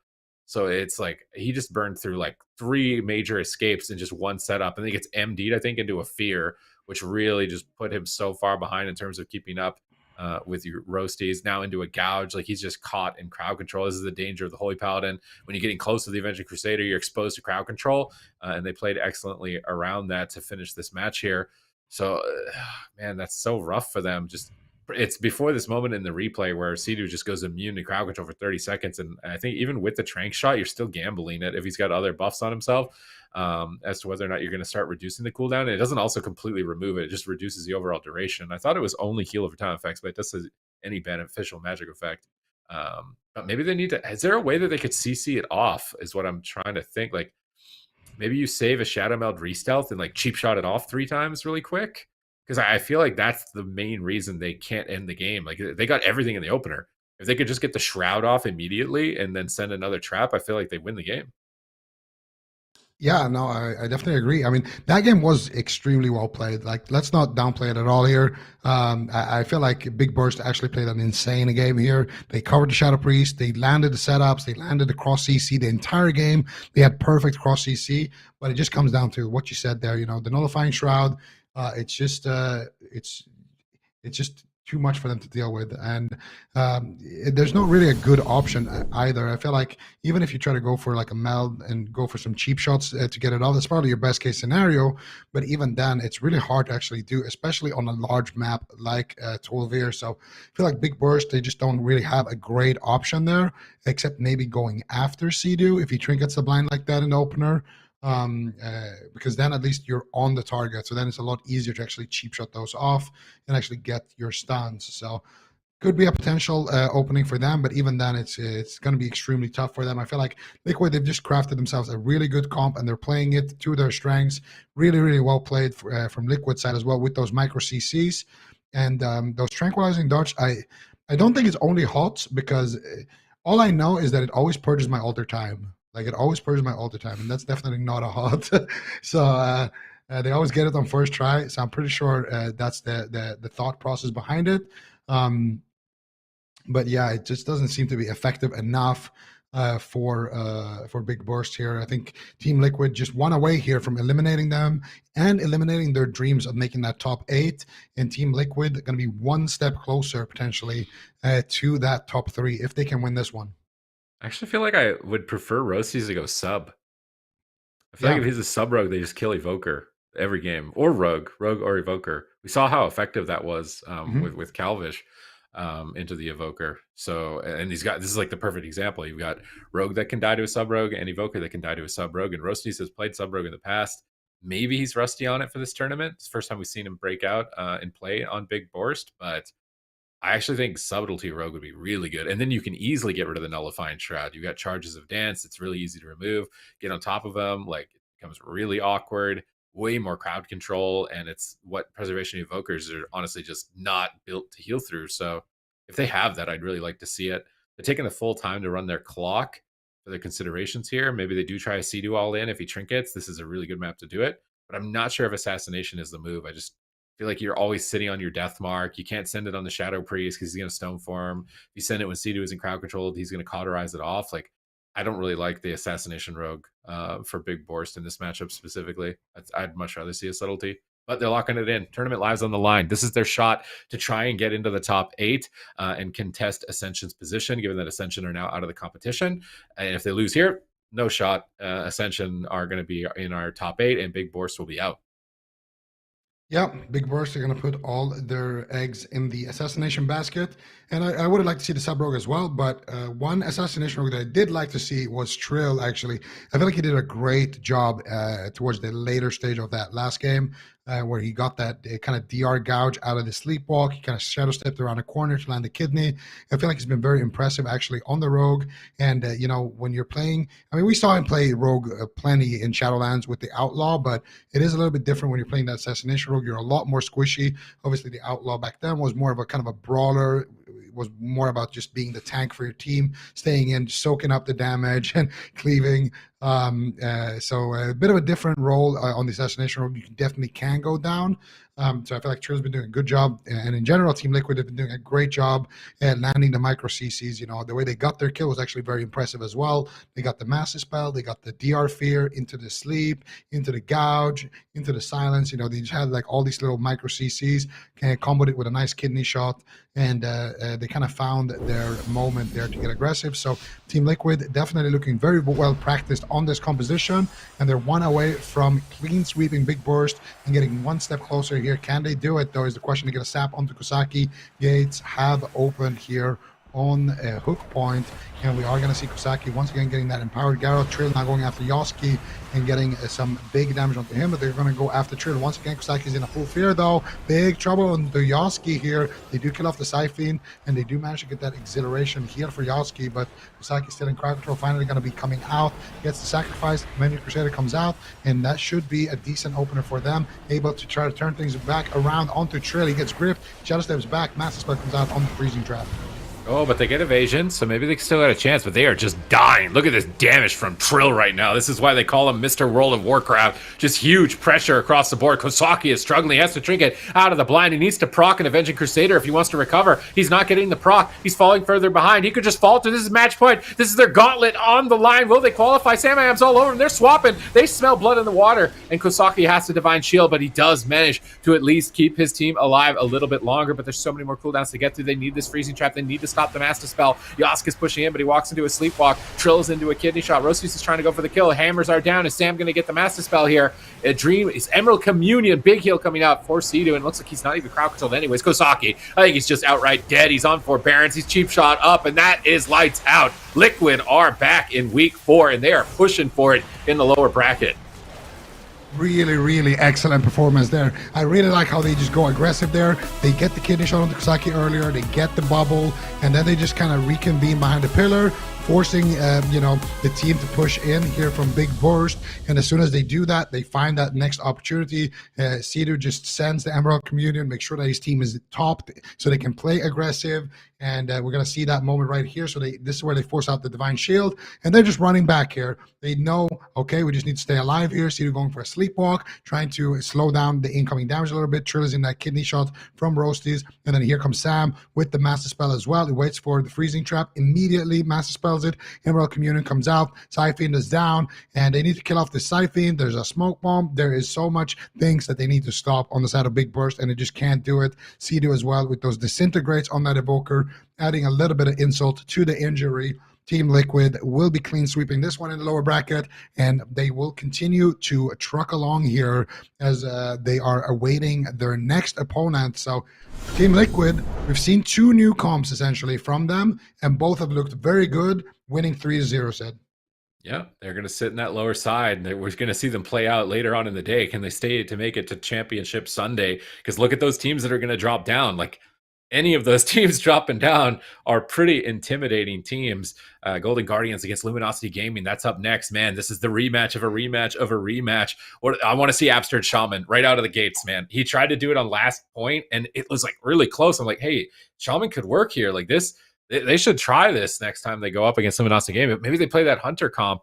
I don't really like a Hunter into a Shadow Priest, but I want to see the Shaman. I want to see Absurd, Golden Guardians, all main classes. Luminosity, all main classes, that Shadow Priest, Rogue, Paladin, and they just send it. And let's just see what happens in this upper side, because this is the last weekend for the Golden Guardians to really challenge Luminosity before the Grand Finals. Yeah, and the way things have been shaping up this season in North America, that could potentially be how the finals actually look as well. Very likely that we see the Golden Guardian and Luminosity Gaming tango at some point. So this is really their last shot at getting some intel. Last time around, they tried the Warrior.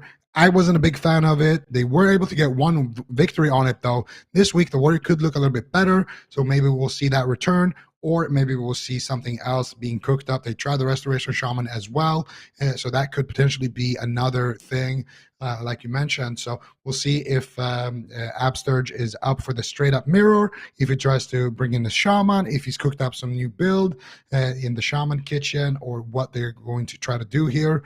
It's going to be interesting to see exactly what they decide to do, but these are the two kind of titans of NA, I would say, this season. And the bad news for everybody else is that one of them will be losing this game. And if you are, Team Liquid, if you are, where is Gordy? You're terrified of playing against these guys right now. They are so good, and their comps are so good in the current meta. So you definitely want to stay in that upper bracket. And I'm mainly looking at, for example, where is Gordy in their series in that upper bracket. That one is, one of these teams will lose. And if you lose in the upper bracket, chances are you are going to have to face them early on in the tournament. And your chances of actually getting that third spot will be drastically reduced. So just a tip for you out there, try to stay in the upper bracket if you can. Well, it would be Shall We, right? Shall We would go up against Luminosity Gaming or Loser or Golden Guardians, I think. Depending on how the bracket flips down. I think so. And Shall We is also in contention for that exactly. Third spot. Where's Gordy? Where's Gordy? You're actually pretty happy with this if you can win.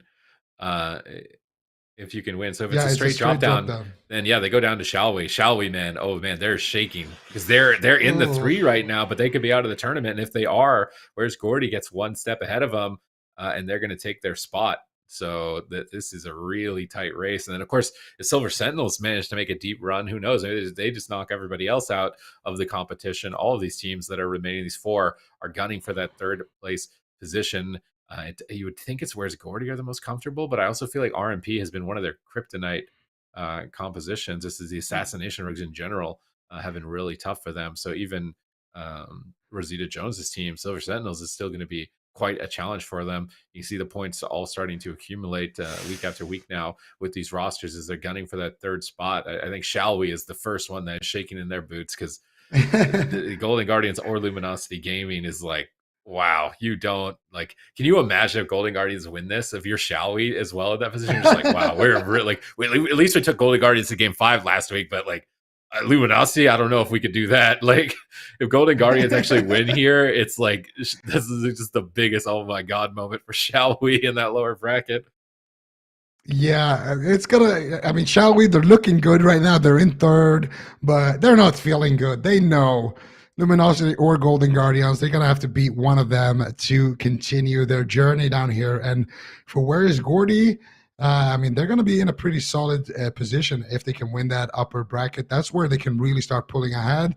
And Team Liquid, they're going to have one round not against Luminosity or Golden Guardians at least. So they could potentially snag up another 20 points before they have to really go against these final bosses of North America. One of them that will be dropping down there. So things are definitely starting to heat up here in the region. And I mean, just look at those point standings. Look how disgusting that is. You got 2 points between Shall We and Where is Gordy, and you got 6 points between Team Liquid and Where is Gordy. You literally have 8 points separating, the 3rd seed, the 4th seed, and the 5th seed. So just an absolutely devastating bracket. We are going to have to wait no longer. We have game 1 being prepared right now. Golden Guardians versus Luminosity Gaming, and it will be the 3rd cleave against the Rogue Shadow Priest once again, Sid.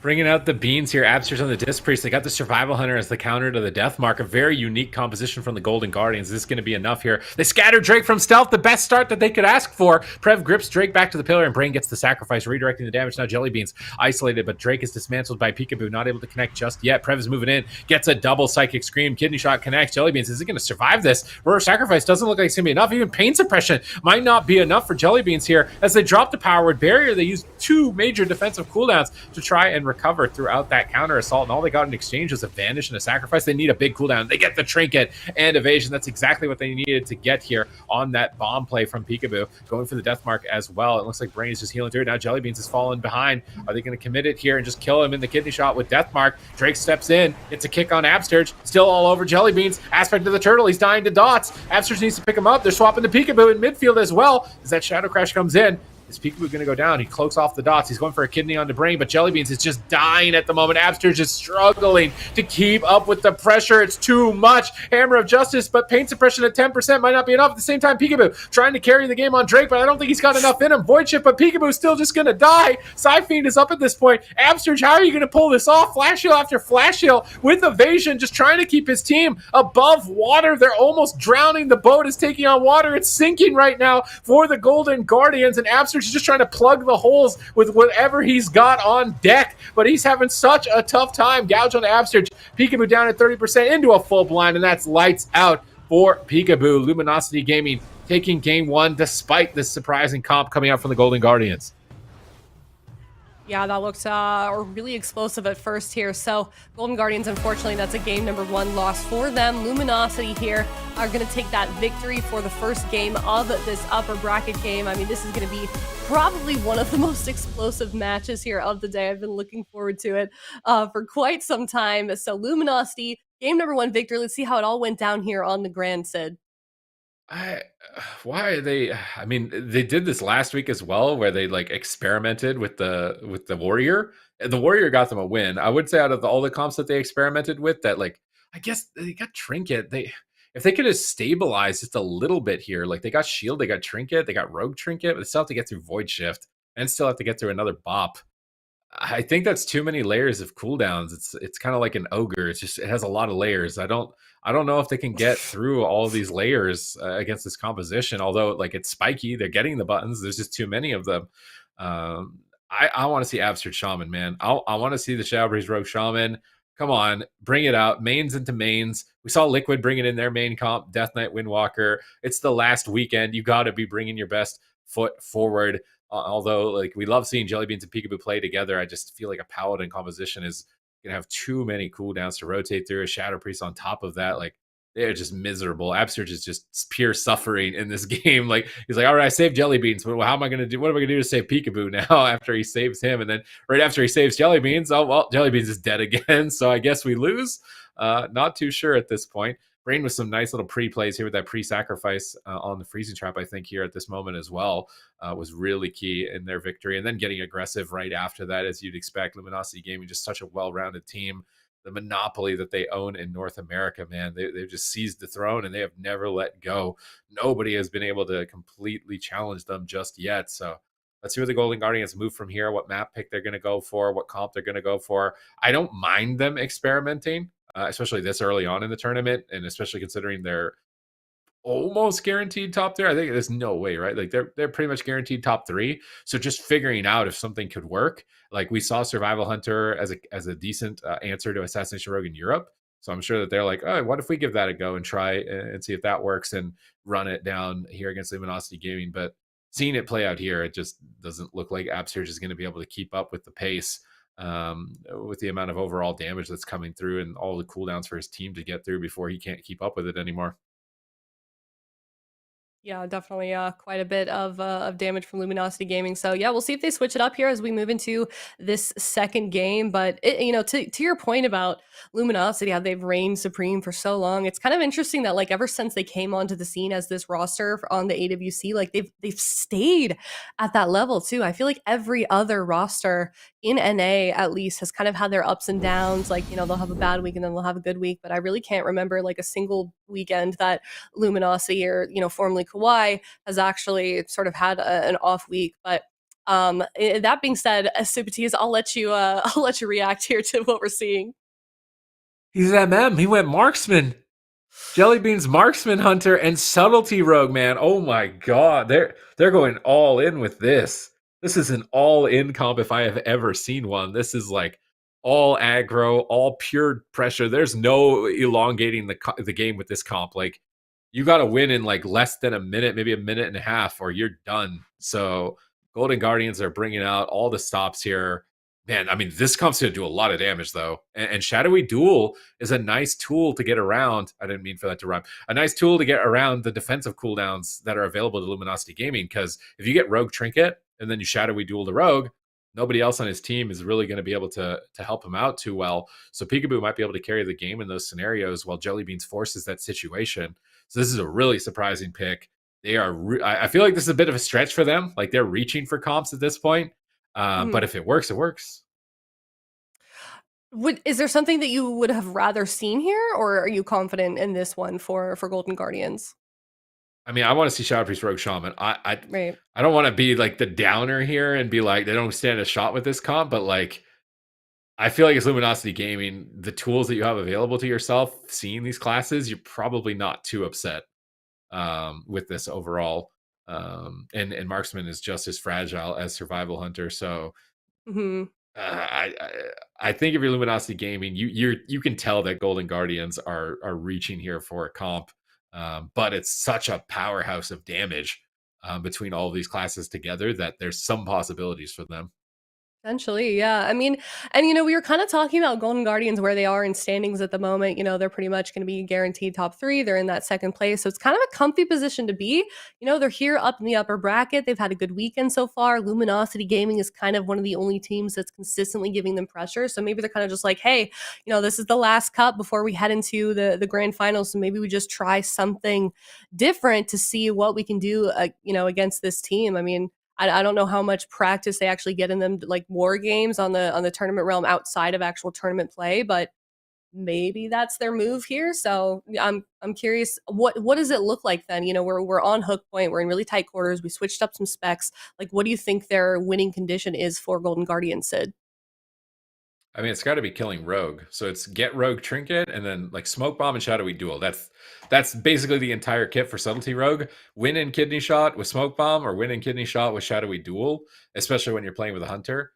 But it's the same game plan. Jellybeans is just going to pump out as much damage as possible, try and land Freezing Traps on the Paladin, try and interrupt Master Spell when Freezing Traps are landed, and then just pump out as much damage as they can onto Drake, I would imagine. I think if you go Shadow Priest, it's too many personal defensives, especially ones that they can use while they're stunned. That's the main reason I think Shadow Priest is the worst target. You can disperse while you're stunned, and you have Trinket. So you've got like 2 defensives, whereas Rogue, you can't evasion while you're stunned. You can't cloak while you're stunned. So if you don't have a Trinket, you're dead at that point. So one less layer of cooldowns for them to get through.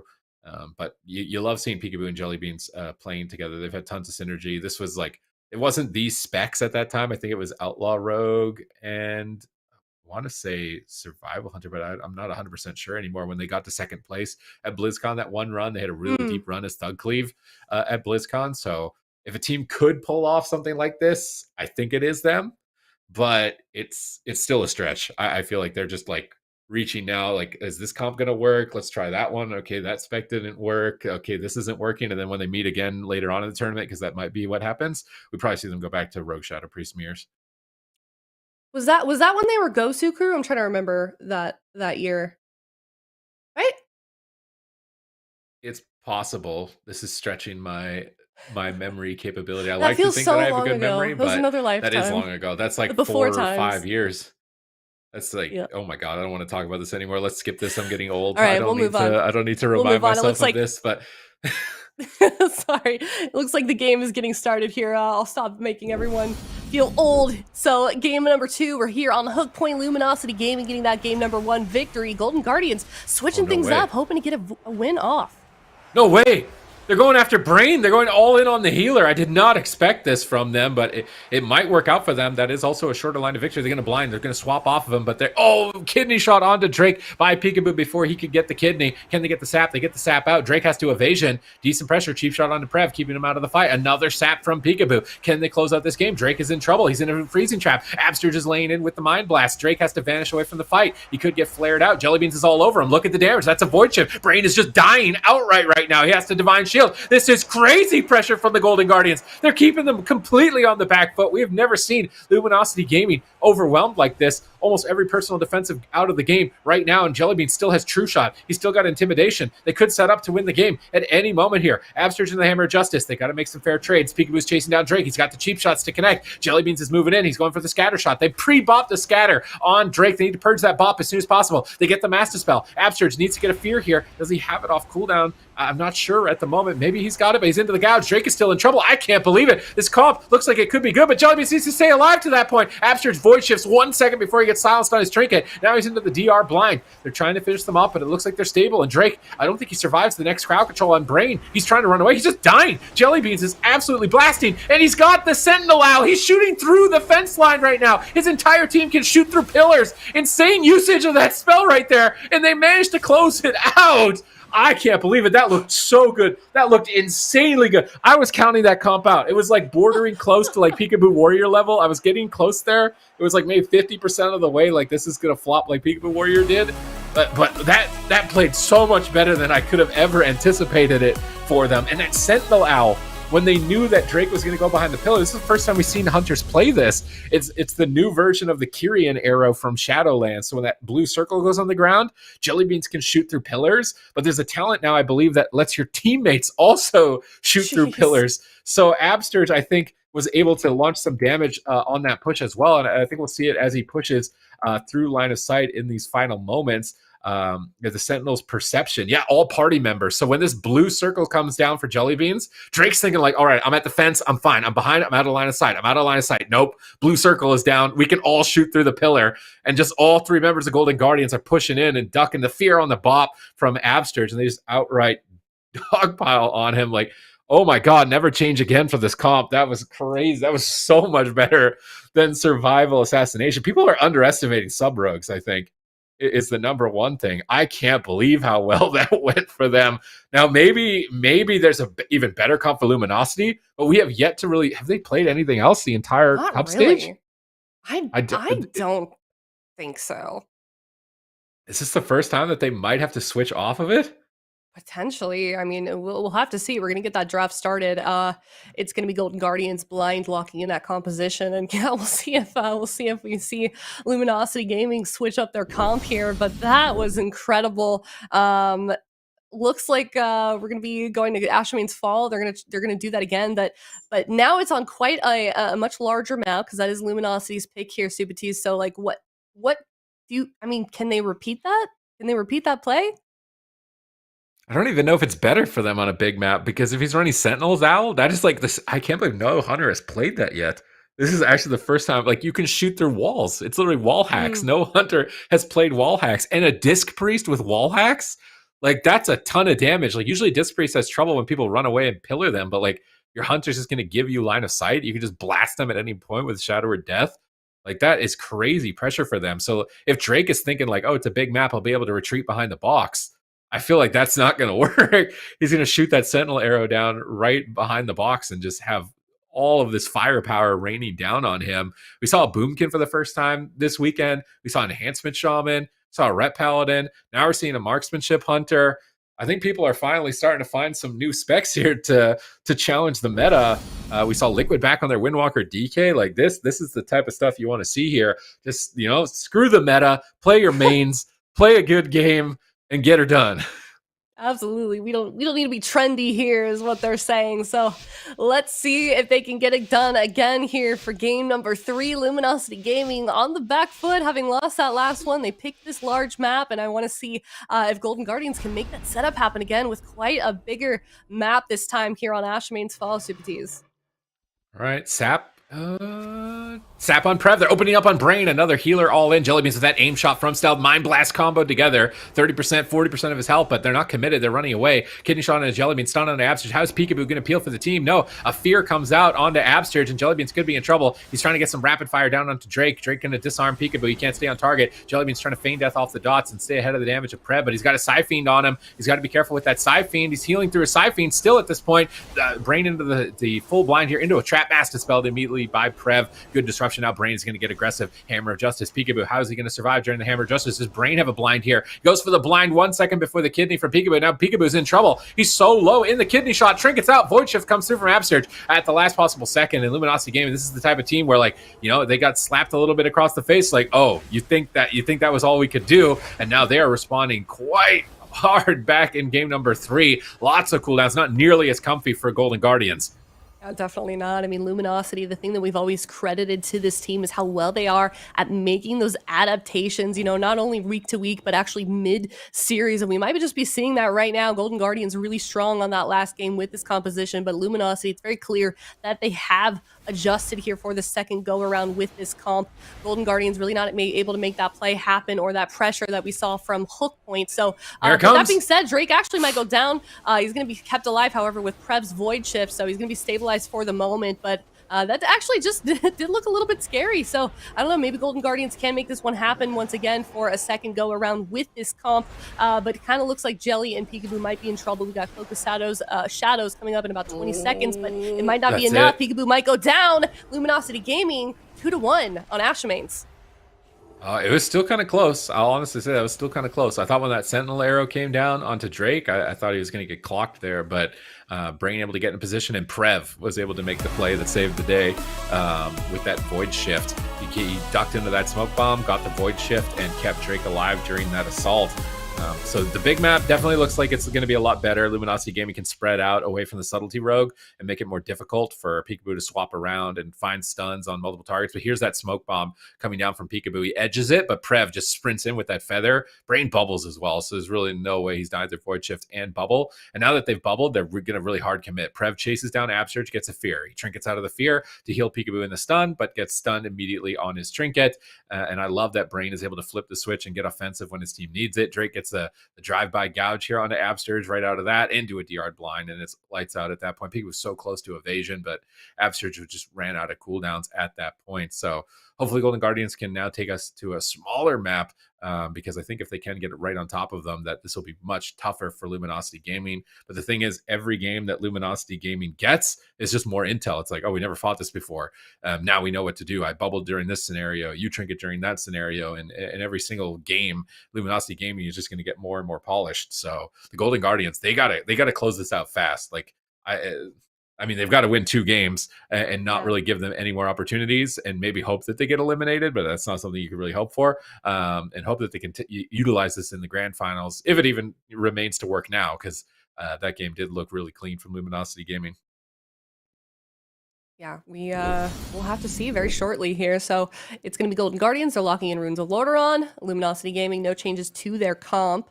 We were kind of wondering earlier if they might change it with Golden Guardians getting that victory, but no changes for this one. So this is match point for Luminosity, so it's kind of the bigger game. We're starting to raise the stakes a bit here within this series, and Golden Guardians locked in their composition. So here on Ruins of Lordaeron, Sid, how do you feel like this match is going to go? I mean, no pillars is good for Golden Guardians. They just need to do as much damage, keep Jelly Beans in line of sight of his target as long as possible. So I think this works out really well for the Golden Guardians from what we have seen. I feel like they hesitated on the opener on Brain a bit. Peekaboo was really nervous, it looked like. He didn't want to get opened on by Drake. He wanted to be able to peel because they went for the stun, and then Peekaboo immediately just was like, okay, I'm out. I'm going to try and re-stealth so that I can peel for you, as opposed to like committing. I feel like if they get like a committed opener on Brain, they might be able to get Divine Shield just like right off the bat, and that puts them so far ahead in the game overall. So I'd like to see a more aggressive opener from the Golden Guardians just within the first stun. Just commit the damage and send a little bit to get bubble like almost immediately. Yeah, and we did kind of see obviously a really aggressive opener on hook point. So definitely keep an eye on those first opening seconds for Golden Guardians of what they can make happen here. But Luminosity Gaming certainly not making things easy for them. I would really like to see Golden Guardians make this adaptation work for them, because like we were saying earlier, Luminosity kind of the only team that's been giving them a lot of trouble for Golden Guardians. Otherwise, they've had a really excellent season. They've definitely stepped up comparatively to their last couple of seasons here. Golden Guardians really been putting in that work. We're seeing a lot of range and compositions from this team, and they're really here to prove what they can do as a team. They're in second place following Luminosity, so this is their biggest competition at the moment, and they're kind of, they're giving them hell a little bit, Luminosity. So we'll see if they tie it up. It's game number four, on Ruins of Lordaeron, Sid. All right, Runes of Lordaeron, it's match point. It would be a fitting final resting place, as it is a cemetery.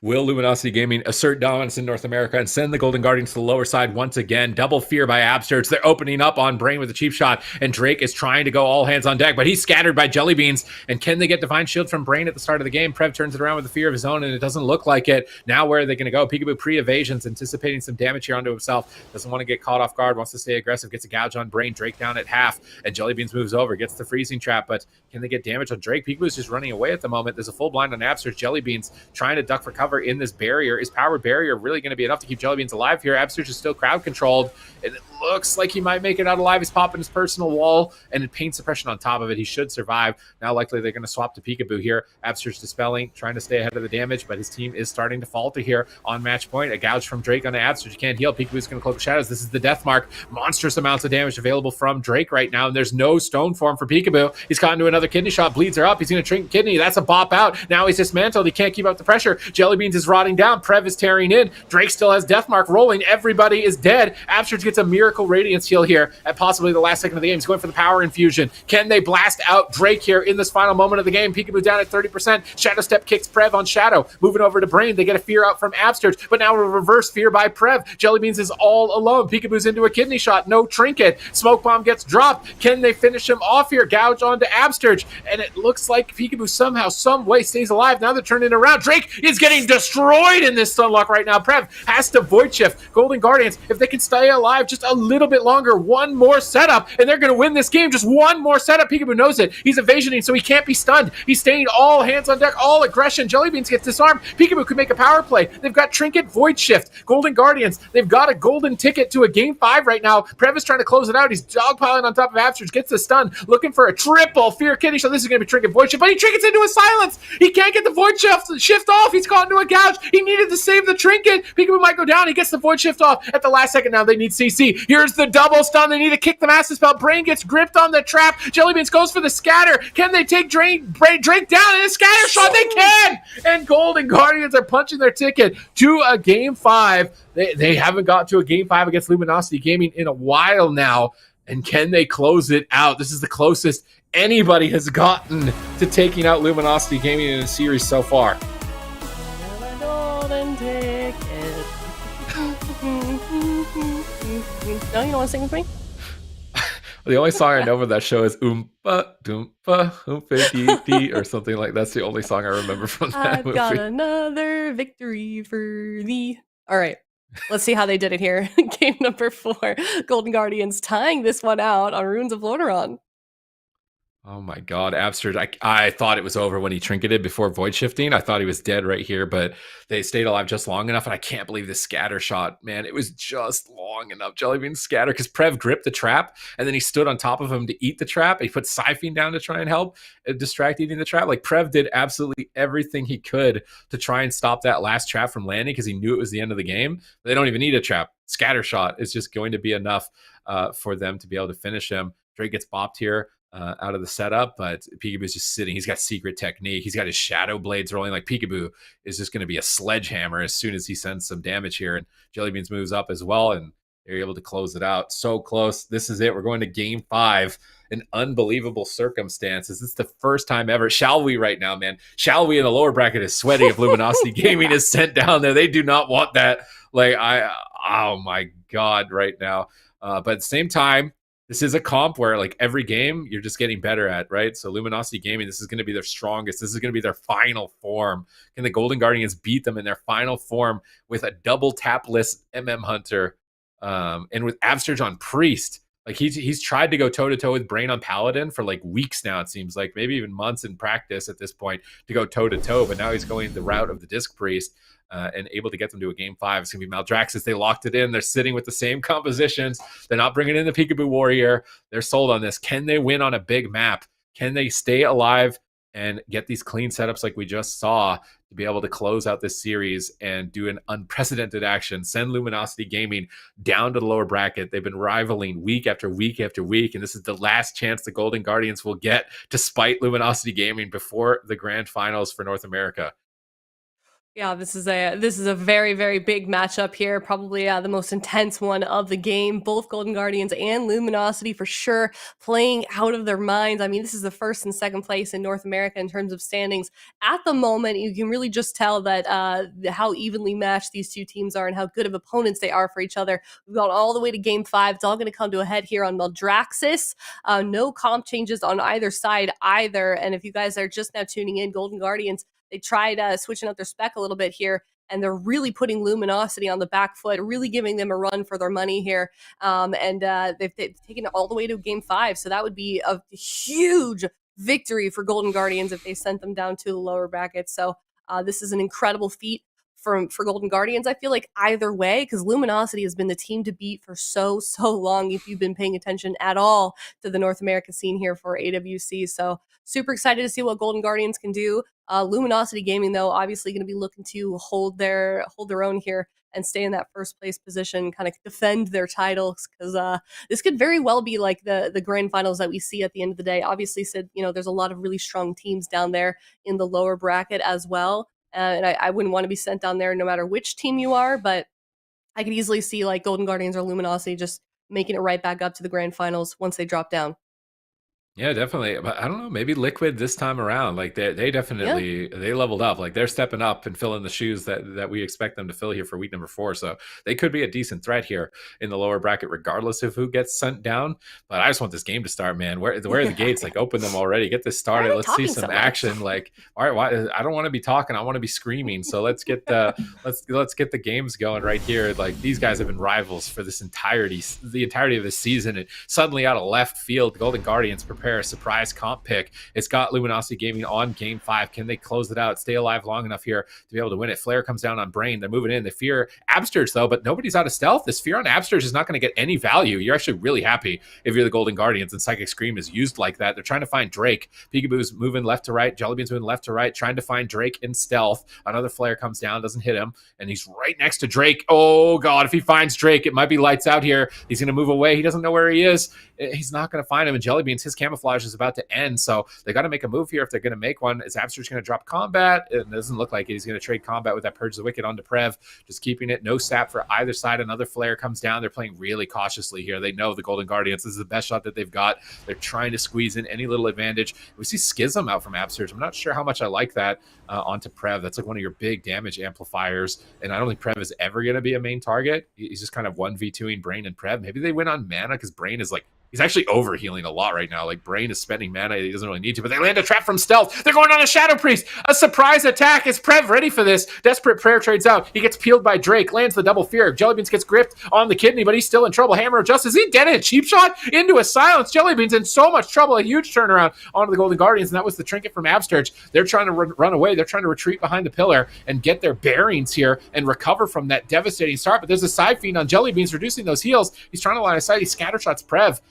We hate to see the scatter shot when they're not crowd controlling Brain, though. And now Jellybeans, he's stuck out here in the middle of the map. They're going for a smoke bomb. Can they take Drake down in the smoke bomb? He trinkets evasions right away. Now Shadowy Duel. Peekaboo could win the game here on the next stun on Drake, but Jellybeans has to aspect of the turtle. Is he just going to outright die at this point? We need a Shadowy Duel play from Peekaboo. He's got blind. He could really make this game for his team right now. He's got to send it pretty soon, I think. Are they just going to go for it? Drake is low. There's the kidney. There's the Shadowy Duel. Is Peekaboo going to pull it off for his team? Is this the first time we see them send a lower bracket? No! Prev gets the Void Shift off at the last second of the Shadowy Duel, redirecting his health, and now Jellybeans with practically nothing left. How is he going to survive? Absterge is going to be so hard. He manages to get a couple of Radiances. He manages to keep Jellybeans alive in the fight for one more push, but Brain still has Divine Shield. They got no bomb. They got no duel. They survived those two critical moments. There's no blind. Brain pre-sacrificing Drake here, and a defensive smoke bomb from Drake, line-of-sighting Jellybeans' attacks. He's going to stun Prev during the fear on Absterge. They're trying to slow down the game. Mana's looking tight on both sides. Brain bubbled. They still have a chance. If Jellybeans can live this stun, they still got a chance.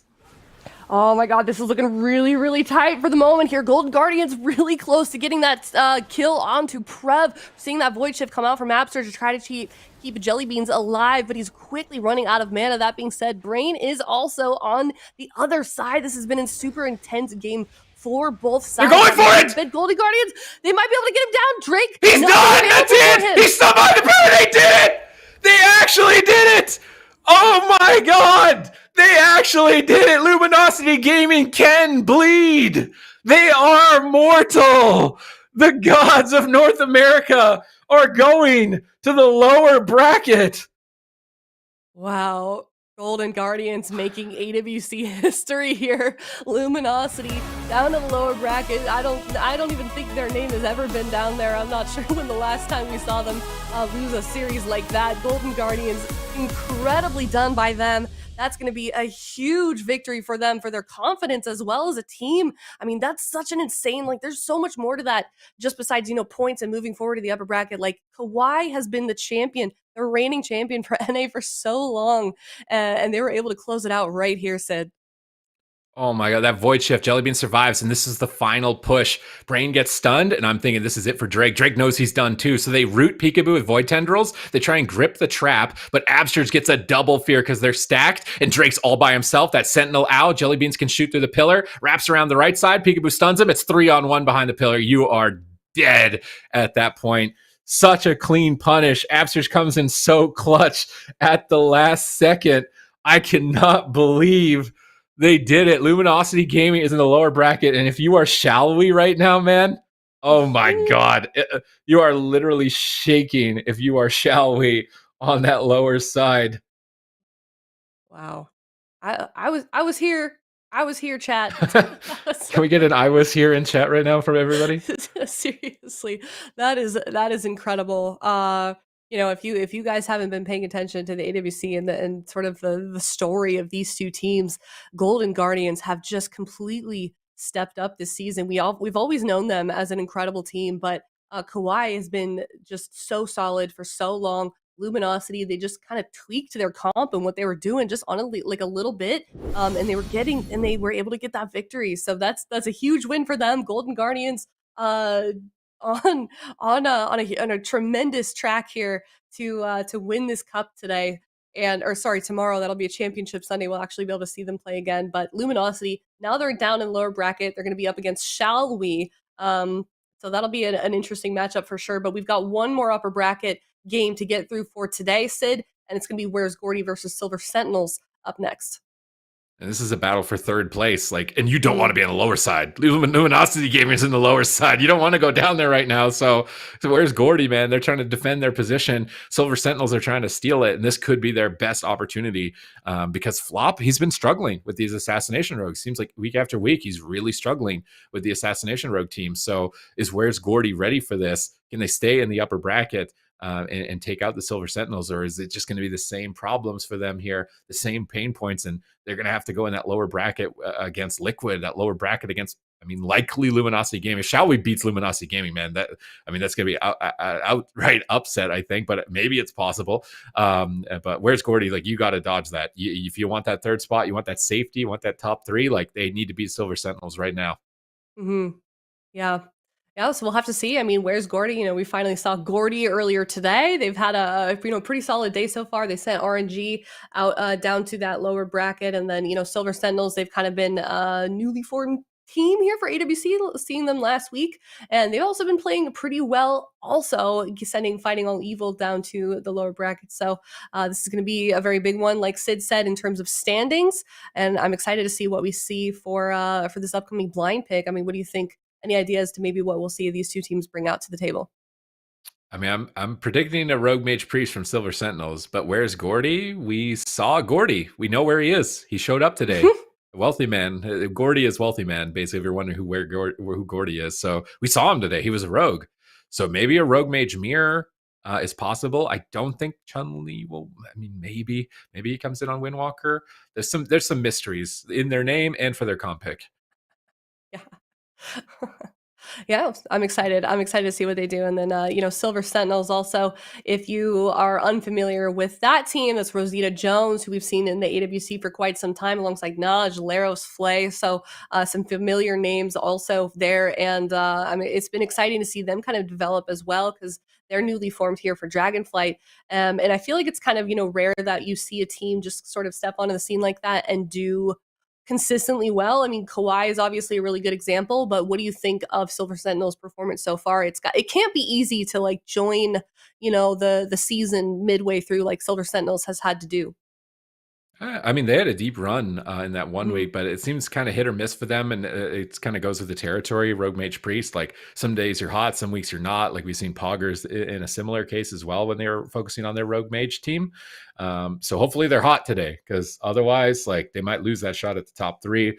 And where's Gordy is going to be quite a formidable opponent, especially now that they've got their full roster. And here we go, we've got the comps, and what is that? That's a Rosita Jones Hunter.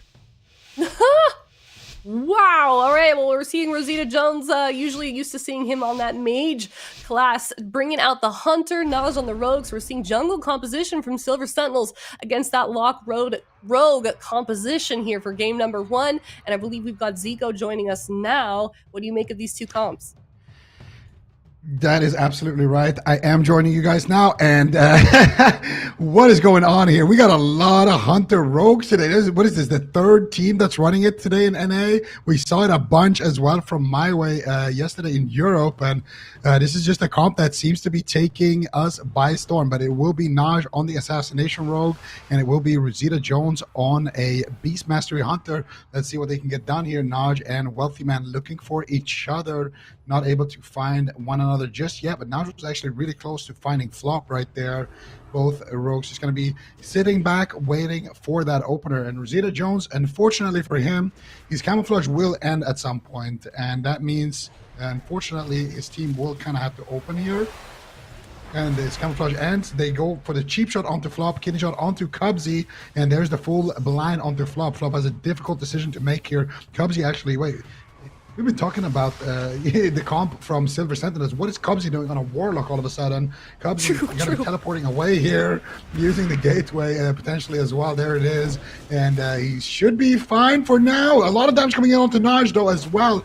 Huge pressure coming in. Was that the death mark there? Just a raw pressure flake triggering out of a blind as Flop is sitting through a stun into a freezing trap. I mean, it does get dispelled there somehow, or it breaks somehow. I don't know if Cubsy's running an imp, I think. I'm not sure actually how that disappeared, but Naj in a lot of trouble here. Takes a lot of damage there, but he will be able to recover. Flay still doing a lot of work there in the back line, working on with the Vendetta, rolling onto Naj, forcing him to vanish out from the fight. Flop could be a target here. They're going to cheap shot him actually. Set up for the freezing trap. Does Rosita Jones have it though? Doesn't look like it. They're going to go for the gouge, but Naj in a lot of trouble. Flay in a kidney shot. Cubs in a kidney shot. Who's going to fall? Naj gets the pin suppression. Should be enough. They force out the unending resolve as well from Cubsy. So both of these teams neck to neck right now, but it could be Naj on the back foot. Yeah, most definitely. We're about 2 minutes into this one. We're seeing quite a bit of vulnerable players here. Cubsy was also in trouble, but Flop was able to top him up. So Naj still on the back foot. Flay's trying to keep him alive. You can see him kind of peeking out from those pillars behind him here.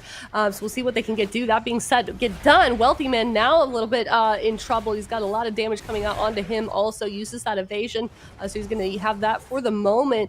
Cloak of Shadows still up for him also if he wants to use that, if there's any more damage coming onto him. But both of these rogues really in trouble. Rosita Jones as well. Wealthy Man, however, was so close. But there's that Cloak of Shadows at the last minute. Flop keeping him alive too. But Silver Sentinels actually goes down. I'm looking over at his health bar, and Silver Sentinels is dead. Yeah, that is it. They got the fear onto Flay, and Wealthy Man barely hanging on there, but he does make the trade, manages to stay alive there with a big heal from Flop, and Flay unfortunately not able to access any of these powerful heals there with that Void Shift as he was in that fear from Cubsy. And I mean, this was a very surprising pick from both sides. You know, this is, you know, you're expecting the Silver Sentinels to run that Rogue Mage. You're expecting Where's Gordy to run maybe a RMD or a Windwalker Mage, and all of a sudden Cubsy is tagged in on a Warlock, and like, what is going on here? He's played it a couple of times in the past. We have seen it. It's not completely out of left field, but still, the fact that he's been kind of keeping up on these Wizards is so good for Where's Gordy, because all of these teams are really bringing it up a notch here at the end, and we can see exactly how things ended. So this is where Wealthy Man almost goes down. Flop is in a scatter trap, and Wealthy Man, there's a big heal there onto Naj. Wealthy Man drops dangerously low here with that Intim stun onto Flop, and then there's that fear onto Flay. Wealthy Man trinkets out, catches a big heal with Flop's trinket heal right there, and then they manage to take him out there before Flay comes out of that fear. And honestly, I feel like compositionally, this wasn't looking too bad for the Silver Sentinels. They had some cooldowns left to trade. You know, they were in CC, but If they could have shut that down, they definitely could have won this game, because they were definitely on just the cusp of actually closing it out there. Forcing Flop to trinket at the last second just to get that nature swiftness off, or whatever that big heal was. I'm not actually sure what he used there when he trinkets here. What is Flop trinkets the last second there of the trap, and I don't know. He doesn't have nature swiftness, but I think he's a swift man that he gets off. So big heal from Flop, and it's just enough to buy them that extra second that they need to actually close it out. Yeah, well done to Where's Gordy. So game number 1 victory here, and this is also is pretty. This is I feel like, I mean, I can say this every time, but it's because every single one of these matches is important. So this is another really big one for these two teams. It's the last opportunity for them, but they don't want to get sent down to that lower bracket. Liquid has been looking extremely strong this weekend against that with that Windwalker DK. So loser of this one has to drop and face off against them. So Silver Sentinels, they lost that first one, and they're going to be moving forward here for game 2. Do you think they try that again, Zico? I wouldn't mind it, honestly. I mean, it depends on what Where Is Gordy locks in, because I feel like this was Where Is Gordy. They wanted to. I don't actually know what they wanted to do. If this is the matchup that they actually wanted, it looks like it. This is what they prepared. This is what they're gonna lock in. Cubsy coming in on the Destruction Warlock, and for the Silver Sentinels, I wouldn't actually mind seeing that Thug Cleave again. I would be surprised to see them go for that Rogue Mage. But maybe because they probably expected to face maybe like RMD or Windwalker Mage. I'm not sure. But I feel like Rogue Mage is actually kind of good into that. So maybe Silver Sentinels read that Where's Gordy was going to run this. I think Silver Sentinels lock in the Hunter Rogue again. I really think they will. Mm-hmm. Yeah, there's a lot of like alts playing. I mean, I don't know if you can like really call that for Cubsy anymore. Well, I guess Wealthy, you're used to seeing him on Mage, and then Cubsy, if you don't know anything about him, he's been a healer for super long time here in the AWC. So Where's Gordy really switching things up here? Obviously, it's been working out for them so far, and then you've got Silver Sentinels also bringing out some surprise specs. I feel like that's just been like the name of the game for this entire weekend, Zico. It's cool to see these players kind of switch things up. Yeah, everyone has just been kind of adding an extra layer onto their compositions. We just saw the Golden Guardians. We saw it earlier with Team Liquid as well. And everyone's just adding in a little bit of extra spice here. It's all coming down to this weekend. Everybody is gunning for that top 3 position. And this was such a massive win for Where's Gordy, because we are going to see the same composition here. So I really like this from the Silver Sentinels. And we'll talk about that in a second. But Where Is Gordy? I really, really, if I was them, I'd be super happy, because all of a sudden they have that 1-0 lead, and they're going to have a little bit of flexibility in the matchup. And this is such a huge win, because you want to avoid the lower bracket at every single cost. If you are one of these teams that is gunning for that top 3 position, which is Silver Sentinels, a little bit rough on the points, but they potentially could still make it. Whereas Gordy, though, definitely up there in terms of teams that can make it. They're in that almost 3-way tie that we have between 3rd and 5th, between Liquid and them as well. So you don't want to drop down to that lower bracket, because we just saw somebody get sent down there that has won every single cup this year. They won last year. They won the year before that. They basically, for as long as I can remember, have It's won like in Groundhog Luminosity. with this team. Yeah, you don't want to face them. And they are down there in the lower bracket. At some point, if you drop down there, you will be facing them. So if you can, extend that for as long as possible until you at least get to the grand finals, that would be ideal. So if you are Where's Gordy, you are absolutely happy to pick up that first win. Silver Sentinels are not ahead 1-0. That score is reversed. And we are going to see the same comps. Asher Main's Fall is going to be the map. Let's see what they decide to do. It's going to be Cubsy once again as the first target here of the match, as Flop is sitting through a blind. Mm-hmm. And to kind of go off of what you're saying also, I would not want to like face elimination and get sent down. You can't drop any games. You don't have that like safety net, especially with teams like Luminosity, like you were saying. So certainly not somewhere that they want to be. So these teams are going to fight out really hard here for this series in this upper bracket round. And immediately we're seeing a ton of damage go out on both sides, to be honest. Wealthy Man trading out that Cloak of Shadows to keep himself safe for the moment. Flop also using that life form as well. And then you've got on the other hand, we've got Naj kind of getting some pressure on top of him as well. Both of these rogues just going at it at each other here in the middle of the map. So we'll see if they can get anything done, see if they can make something happen here. Silver Sentinels, they're looking to tie this one up. Of course, this is best of 5, and this is going to be a really intense one. We've seen a lot of teams have some extremely long and bloody matches today, so we'll see if this is another one of those ones, because Silver Sentinels certainly putting up a good fight so far here in game number 2. Yeah, Najlo in a lot of trouble there, gets gripped back by Flay. Flay spamming out the heals, manages to keep him alive. Wealthy Man now taking a little bit of return fire there from Rosita Jones, who is popping his cooldowns. Both rogues right now, no Cloak of Shadows. Naj's going to go for the first kidney shot. Rosita Jones, though, in fear. They will pain suppression Naj there, as he is looking to get aggressive. They have the full freezing trap there onto Flop. Flop forced to trinket out. Flay in a full blind right there. He trinkets out as well. Both of these healers working with nothing. Naj in a kidney shot. He's going to trinket out as well. Nobody has anything. Naj still dropping initially low. And there's the game-winning rake coming out from Flop before Flay can access that void chip. This matchup is so volatile, and it is going to be where is Gordy up 2-0 after a hero play coming out from Flop. Once again, you can see his cast is probably gone at this point on his arm, and we are starting to see him kind of unlock that full potential. Oh, he's in his final form here from Flop. He's been unleashed on Where's Gordy. So game number 2, victory for them. Silver Sentinels down bad in this series for sure, but let's see how they were able to make that happen here on Asha Mains. So Wealthy Man is in a kidney shot, and they do get the freezing trap there out of that Intim stun. Wealthy Man dropping quite low. He trades out the evasion. Flop trinkets out. They blind Flay. Flay trinkets as well. And then Naj gets kidney shot right here. And this is the moment where Flay gets into a fear, and then Flop goes for the Shadow Meld rake stun right there. And Flay has the void shift, but he just doesn't, he isn't able to access it. Coming back from that fear, he needs to walk into his line of sight of the rogue, and before he can swap it out, Flop is there with a big stun, and just getting that stun is enough time to actually get them the kill. So Flop with a nice read there, he trinkets out, keeps his team, alive, and then he goes for that offensive play and shuts it down before it can even start. And all of that comes down to the fact that Flop is able to sit through that blind in the opener. Being able to sit through that blind in the start has just been so key for them. So really, really nice decision making for Flop. Sits through the blind and then manages to kind of hold on to his cooldowns for when they really, really need it later on. And before that second blind and that second kind of checkmate comes up for Naj, he's just dead. So it doesn't matter. Really, really good stuff from Where's Gordy. They're going to be up 2-0. And Silver Sentinels, it's looking more and more likely that they get sent down to that lower bracket, which I believe they will be facing Team Liquid.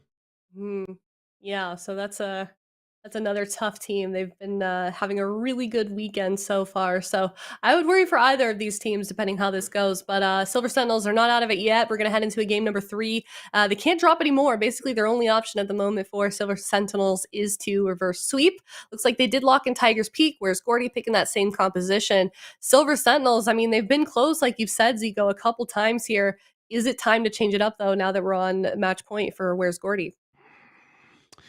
There's a couple of things that they could change up. We saw this comp with a sub-rogue. Now, I don't like the sub-rogue that much into a Resto Druid, so we probably won't see that. I think most likely we see the rogue mage. You're going to have Kleptomania. You're going to have, good pressure on the Cubsy, but I'm not sure rogue mage priest, if it's going to be, good enough, because you can't play a long game with rogue mage priest. So you're really going to have to win with damage. You're going to have to win with pressure. You're going to have to get those setups. And it is a tough thing to navigate through, because on one end, you want to shut down Cubsy and go after him. But at the same time, if you do, you might leave Wealthy Man free, and then he might just kill Naj. So it really is a really, really tough situation. No matter who you go after, you're going to be taking a lot of damage. So this match is going to be absolutely explosive. It's going to be, a very, very quick one for either side. Silver Sentinels, they could go after the Resto Druid. We've seen a lot of Rogue Mage teams go after the Resto Druid. If they find him in the opener, they just send the entire spellbook on him and potentially just kill him in the opener. There's a lot of opportunities. You can kill anybody on the side of Where's Gordy, and Where's Gordy, they can take down either the mage or the rogue, really. So, there's 5 potential kill targets in this match. All right. Sounds like there's going to be a lot to look out for as we head into Tiger's Peak. Rosita, hopping on that mage once again. If you guys want to see what they're playing, also like their specs and their gear and basically everything that they're running here in these tournaments, you can go to awc.gcd.tv and you can see the current matchup and all of the players that are in it. And just basically you can actually copy the talents, which is really cool as well. You can just export it into your actual game. So definitely a really good tool to be checking that out if you want to see exactly what they're running. And Silver Sentinels switching things up here at the final hour, bringing Rosita back in on that main spec for him. So we'll see what they can get done as we head into Tiger's Peak. But where's Gordy looking really, really strong for the moment. But let's say that, Silver Sentinels, I'm only using this in this situation because they're losing at the moment. But let's say that they do drop down to face Liquid. How do you feel like they do against that team, Zico, given how that they've been playing this weekend? If Silver Sentinels faces them? Yeah, faces Liquid. It could be a tough one, I feel like, it's hard to call, to be honest. I don't know exactly what Liquid would run, but they could run the Rogue Shadow Priest. I feel like Rogue Shadow Priest in general has been a fairly solid option. They could run Windwalker DK as well. I think it's going to be a close one either way between both of those teams, because Rogue Mage is kind of strong into what Liquid has been running. But Liquid, this weekend especially, I think they're 6-0 this weekend, so they're looking really, really solid in that lower bracket. So if I was either one of these teams, I definitely wouldn't want to drop down there. And even if you do beat Liquid, you're on a collision course, against Luminosity, and I definitely wouldn't want to face them. So their track record against Rogue Mage is just absolutely disgusting. So definitely don't want to face them if I'm the Silver Sentinels. The best thing you can do now is tag in Rosita Jones on the Mage, hope that he comes in hot and kind of channels his inner dopamine and kind of can get that reverse sweep going the way dopamine did to secure their run in the gauntlet. So we'll see what they can do.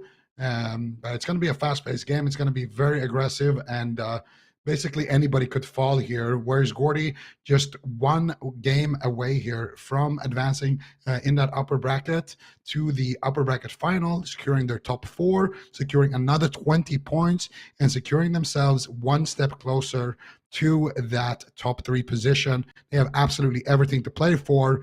And, we've only been seeing, the 3 members here of Where's Gordy, but finally they are bringing in Gordy himself. They found him, they dragged him out of Ulduar, and he's looking hot.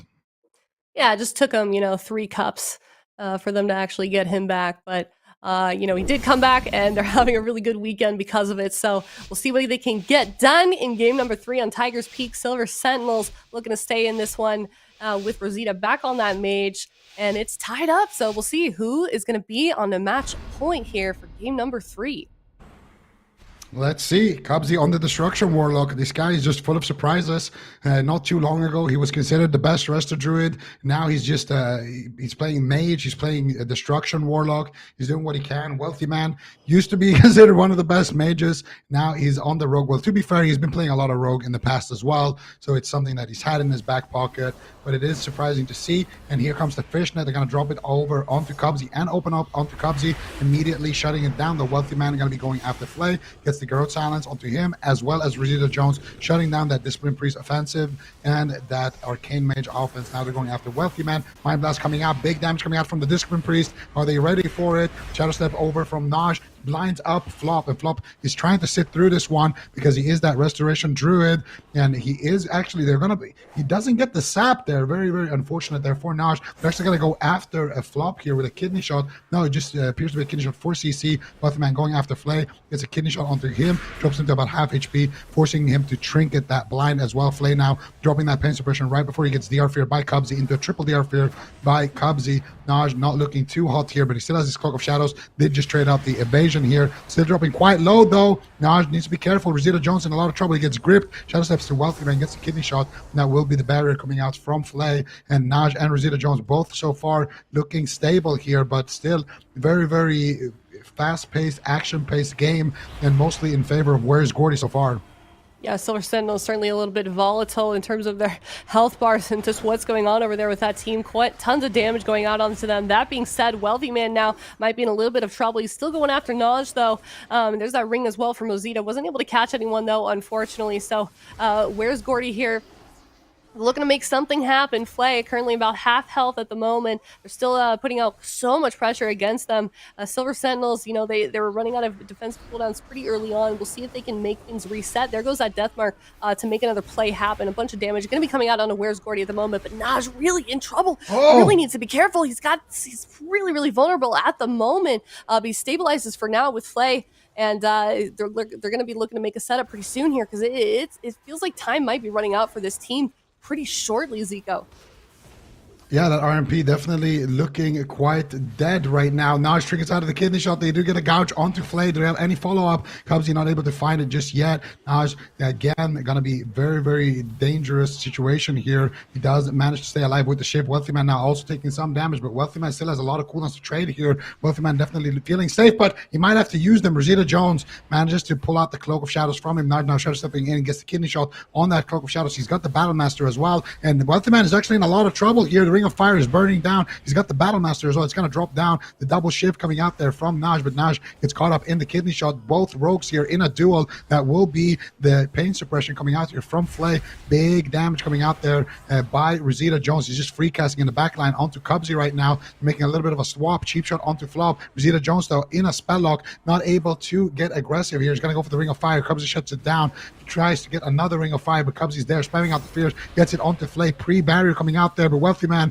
is taking so much damage. Rosita Jones blocks offensively, going for the damage here. Can he take him down? Naj, though, as well on 50% HP. Wealthy Man looking for the Garrote there. Is it going to be enough to just kill him in a Garrote? That will be enough to force out the Void Shift. Flay has one more pain suppression left in the bank, and that will be the last cooldown left. Naj getting his Cloak of Shadows back up, though. Flay spamming out big damage here onto Wealthy Man. Flop's Man is not looking good. Flay's Man is not looking good. Schism coming out. Here's the smites. Big damage coming out. Flay Shadow Word deaths the fear from Cubsy. Naj in a full kidney shot, and Flay should be able to keep him alive there with the last charge of that pain suppression. Naj still dropping low, though. He has the Cloak of Shadows. He might need to trade it. They counterspell the Chaos Bolt, buying him enough time, but he still has to use it. And now Naj has got nothing. Flay has got nothing. He's so low on HP. They need to take down Wealthy Man as soon as possible, but Flop is also completely out of mana. This is the kidney shot. They need to do it. There's the Vendetta coming out. Big damage onto Wealthy Man with that death mark. Is it going to be enough? He's disarmed. He knows he's in trouble. He blinks back there with the Shadow Step. Flop sitting down for a drink just to get one little bit of mana. He Garrots Rosita Jones to buy him time with that drink while Cubsy is soloing them. Defensive blind coming out onto Wealthy Man. Flop did get a little bit of mana there with that drink thanks to that Garrot, and Naj might just fall. No more mana left, and what an insane performance from Where is Gordy. They will be sending the Silver Sentinels down to the lower bracket, and I really hope we have a replay on that one Garrot when Flop was sitting down for that drink. That was incredible. Yeah, Flop has had some incredible drinks throughout this season so far. So that's going to be another victory for Where's Gordy. Absolutely well done to them in this series, but hopefully we'll get that replay coming up soon here. But Silver Sentinels, I mean, that was kind of rough, unfortunately. They're going to have another go again against Liquid, but that's another team that's going to be difficult for them to get through. But first, let's talk about this game number 3 victory for Where's Gordy. I mean, just look here. So Wealthy Man, the death mark is on him. And look at that. Flop is sitting down with a Shadow Melt drink. And Rosita Jones knows it. He goes for an Arctic Explosion, barely misses it. Then he gets Garroted. And that Garrot just buys him an extra split second. And then Flop goes for the Rake Stun onto Rosita Jones, buys him a little bit more time. And look at Flop's mana when he comes out of Bear Form right here. He has just a tiny, tiny bit. And that is just enough to keep Wealthy Man nice and offensive. And they have the pressure that they need. And it's just small plays like that. Wealthy Man, you know, where is Gordy? I don't know. He's been in the hyperbolic time chamber practicing or something, because he is looking absolutely fantastic on the rogue right now. He knows he's just dead here. He's got nothing to trade. The death mark is on him. Shadow steps back defensively, and he manages to buy his healer just a little bit of time, avoids the mage, and then that play right there is the one that actually secures him his HP bar. And then that defensive blind, it's just you know, a little bit of desperation. They go for that defensive blind, and it's usually not a bad option, but when you go for that defensive blind, you remove all of your bleed effects on the target, so you reset the pressure. Now that's something that we see from rogues when the healer is out of mana, but in this case Flop had a little bit left to work with. So unfortunately for him, that defensive blind doesn't work. They don't get that dampener kind of strategy down, but still I want to say the Silver Sentinels, they fought a great game here. I would have much rather, you know, it's easy to say, honestly, after that first game being so close with that rogue hunter, could have gone either way.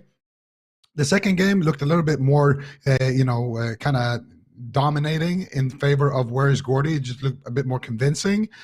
So I don't mind how they picked this matchup, like how they went through their drafts. I don't think they made a mistake in that regard. But it makes you wonder still, if they had played the RMP all the way through, maybe they could have actually won, because this was a really close game and they just look so comfortable on that RMP. Rosita Jones on the Arcane Mage has been looking really, really good as well. He almost had a solo moment there as well, where he almost killed Wealthy Man by himself, got the cloak and forced out everything. So it's a tough choice to make, but the good news for them is that this was an upper bracket game. They will be dropping down to that lower bracket.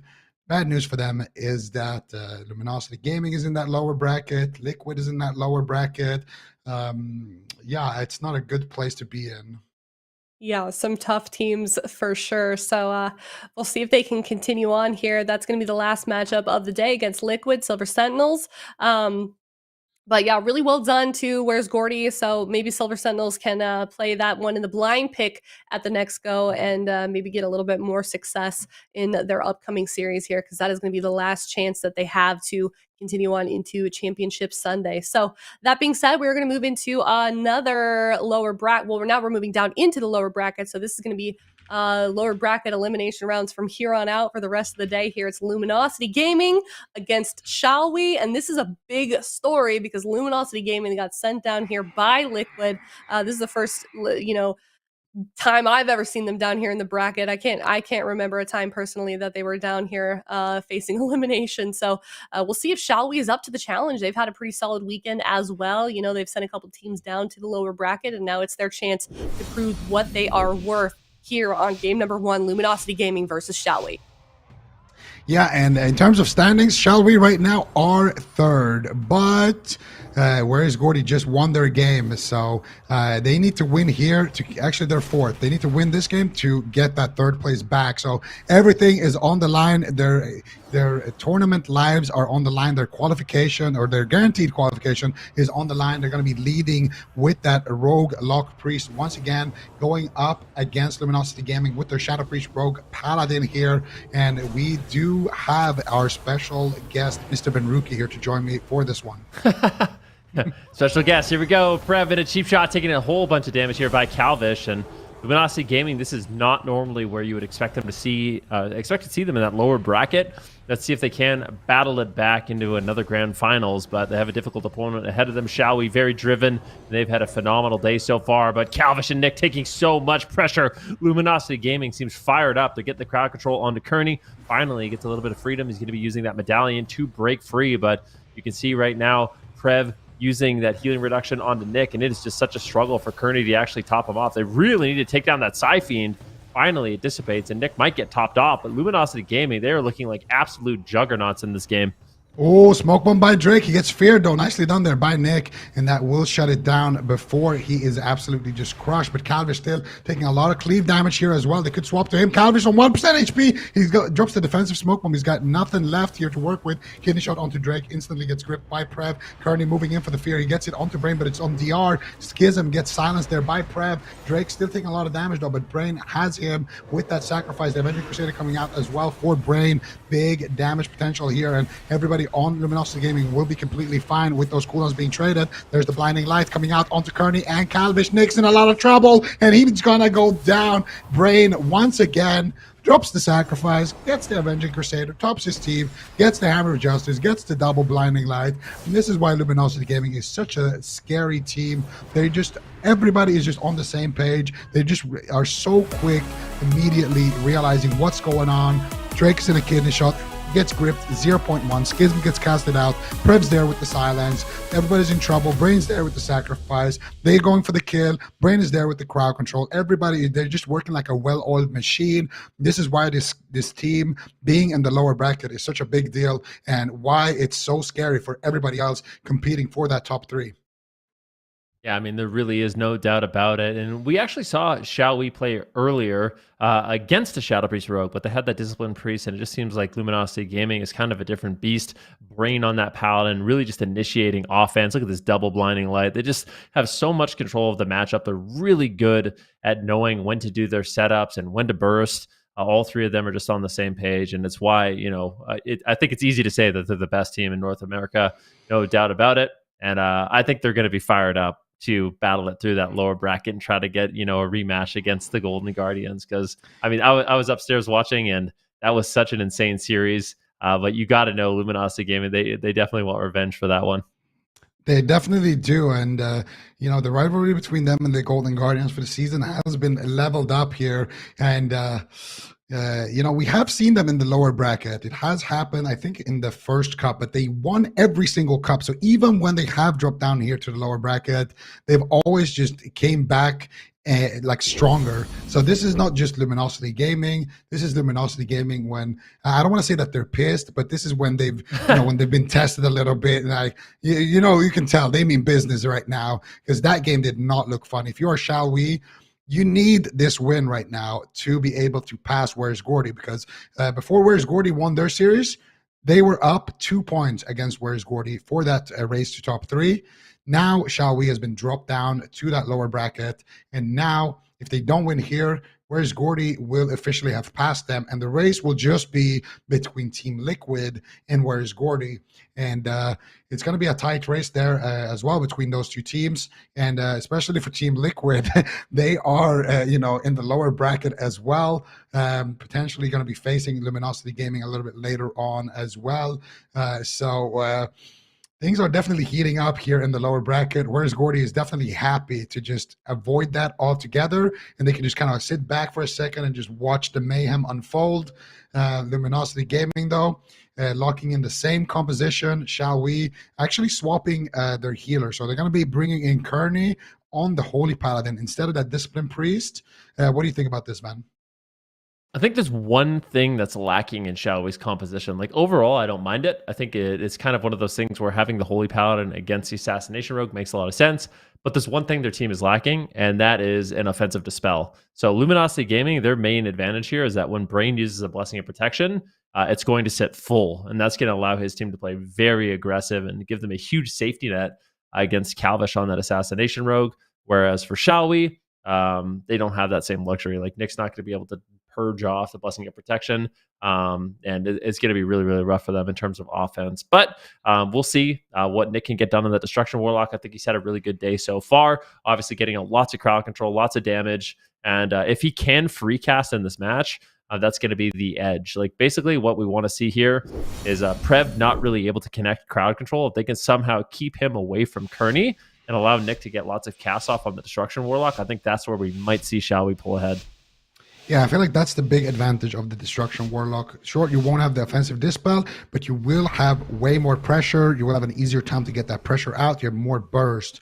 But with that said, I feel like Luminosity Gaming, they're definitely happy about this matchup. Discipline Priest does add in just an insane amount of pump. And, getting rid of that from the equation is definitely going to work in their favor, I feel like. But we'll see. This is Shall We. They have been a great team to watch this season, and we'll see exactly what they can get done here. Nick on Destruction Warlock, and Drake gets sapped. So this is a great opener. They're going to open up onto Prev, and Kearney immediately moving in here. Will he get the Hodge, or will Brain get it? They silence Kearney to allow Brain to get the first Hodge really nicely down there by Prev, shutting it down, but Drake takes a lot of damage. The nether portals are down for Nick, and Kearney, though, sitting through a long CC chain, and that will kind of break up the offense, and all of that just comes back to that silence by Prev. Nick trinketing out from that kidney shot gateways into the middle of the map. Inferno Stand coming out. He could smoke bomb Nick. The Hammer of Justice once again now onto Brain. Drake in a lot of trouble. He's going to trinket. He's going to vanish, and he's going to get the Garrote challenges out. Prev taking a lot of damage here. Could be forced into the dispersion. He uses his Battle Master. Is it going to be enough? He's trying to hold his global here and trying to hold on to that cooldown, and it looks like he's going to be able to. Brain manages to keep his team alive and kicking for now. Drake, though, with no trinket, could potentially go down in that next smoke bomb, but Drake pulls the trigger first. Here's the smoke bomb. They got a siphon. Nobody's killing it off. Nick is in so much trouble. Full field onto Kearney, and Kearney sits through the fear. Nick's going to make the trade himself there with the Unending Resolve. So far, things are looking good for Luminosity Gaming. Yeah, definitely. Let's see what they can get done. Finally, a little counter pressure here, but that's the mind games landing from Prev. Do they have crowd control on Kearney? They don't. He's in the middle of the map, so it's almost inevitable at this point. But right now, shall we have so much damage going on? Drake down to 50% health. Prev down to 50% health. Brain has a lot of work ahead of him. Forced to trade out the Divine Shield. Big Chaos Bolts landing here from Nick. Can they do it? Shall we tie it up here against Luminosity Gaming? They do stabilize, and now they're reversing the pressure here onto Calvish, who really doesn't have many tools left to survive. So the close call on both sides. Both Calvish and Drake are super vulnerable in this position. Yeah, and Calvish is going to be running for the hills right now. He knows he's in trouble. Catches the Blessing of Sacrifice from Kearney. Gets the kidney shot almost through the pillar there onto Drake. But Brain is there backing him up, keeping him nice and topped. Calvish has the Battle Master as well. It's going to be fading in a couple of seconds there with Drake taking a lot of pressure here while he is in that disarm with the Shiv. But here comes the Triple Fear. Prev is in the building. More CC to follow up. There's the blind onto Kearney. He's got no trinket. Calvish on 1% HP. Blessing of Protection comes out, but it's not going to be enough. Calvish will fall, and that will be another victory here for Luminosity Gaming. And I don't know, man. I feel like they still had Void Shift. They still had some cooldowns to trade. The lack of that offensive dispel definitely was felt, but still, I feel like there was a lot of moments where Shall We actually had great pressure onto Drake. There was one moment where he almost went down to those big Chaos Bolts coming out. He had a stun into a Hammer of Justice there at some point, and they almost took him down.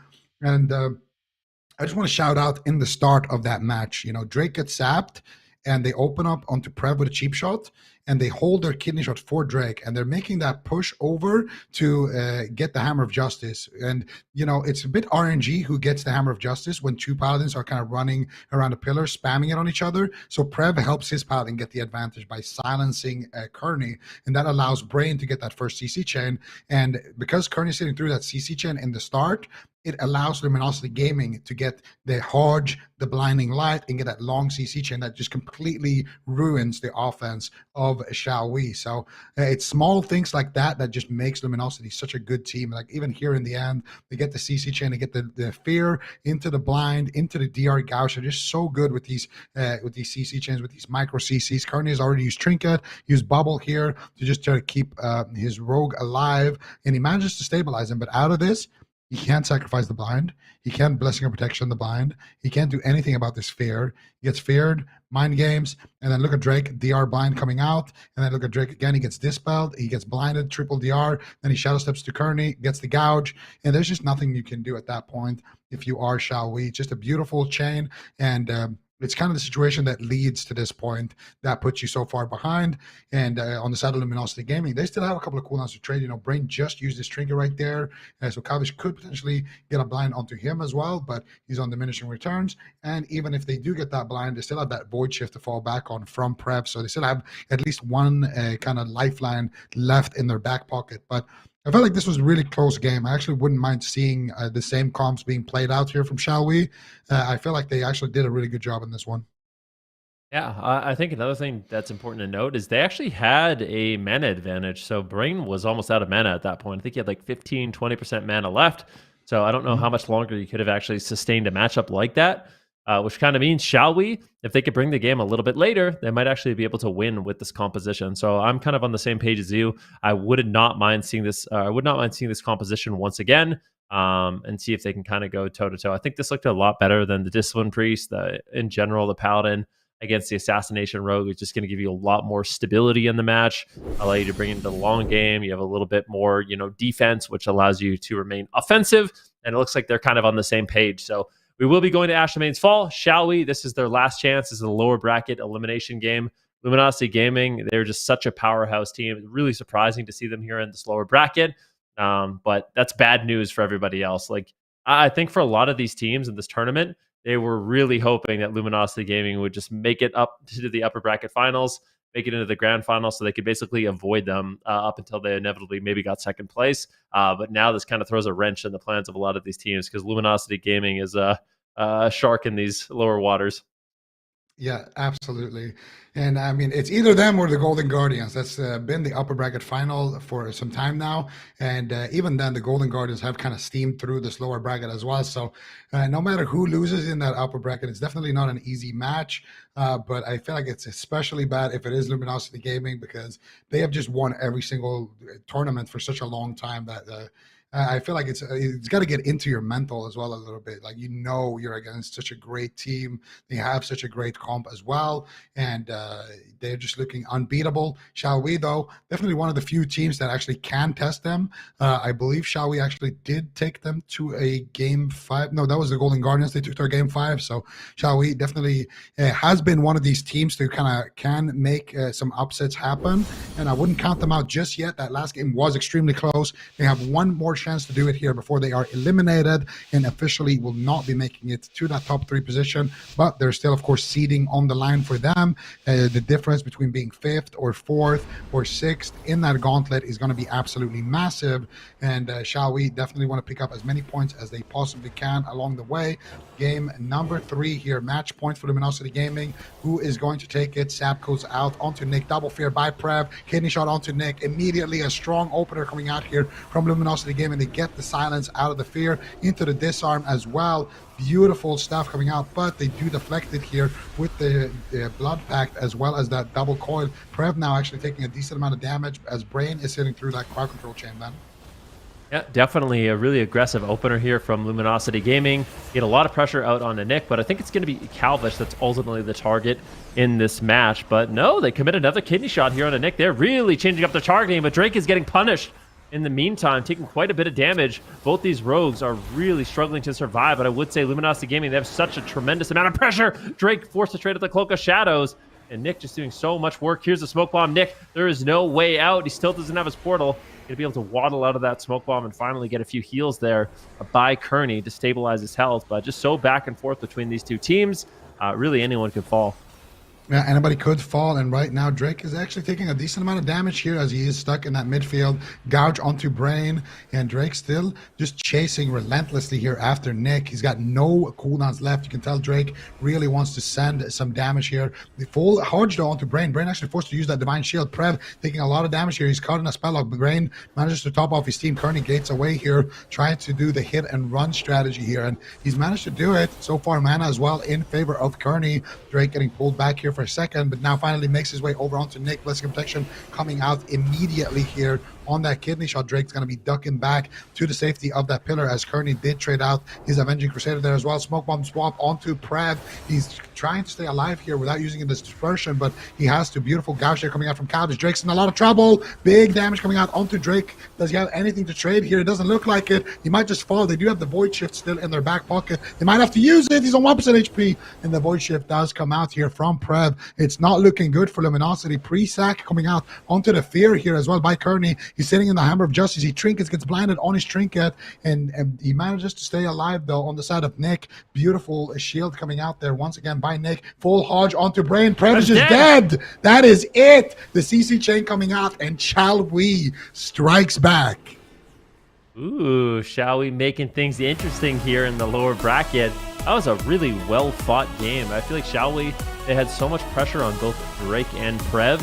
At the end of that game, Drake kind of, I guess he maybe thought he was going to be the target and tried to play it safe. He was line of sighting, looking for a re-stealth, but ultimately left Prev kind of in the open by himself, and they were able to capitalize on that. We're going to see it in the replay. You can see here both Drake and Prev, and this at this point, Brain, he actually has the Blessing of Protection, but it's kind of a weird situation. You can't exactly use it because if Drake gets Blessing of Protection right now, which would save him in the moment, Calvis just has that death mark. So it's kind of like, it's like a check situation where you really don't want to commit that cooldown. You can see Brain pushes in for crowd control, and Nick's taking a little bit of damage, but this is where Drake actually goes for the re-stealth, and Prev is kind of just left in the open, and then it's just a Hammer of Justice on Brain, kidney shot on Prev, and there's really no way out of it. Brain doesn't have his trinket, he doesn't have his Divine Shield, and the one annoying thing as a Paladin is one of the only magic stuns in the game is going to be that Hammer of Justice, so he's not able to actually use that Blessing of Protection to free himself, and as a result, he gets stuck in that crowd control chain, and they are able to capitalize on that swap onto Prev. So really nicely done here by Shall We. Yeah, and I really like that smoke bomb that came out from Calvish earlier to force Prev to use that dispersion nice and early, because that's what puts them in the situation where if Drake plays too defensive, we're going to kill Prev. And if Prev plays too offensive, we're going to kill him. And there's that smoke bomb right there at the start of that replay. You saw it for a split second. They actually doubled their damage almost on both sides here from Calvish and Nick. And yeah, look at Brain's healing. Brain doubled Kearney's healing. What's going he on? had to deal with a lot of pressure that game. I mean, I feel like that just kind of speaks to how much momentum Shall We had in this match. Just multiple pressure points, going after Drake, going after Prev, really keeping them guessing. And yeah, from the beginning to the end, Shall We was looking good. We're going to Ruins of Lordaeron, though. So how much do you think this is going to impact Luminosity Gaming? Because the thing is, Luminosity Gaming, I almost feel like they need a pillar too. Like if Nick ever gets in a position where he can actually get his damage off, he's landing fears and double mortal coils, I feel like Luminosity Gaming could actually be, really scared and have to get to a pillar themselves. And on Ruins of Lordaeron, there's not a lot of options. Yeah, and also there is some space on Runes of Lordaeron, so it's not like a hook point or something where you can get those fears super easy, or like Dalaran where you can just get double and triple fear fairly easy with Prev. So I feel like Runes of Lordaeron definitely could backfire here, but at the same time, it depends on what strategy they go for. It depends on how the opener plays out. It depends on a lot of things, but I feel like whoever gets the pressure has a really easy time to actually keep the pressure on Ruins of Lordaeron. And I don't know, man. Shall We? They're not looking done yet. And can you imagine if Shall We actually eliminates Luminosity Gaming? They just do everyone a big favor here in the lower bracket, and all of a sudden they will grab that third seed. And that's the nice thing. At least if you are Shall We, you made it this far in the tournament, and your own lives is in your hands. You don't have to pray that somebody else loses or that somebody else wins. It's just up to you. Play well, pick the right comps, and see what happens. And obviously, all of these competitors, they don't care who they go up against. They just think we have to win everyone anyway the same.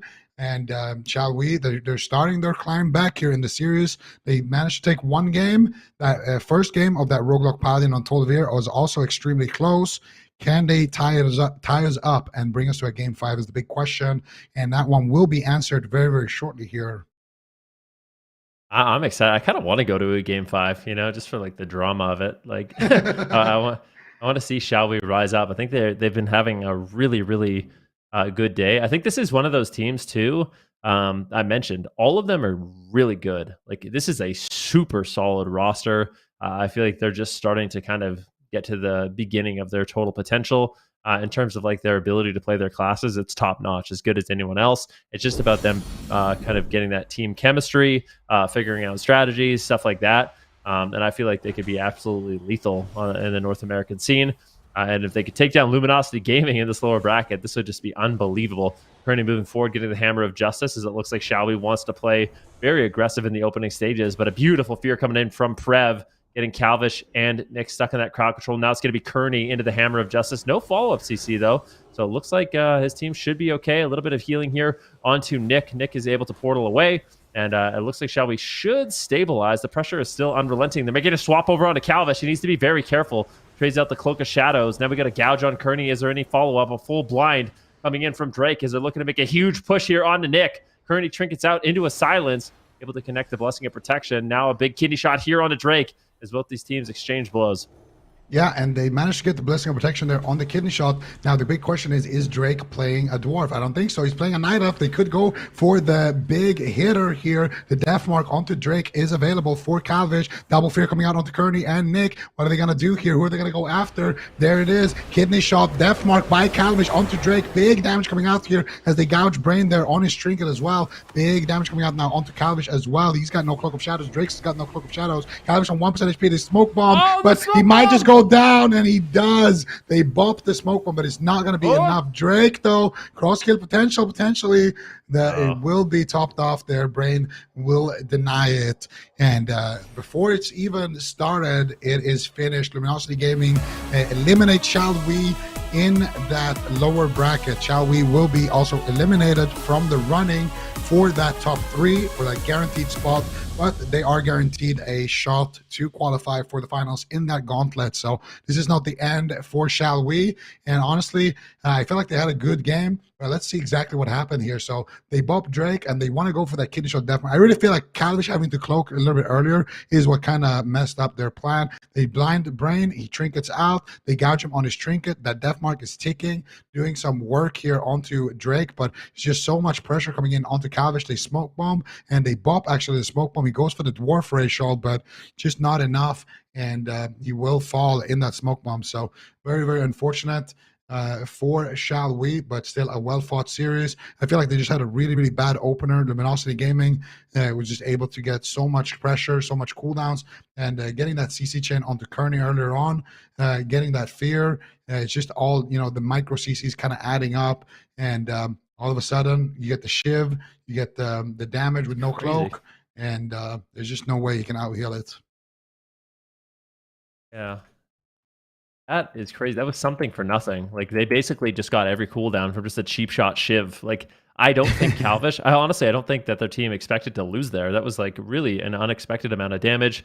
Calvish just gets put into the cheap shot. Out of the cheap shot, he's shiv, and then the smoke bomb drops. He actually got the Blessing of Protection as well, but it just wasn't enough. He tried to use the Fireblood Racial to remove all the bleed effects, all the magic effects, but ultimately, I think it was like a Shadow Word Death that took him down. But honestly, really well fought, I would say, by Calvish, Kearney, and Nick. Like I said, Shall We, their potential, I think they're just kind of coming together as a team. This is one of those rosters that I believe is only going to get better and better. So in the gauntlet, I think they definitely have a fair shot. And Luminosity Gaming, they're one step closer to that rematch and, a little bit later on in the tournament against Golden Guardians.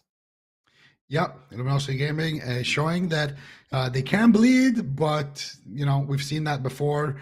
Usually they just come back stronger and win the whole thing, and history could repeat itself. But let's take a look at the bracket here. Luminosity Gaming awaiting the winner of the Silver Sentinels and Team Liquid, which will be our next series here. So Silver Sentinels versus Team Liquid. Now this is another big one. Silver Sentinels, they have guaranteed themselves a top 8, but I don't know if they can even get a top 3 with how many points Where's Gordy has accumulated at this point. I think they would need to maybe win the entire thing, plus Where's Gordy would need to lose some crazy things like that. Maybe even then it won't be enough, but still there's seeding on the line for them, and more importantly for Team Liquid, they have to win.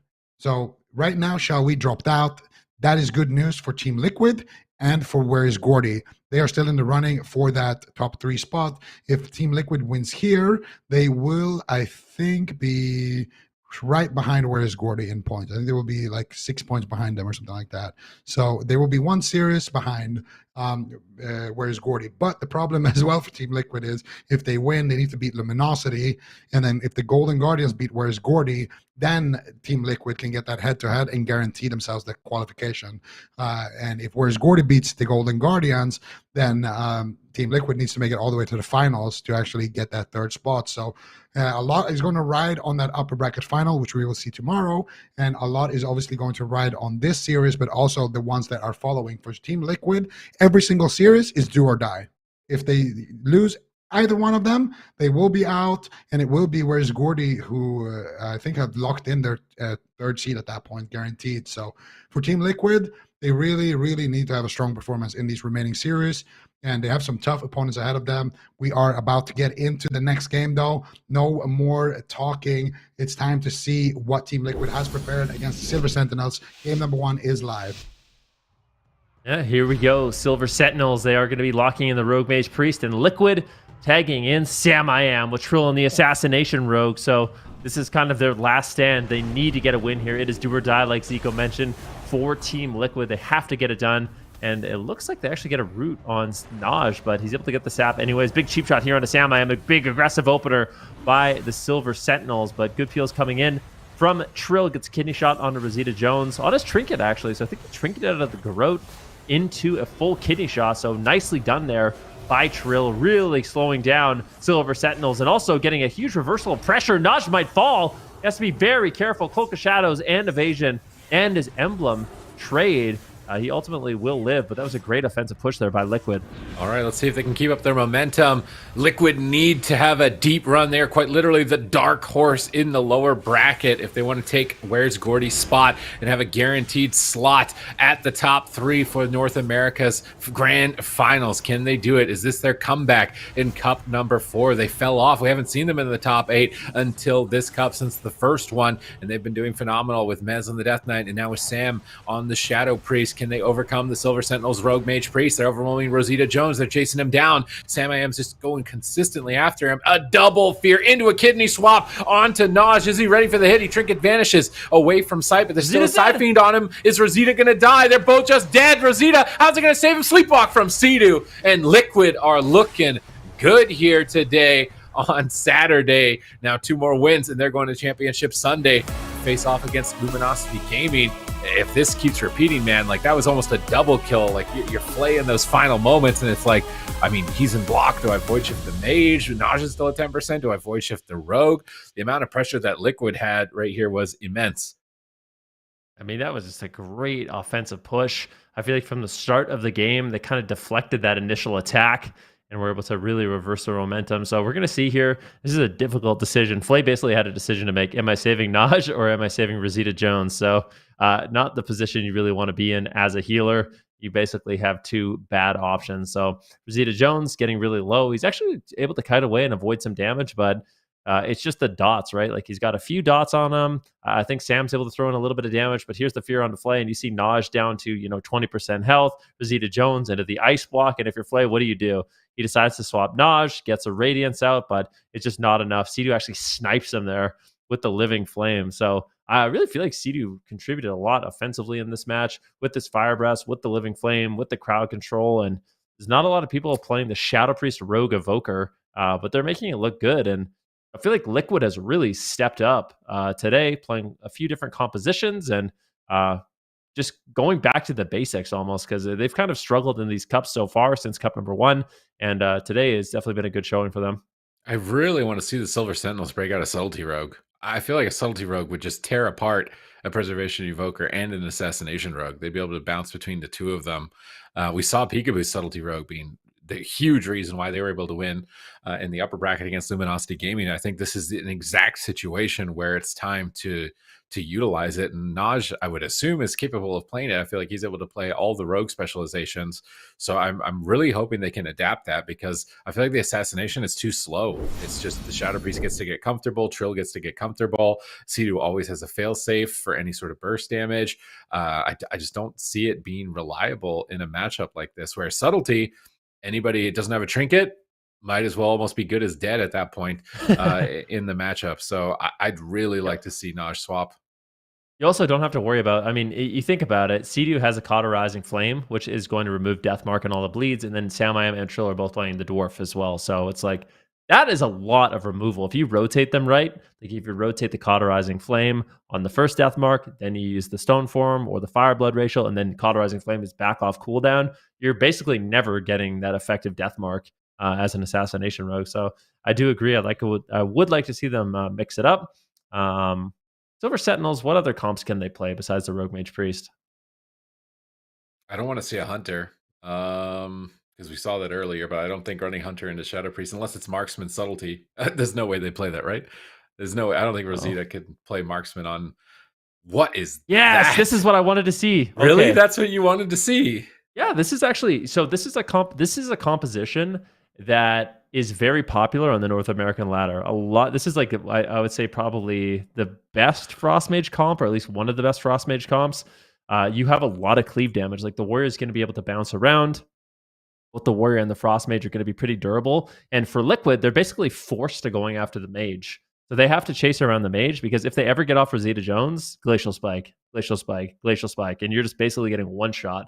And if you're sharpened and Glacials are landing, or you get caught into a Spear of Bastion, it could be a really scary setup. So this is something Silver Sentinels have practiced quite a bit, and I think it could work out for them really well here.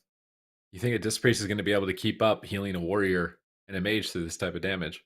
We'll see. Is it healed with a Disc Priest on the ladder too, or is it some other healer? No, this is a Disc Priest. Okay. I'm a bit worried that he won't be able to keep up with the amount of damage. It's gonna be a fast game. I'll say that. Like, I definitely agree. Laros can fall. He's likely going to be a Dwarf, which buys him a little bit of time, and Flay, of course, with his barriers, his pain suppression. But the thing is, if you don't attack Rosita Jones, you're on a timer. You're just getting glacialed with Sharpen. Like, it's really scary, the amount of damage that they can put out. So Liquid's going to have to try to slow down Rosita Jones by either going after him, or just like ending the game quick enough that they still have their defensives up. Okay. a big pick here from the Silver Sentinels. First time we're going to see it on broadcast. Frost Mage, Discipline Priest, Arms Warrior. I don't doubt that it packs a lot of damage and a lot of pressure with this composition, but I'm just worried about how flimsy it is, especially when Trill starts getting his bleeds rolling and Samayam starts going in for crowd control with dots up on the whole team. If Flay is going to be able to heal through this amount of damage or not. I'm excited to see it. I really want to jump into this game. There's a lot on the line here.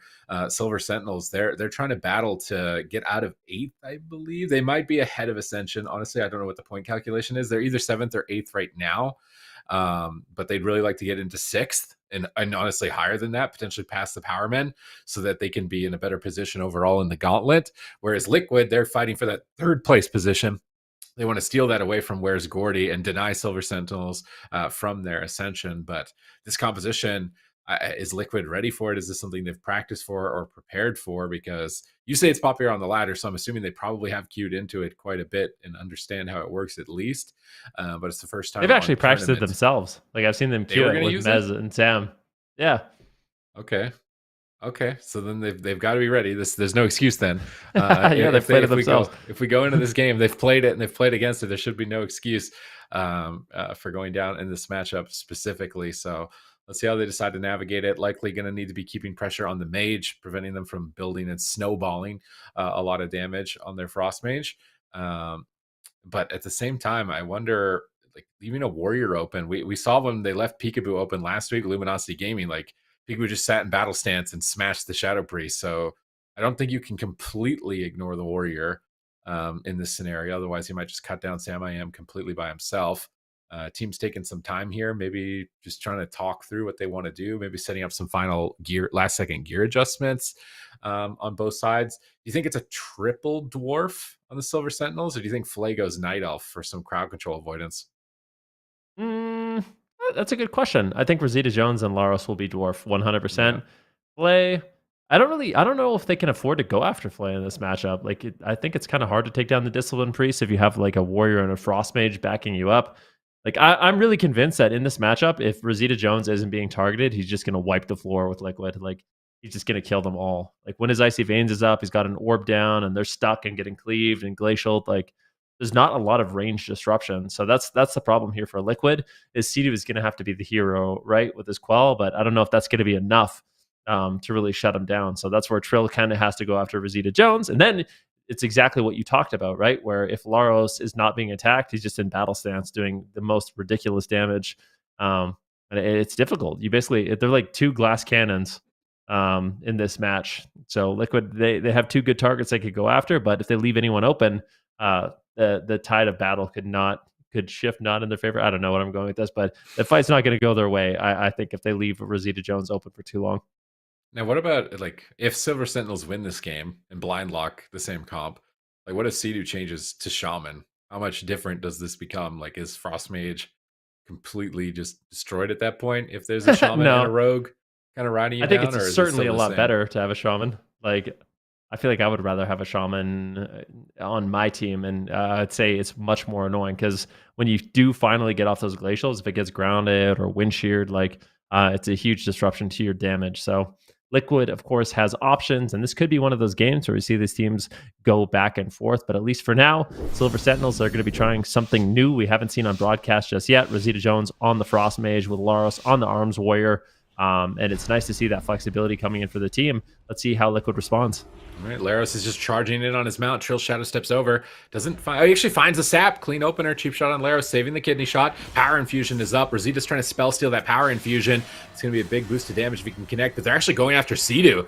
This feels a little bit reckless. He is pinned by the Spirit Bastion, and now they're swapping to Trill. And he's going to activate Time Dilation. Trill's not going to be a good target. Laros is switching back on a Samayam, but Rosita Jones is getting overwhelmed right now. Kidney shot connects. He trinkets immediately. Flay is trying to pick him up and kite around the outside of the map, but Sidu is pushing in relentlessly. That Fire Breath connecting onto multiple members. He's into the full fear. Trill in trouble out of nowhere. Laros is cutting him down. Evasion and Cloak of Shadows, all emergency measures pulled out for Trill to survive in that moment, but he does stay alive. They need to make sure they keep Rosita pinned down and not let him cast too much with Icy Veins up here, but Trill is stunned. This could be a big spike potentially onto Trill. Sidu rescues Trill on top of Rosita Jones, trying to keep him aggressive, but now Sam is falling behind. Sidu has to duck over to him with the Verdant Embrace, start clutching out some big heals right now because multiple teammates are dying. Dream Breath, he's going to knock Laros and Rosita away. away, allow Trill to reset behind the pillar. Sam is pinned by the Frozen Orb. This could be dispersion. Desperate Prayer comes out. Rewind for Sidu, trying to recover his entire team at this point, but there's no trinket for Flay. Next crowd control on Flay could easily get an ice block. It could get Master Spelled and close it out, but they're getting overwhelmed at the moment. Trill is just dying. Here comes the cheap shot. Flay's in the crowd control. They need to swap onto Rosita. They interrupt him. They go for the kidney shot, but Laros is there to peel. He gets a Stormbolt onto Trill. Is he going to solo kill Trill right now? Rosita blinks away. The Psyfiend is up still, and the ice block will be forced, but Trill is still on the back foot. Laros is cutting him down right now. Sidu gets a huge heal right there. Void Shift still available. Here comes a Glacial onto Sam, bursting him down to half. He has to disperse and duck for cover. Such an even game 2 between Liquid and Silver Sentinels. Rosita Jones still has the Fireblood ratio. He's got his greater invisibility as well as that ice block. But a kidney shot here on Laros. There's no trinket on Flay, so it is possible they do a big all-in, but this is not what you want. If you are just pinned at the pillar as a Shadow Priest Rogue, Frost Mage is able to drop the Blizzard, the Frozen Orb, as well as the Ring of Fire. Big Glacial coming in from Rosita, but a nice kick there by Sidu slows it down. Rosita Jones going to be shimmering away here from Trill after a Blast Wave, but this could easily be the second Ice Block. Icy Veins active once again. Rosita Jones needs to be very careful, putting a lot of pressure on him, but at the same time, Trill is getting low. Sidu gets interrupted. He needs to save him. There's a swap from Sam. Panic moment here for Liquid, but they do stabilize. The dust has settled, and now they can get aggressive onto Rosita Jones once again. They get the Fireblood Racial. Big Stormbolt here onto Trill, though. Rosita Jones, can he go for the Glacial Spike? He gets a Polymorph onto Sidu. Are we going to see a Master Spell? We do finally see the Master Spell, but do they have the follow-up crowd control? They do. The full fear. Trill's in so much trouble. He's got no Cloak of Shadows. Finally, the evasion comes out and interrupts on Sidu, but it gets dropped. Silver Sentinels do it with their surprise composition. Glacial Spike landing there from Rosita Jones, and this was a really fast-paced game. I mean, these teams were scared the entire match. Died through evasion there. He actually evasioned the Colossus Smash and dodged the effect, but Rosita Jones and Flay were able to finish him off in those final moments. And Laros just did a great job of keeping up pressure while Rosita Jones was getting tunneled down through this game, just forcing cooldowns, almost running Sidu out of mana at this point in the game. And I don't think that this is a comp that Liquid are going to comfortably lock in. Like, you just died through Cloak. Trill has time dilation on him.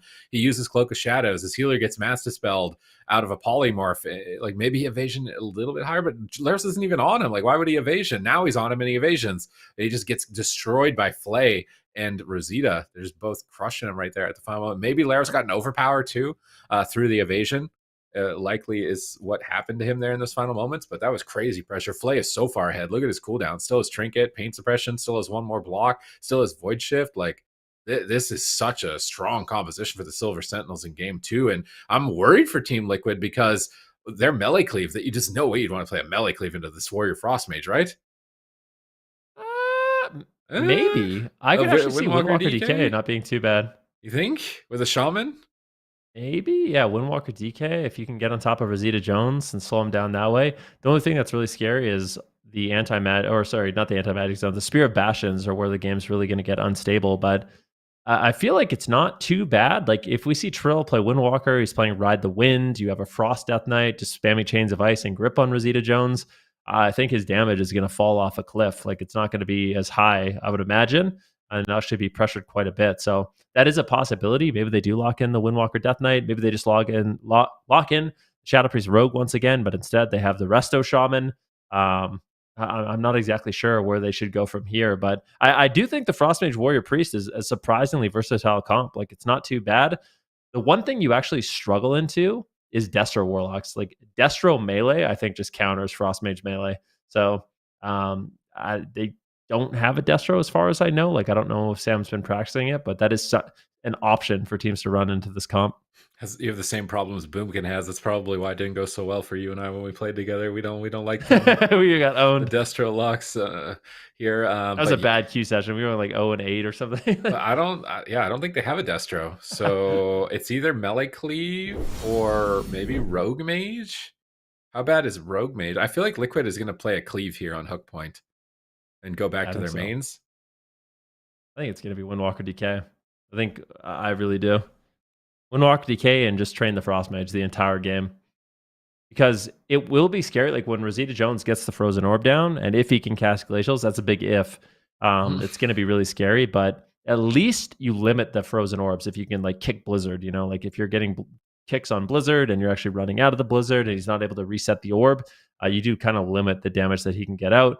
They'll still have good pressure, but I think Liquid If I was them, I would lock in Windwalker Death Knight with either a Shaman or Evoker, and probably a Shaman. All right, Sea-Doo Shaman could be pivotal here in this series. They're taking the full allotted time, and they're playing the same. I'm really surprised that they're playing exactly the same comp. I would have thought for sure they'd bring in at least a Shaman here on Hook Point. It's a small map, but it also opens them up as well to getting crowd controlled. Rosita Jones and Flay, their crowd control at the end of that game is what won them the match. So this is a double-edged sword going to this location. It narrows the gap for the mage to kite is the only thing, but maybe Rosita Jones says, I'm not kiting anymore. I'm sheeping your evoker and I'm just playing to win the game or something. Here on Hook Point, it felt like Silver Sentinels were winning the late game, winning the cooldown exchange, winning on CC, ignoring like one scary moment for Rosita Jones where he used one ice block. It really felt like they had control of this. So hopefully this isn't Liquid throwing away their swing match advantage because they won the game one. So if pick a counter and keep that for game 5, you still got that safety net. Like there's a lot on the line right now for Liquid. Like they want to be gunning for that 3rd place. They want to be getting into the guaranteed grand final. So losing out early on to Silver Sentinels is just, they're wiped out, and they got to hope that they can at least remain at the top of the gauntlet after that point. Yeah, not an easy thing to do. We'll see what they can get done here. There was decent pressure on Rosita Jones, but if we go back and just think about how that last game went, Flay still had everything. He had a good amount of mana. He still had his Void Shift, his Pain Suppression, his Trinket. Rosita Jones still had his Ice Block. So in terms of defense, Silver Sentinels were still looking really, really good. Liquid is kind of falling apart there at the end, but let's see if the smaller map actually helps them out. Let's see what they can get done, who they decide to go after. Maybe they just go for a big all-in onto Laros in this match. They go for a Sap Garrote onto Rosita Jones. Stormbolt now onto Trill as Frozen Orb gets dropped. Rosita Jones looking to get a really aggressive here onto Trill, building up those glacial spikes with that Icicle. See Samayam getting cleaved down. Sea-Doo having to play a little bit to catch up. There's the full blind onto Flay. And now Liquid could get aggressive. Can they get that initial ice block? But the power barrier drops from Flay. Really nicely done, avoiding a lot of that damage for Rosita Jones and allowing him to hold on to the ice block for the time being. But they're still pushing for it. Pain Suppression should be more than enough for him to survive. Sea-Doo is getting really aggressive. He's using Disintegrates. He's going for Sleepwalks. He's Fire Breathing. Like, he's playing super aggro in Game 3 right now. Curious to see if it backfires on him or if it's going to be the key to their victory for this match. Look at him hovering in right on top of Trill, getting ready for a push here, trying to keep him aggressive with the Spirit Bloom, but he is struggling. Dream Breath connects across the entire team. Trill Shadow steps in. Sam gets a massive spell on the crowd control. Rosita gets gripped back into midfield, trying to utilize what they can for space on this small map, but that will be the first ice block. Sleepwalk on Flay. He can't heal. They get swap damage to Laros during the ice block. Try and power him down. A gouge now out of that crowd control. Can they kill Laros? Fire Breath is going to connect into a Psychic Scream. Beautiful crowd control chain by Team Liquid here. That's going to net them to die by the sword. Maybe a kill on Rosita. Ice block is over. Pain Suppression comes up. Is it going to be enough? Psyfiend is on him, reducing those heals. They kill off the Psyfiend, and Flay is really struggling on this small map. There's just so much crowd control for him, and they're just dogpiling on top of him. Laros going to get dismantled here. Glacial Spike going to channel here onto Sam IM. He's going to activate the Fade, try and reduce some of the pressure. Desperate Prayer, Vampiric Embrace. He's got a lot of support. Sea-Doo getting aggressive again, knocking back the Polymorphs, trying to stay on top of his opponents. Nullifying Shroud so he can avoid crowd control and stay aggressive. Fire Breath, fully channeled Fire Breath connects onto Rosita and Laros. They're purged down. Stun onto Flay. Can they keep the chain? They get a double fear. Rosita, he's so low. He just died to Void Shift. Flay might just die accidentally in the backline. Trill senses it and makes the step swap, closing out Game 3 and moving to match point. I have to say, I love the way Sea-Doo played this match. Like, from start to finish, he was just playing so aggressive with the Fire Breath, the Living Flames, getting in for tail swipes and swoops. Like, I think he did a really good job kind of keeping his team aggressive, and this is exactly what you want as an evoker, having that short range and the amount of crowd control you do and the amount of extra damage you do. You really have to kind of be in on the fight, and it can be a really difficult thing to balance that offense and defense. But we can see here the final moments, Sea-Doo going for the tail swipes, the nullifying Shroud to avoid crowd control. He gets a big Fire Breath out. At this point, Sam I Am pushes forward, gets the crowd control onto Flay, and now they have pressure in multiple places. Flay is forced to trade out the Trinket Void Shift, but he just gets really low. And what was it that reduced all the healing on Rosita Jones? Was he shivved? Like, what was that? Probably would be my guess. We'll get to see it in the replay. So both Rosita and Laros are just getting destroyed. So I'm just staring at his debuffs, but pretty sure I saw Shiv at the end of the game.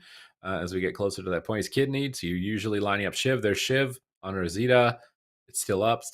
Has 2 charges. So it's likely he could have refreshed it at this point, but Shiv is now down. No Psyfiend here for him. But then Rosita is still low. Flay just ends up dying to the life swap pressure there. And yeah, I mean, Sam, I actually almost died to Laros in this fun. It's like almost able to take it back, but they still had dispersion in their back pocket as a save. And the map looks like it's going to be really important for Liquid. It was just so difficult for Rosita Jones to ever get distance and actually get some effective damage out without just getting absolutely cleaved by his opponents here with both Fire Breath and just the Rogue on top of him the entire game. So rough round for him. I like that Sido decided to play aggressive for his team here. I was worried about it getting punished, but it looked to be really effective. Sometimes what can happen when you just lost a game is you get really defensive and you just focus on like, I'm just going to keep my team alive, and you try and play super safe. But this seems like a comp where if you do that, the Frost Mage is just going to overwhelm you. Chrono loop it? That's possible. I think he chrono looped it. 12 seconds. Maybe that's the production's trying to like clue us in. It's like, oh, that was a nice chrono. Let's see. Let's watch it 20 times until they notice that it was chrono loop. 4 seconds, 3 seconds, 2 seconds, 1 second. No, it wasn't. That wasn't chrono loop. That would have been really cool if he like chrono looped him right before the void shift and brought him back, but that's not what happened. Yeah, just a lot of healing reduction. But yeah, really, really crazy game. This is how you have to play against a Frost Mage, though. Like, a Frost Mage, if you ever get room to breathe, you're so happy. Like, you can cast Glacials, you get to place down your Blizzard, which resets your orb. You fall behind on damage, though. And this is what you have to do into a Frost Mage. You have to play hyper aggressive into them, kind of train them down, keep them on the back foot. And you can see Rosita Jones' damage as a result kind of fell off a cliff that game. Sido was able to bottom day. Yeah, exactly. But that's really what you have to do. You have to commit, even though it's really scary, because you are going to be taking a lot of pressure. You end up taking more damage if you back off against a Frost Mage. You kind of just have to keep going after them full throttle. And I wonder now if Rosita Jones and Laros are going to mix it up. Like, do they think maybe just a big map is going to be enough to mix it up, or exactly how they're going to play it out? Because Liquid right now, they're going to be super happy at being up 2-1 in this series. They really need a good performance here. I mean, both these teams are going to be fighting for points, right? Fighting for standings. But Liquid, especially if they want to make it into that top 3, they're going to basically have to have a miracle tournament because they have some extremely difficult opponents ahead of them, including the Silver Sentinels. I feel like Laros, this is a weird matchup because I actually think it's better for them to focus Shadow Priest as an Arms Warrior. I feel like maybe he spent too much time on Trill throughout this game, but I actually think I'd rather see him just like hammering Sam unless he's intervening or has a Stormbolt to go on Trill. I think spending more time, at least on the smaller maps, on the Shadow Priest would likely to, slow down the game a little bit for his team. It's also like, how are they going to prevent Sido from doing what he's doing? Like, there needs to be a way to get Sido to back off. Maybe you do hit him at some point in the game, just to make him, like aware he's going to lose his mastery, his bonus healing to his allies. And we are going to Tolvaron. So judging by the fact that Liquid won that last round, they're probably going to keep playing the same comp. They want to stay warm on it. I can't really see any other comp on this map being better for them at the moment. So I'm imagining Shadow Priest coming in here, and then Silver Sentinels will lock in the same Warrior Mage on the big map. If they lose, they're going to be out. They're going to be at the bottom of the gauntlet. Liquid are not changing. Liquid are trying to make the dream run as the dark horse in the lower bracket. But even if they get past this series, man, it's Luminosity Gaming. Can they beat them in the fourth cup? Do they have some surprise for them? Is it Windwalker DK? Are they going to mirror them with Shadow Priest Rogue? Like, there's a lot of big questions for them if they do manage to make it a championship Sunday. Yep.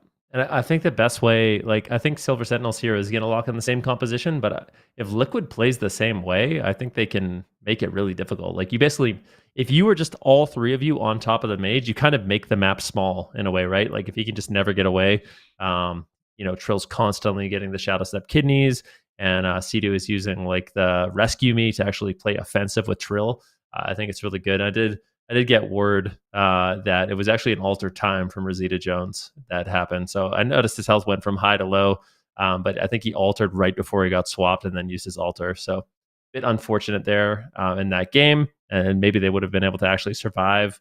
Not sure, but going into this game number 4, we do have a large map for the side of Silver Sentinels. They're going to be trying the Frost Mage Warrior Discipline Priest once again. And what I want to see from Liquid, if they want to win, get on top of Rosita Jones and just never back off. Never get off him. And that's going to be, I think, their best chance for winning. All right, can they keep the gas pedal down here against the Frost Mage, overwhelm the Silver Sentinels, get to Championship Sunday? Can Liquid pull off the dream run, the miracle to establish themselves again in the top 3 for North America? They've definitely been on fire so far, already eliminating the Power Men earlier today to make it to this position now where they're facing Silver Sentinels. Silver Sentinels looking pretty close to being our 8th place or 7th place team. It doesn't matter which one you are out of those two, right? Because you play in the first series no matter what. In terms of 7th and 8th, I guess that's a good point. So it doesn't really matter like if you get 7th or 8th. As long as you're in the top 8, it doesn't really matter at that point. So they're going to be the first series of that gauntlet. If they lose here, they'll fight Ascension in that round, and then Power Men likely going to be the next ones lined up there. And it's really up to Liquid. Can they pass Shall We? Can they pass Where's Gordy? Can they make a deep run? Can they beat all of their opponents and their demons here on their team? Are they practiced enough for this? Are they good in a good mindset for this tournament given their track record? I'm sure that they've got to be boosting up their morale after their lackluster performances in the last 2 cups. So they've been popping off so far. It looks like they have polished up something.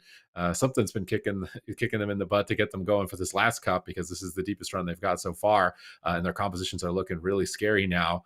Definitely looking like a real threat. I'm very excited to jump into this game, see if they can close it out. Excited to watch Sea-Doo play on the Evoker. He's playing Evoker the way that I've wanted to watch people play Evoker. I feel like a lot of people are playing it really passively, but I really like aggressive preservation, just hovering in on top of your opponent, sleepwalking, fire breathing, dancing around them while avoiding crowd control. It's a really fun way to be able to play the class. Yeah, I mean, it really is a joy to watch. And it's one of the things, right? Like on that Evoker, especially when you're backed up by a Shadow Priest, it gives you a lot of flexibility. Even if you do kind of tank some CC, you can get Mass Dispelled. We see teams punish Evokers playing that way by bringing in like Subtlety Rogues, for example, and actually going after the Evoker a lot more, but it doesn't seem to be a possibility in this match. And as a result, Sea-Doo is able to get out a lot of damage. Really love to see it and help his team stay aggressive, especially with some of the neat tricks that Evokers have, like the Rescue Me we talked about. Normally you use that defensive. Like most Evokers are grabbing their partner and hiding them behind a pillar. Like that's how they use Rescue Me. But Sea-Doo is grabbing Trill and bringing him over to Rosita Jones after he gets blast waved away, and just never allowing Rosita Jones a moment to breathe in the match. Yeah, Sea-Doo enabling his team here, playing aggressive, not fumbling whatsoever. He's got to be the GOAT here to get his team into Championship Sunday, and then got to level up even past that if they want to take out Luminosity Gaming. It's match point on Tolvaron Arena for North America. It's the final cup, the last opportunity here for both of these teams to try and climb further up in the gauntlet and maybe ideally into the top 3. Trill's moving in through center field looking for a sap. He's looking to find this onto Flay, it looks like, as soon as possible, but Rosita Jones is getting closer to his target. They're going to sap Flay. Might open up on Laros the cheap shot. He props a pre-Warbanner behind the pillar. Sam's moving up to kill the Warbanner, but here comes Colossus Smash Bladestorm right out of the rip. Laros is cutting down Sam I Am. He pulls the trigger on a significant amount of cooldowns here, but doesn't even find a dispersion. Big swap onto Trill. Spirit Bastion pinning the entire team, but he is dismantled.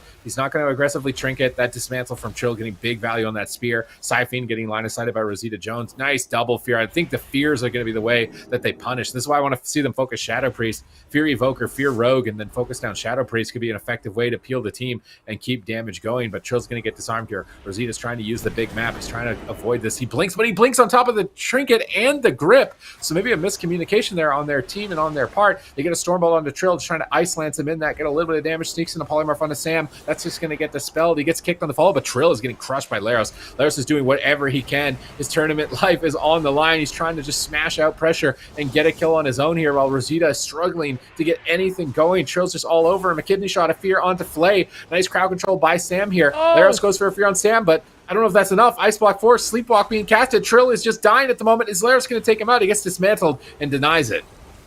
Sea-Doo, once again, using the Rescue Me to bring Sam over to Flay to get that fear. That was just so beautifully done. Rosita Jones in some trouble here.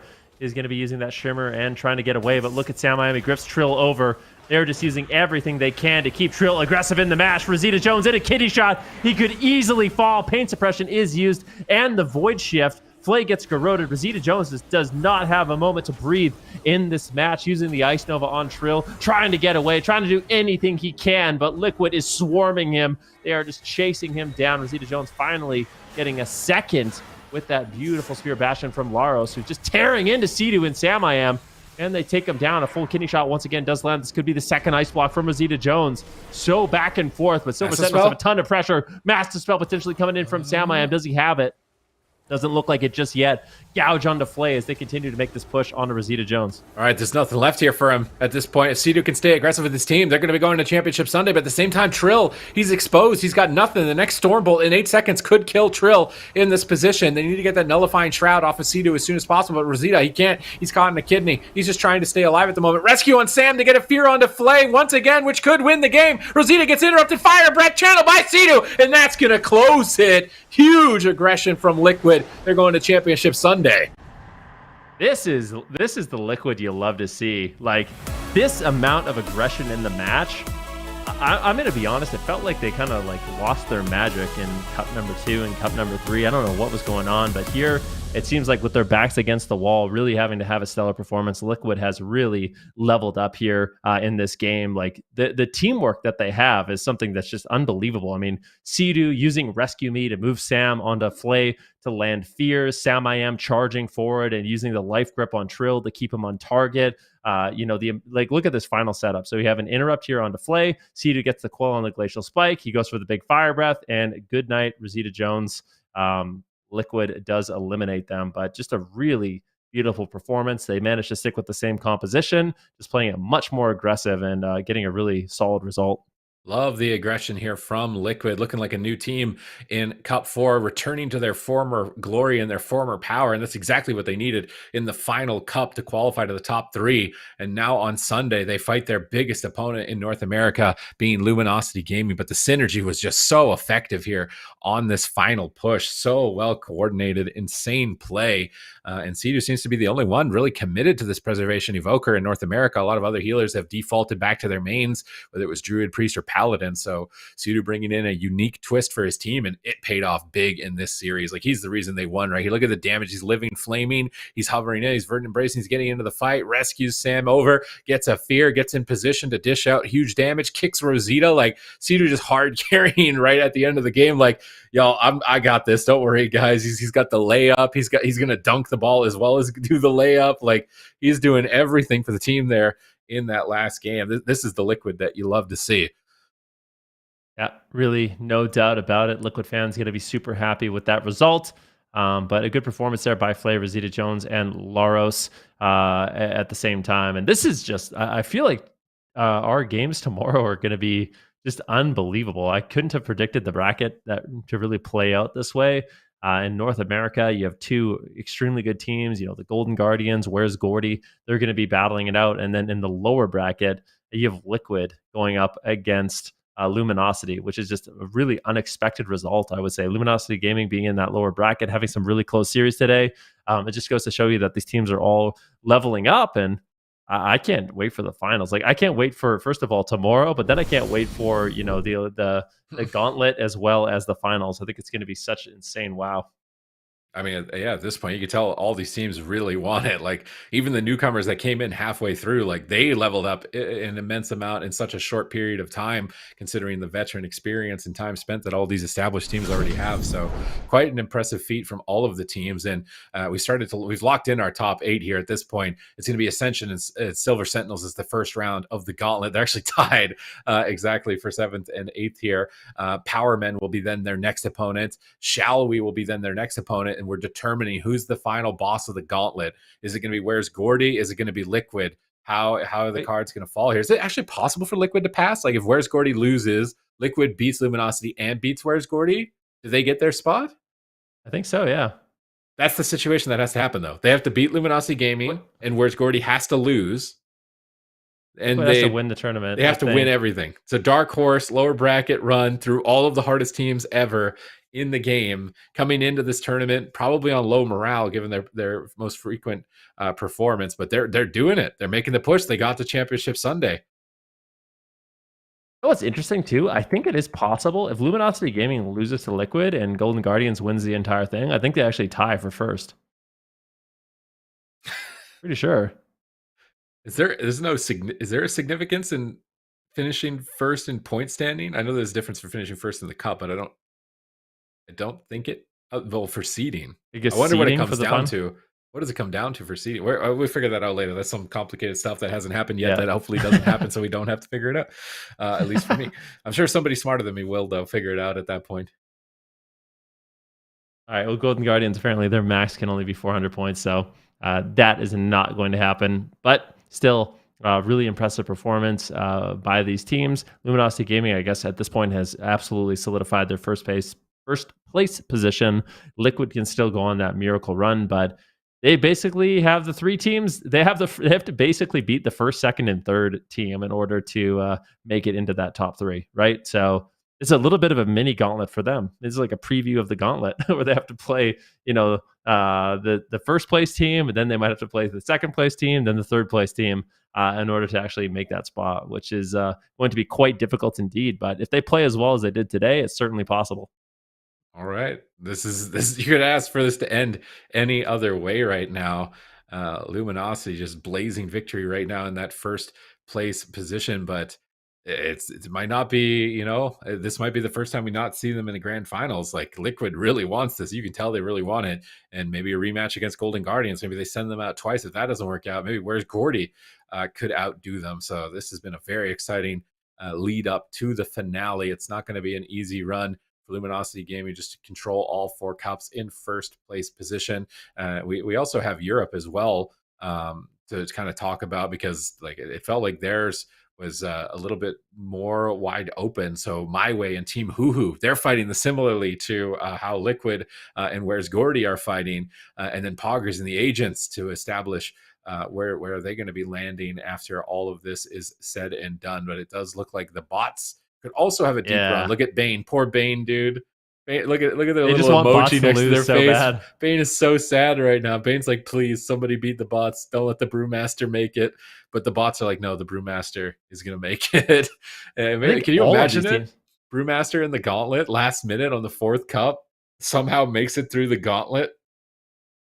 Yeah, I mean, I think a lot of these teams just don't want to fight them. They're like, I don't know what we're doing against this. Like, nobody plays this composition. Like, what is going on? And it's just so difficult because a lot of these teams, when we watch bots play yesterday, a lot of their matchups, they were really close. They were actually losing a lot of the series, and then they would just change their targeting, change their strategy, and all of a sudden the game felt unwinnable. So, I mean, against Poggers, for example, the first couple of games, they ended up going after the Priest. That wasn't working out. Had to get the reverse sweep, and they just started training Waz, and they managed to do it. So I feel like the bots are still figuring out their own limits, their own potential with this composition. But the only way they don't make the top 8 is if they lose both series, I'm pretty sure. So if they lose to My Way, and then they lose to the winner of Team Hoo and Poggers, then they might not make it into the top 8. So they have to have a good performance, and I'm curious to see how far they can take this thing. And they have to fight a Hunter team. It's the first time we see Brewmaster versus Hunter. And I'm worried because Hunter can isolate a target. And that's really what you need to defeat this composition, is the ability to isolate and burst. So this could be their biggest threat. Probably is their biggest threat, considering they were able to beat Poggers. But that one was pretty close with it being 3-2. So they're not totally in it. Nobody's secured here. That 3rd place is up for grabs. That 8th place, potentially 8th through whatever it is that they could get. The gauntlet, just in general for the bots. I'm really excited. Is it like, can we just like set the alarm clock, go to bed now, hit the fast forward button on the remote, and then make it You don't tomorrow? Want to do that? Because you don't want anticipation is going to make it better. I need my sleep. Okay, I got to get good sleep. I'm getting old. I need good sleep. I'm not going to sleep good until I know how this all ends. That's fair enough. That's definitely fair enough. And yeah, speaking of sleep, so we will see you in one sleep. The AWC Dragonflight Cup number 4 continues tomorrow at 10 a.m. PT, 7 p.m. CET. Yeah, honestly, I just want to say phenomenal games today. The North American region, I think, really, really delivered. And Championship Sunday tomorrow is going to be an awesome set of games. We'll see which of these teams do decide to rise up for their last chance at these points, and I'll see who can make it into that top 3.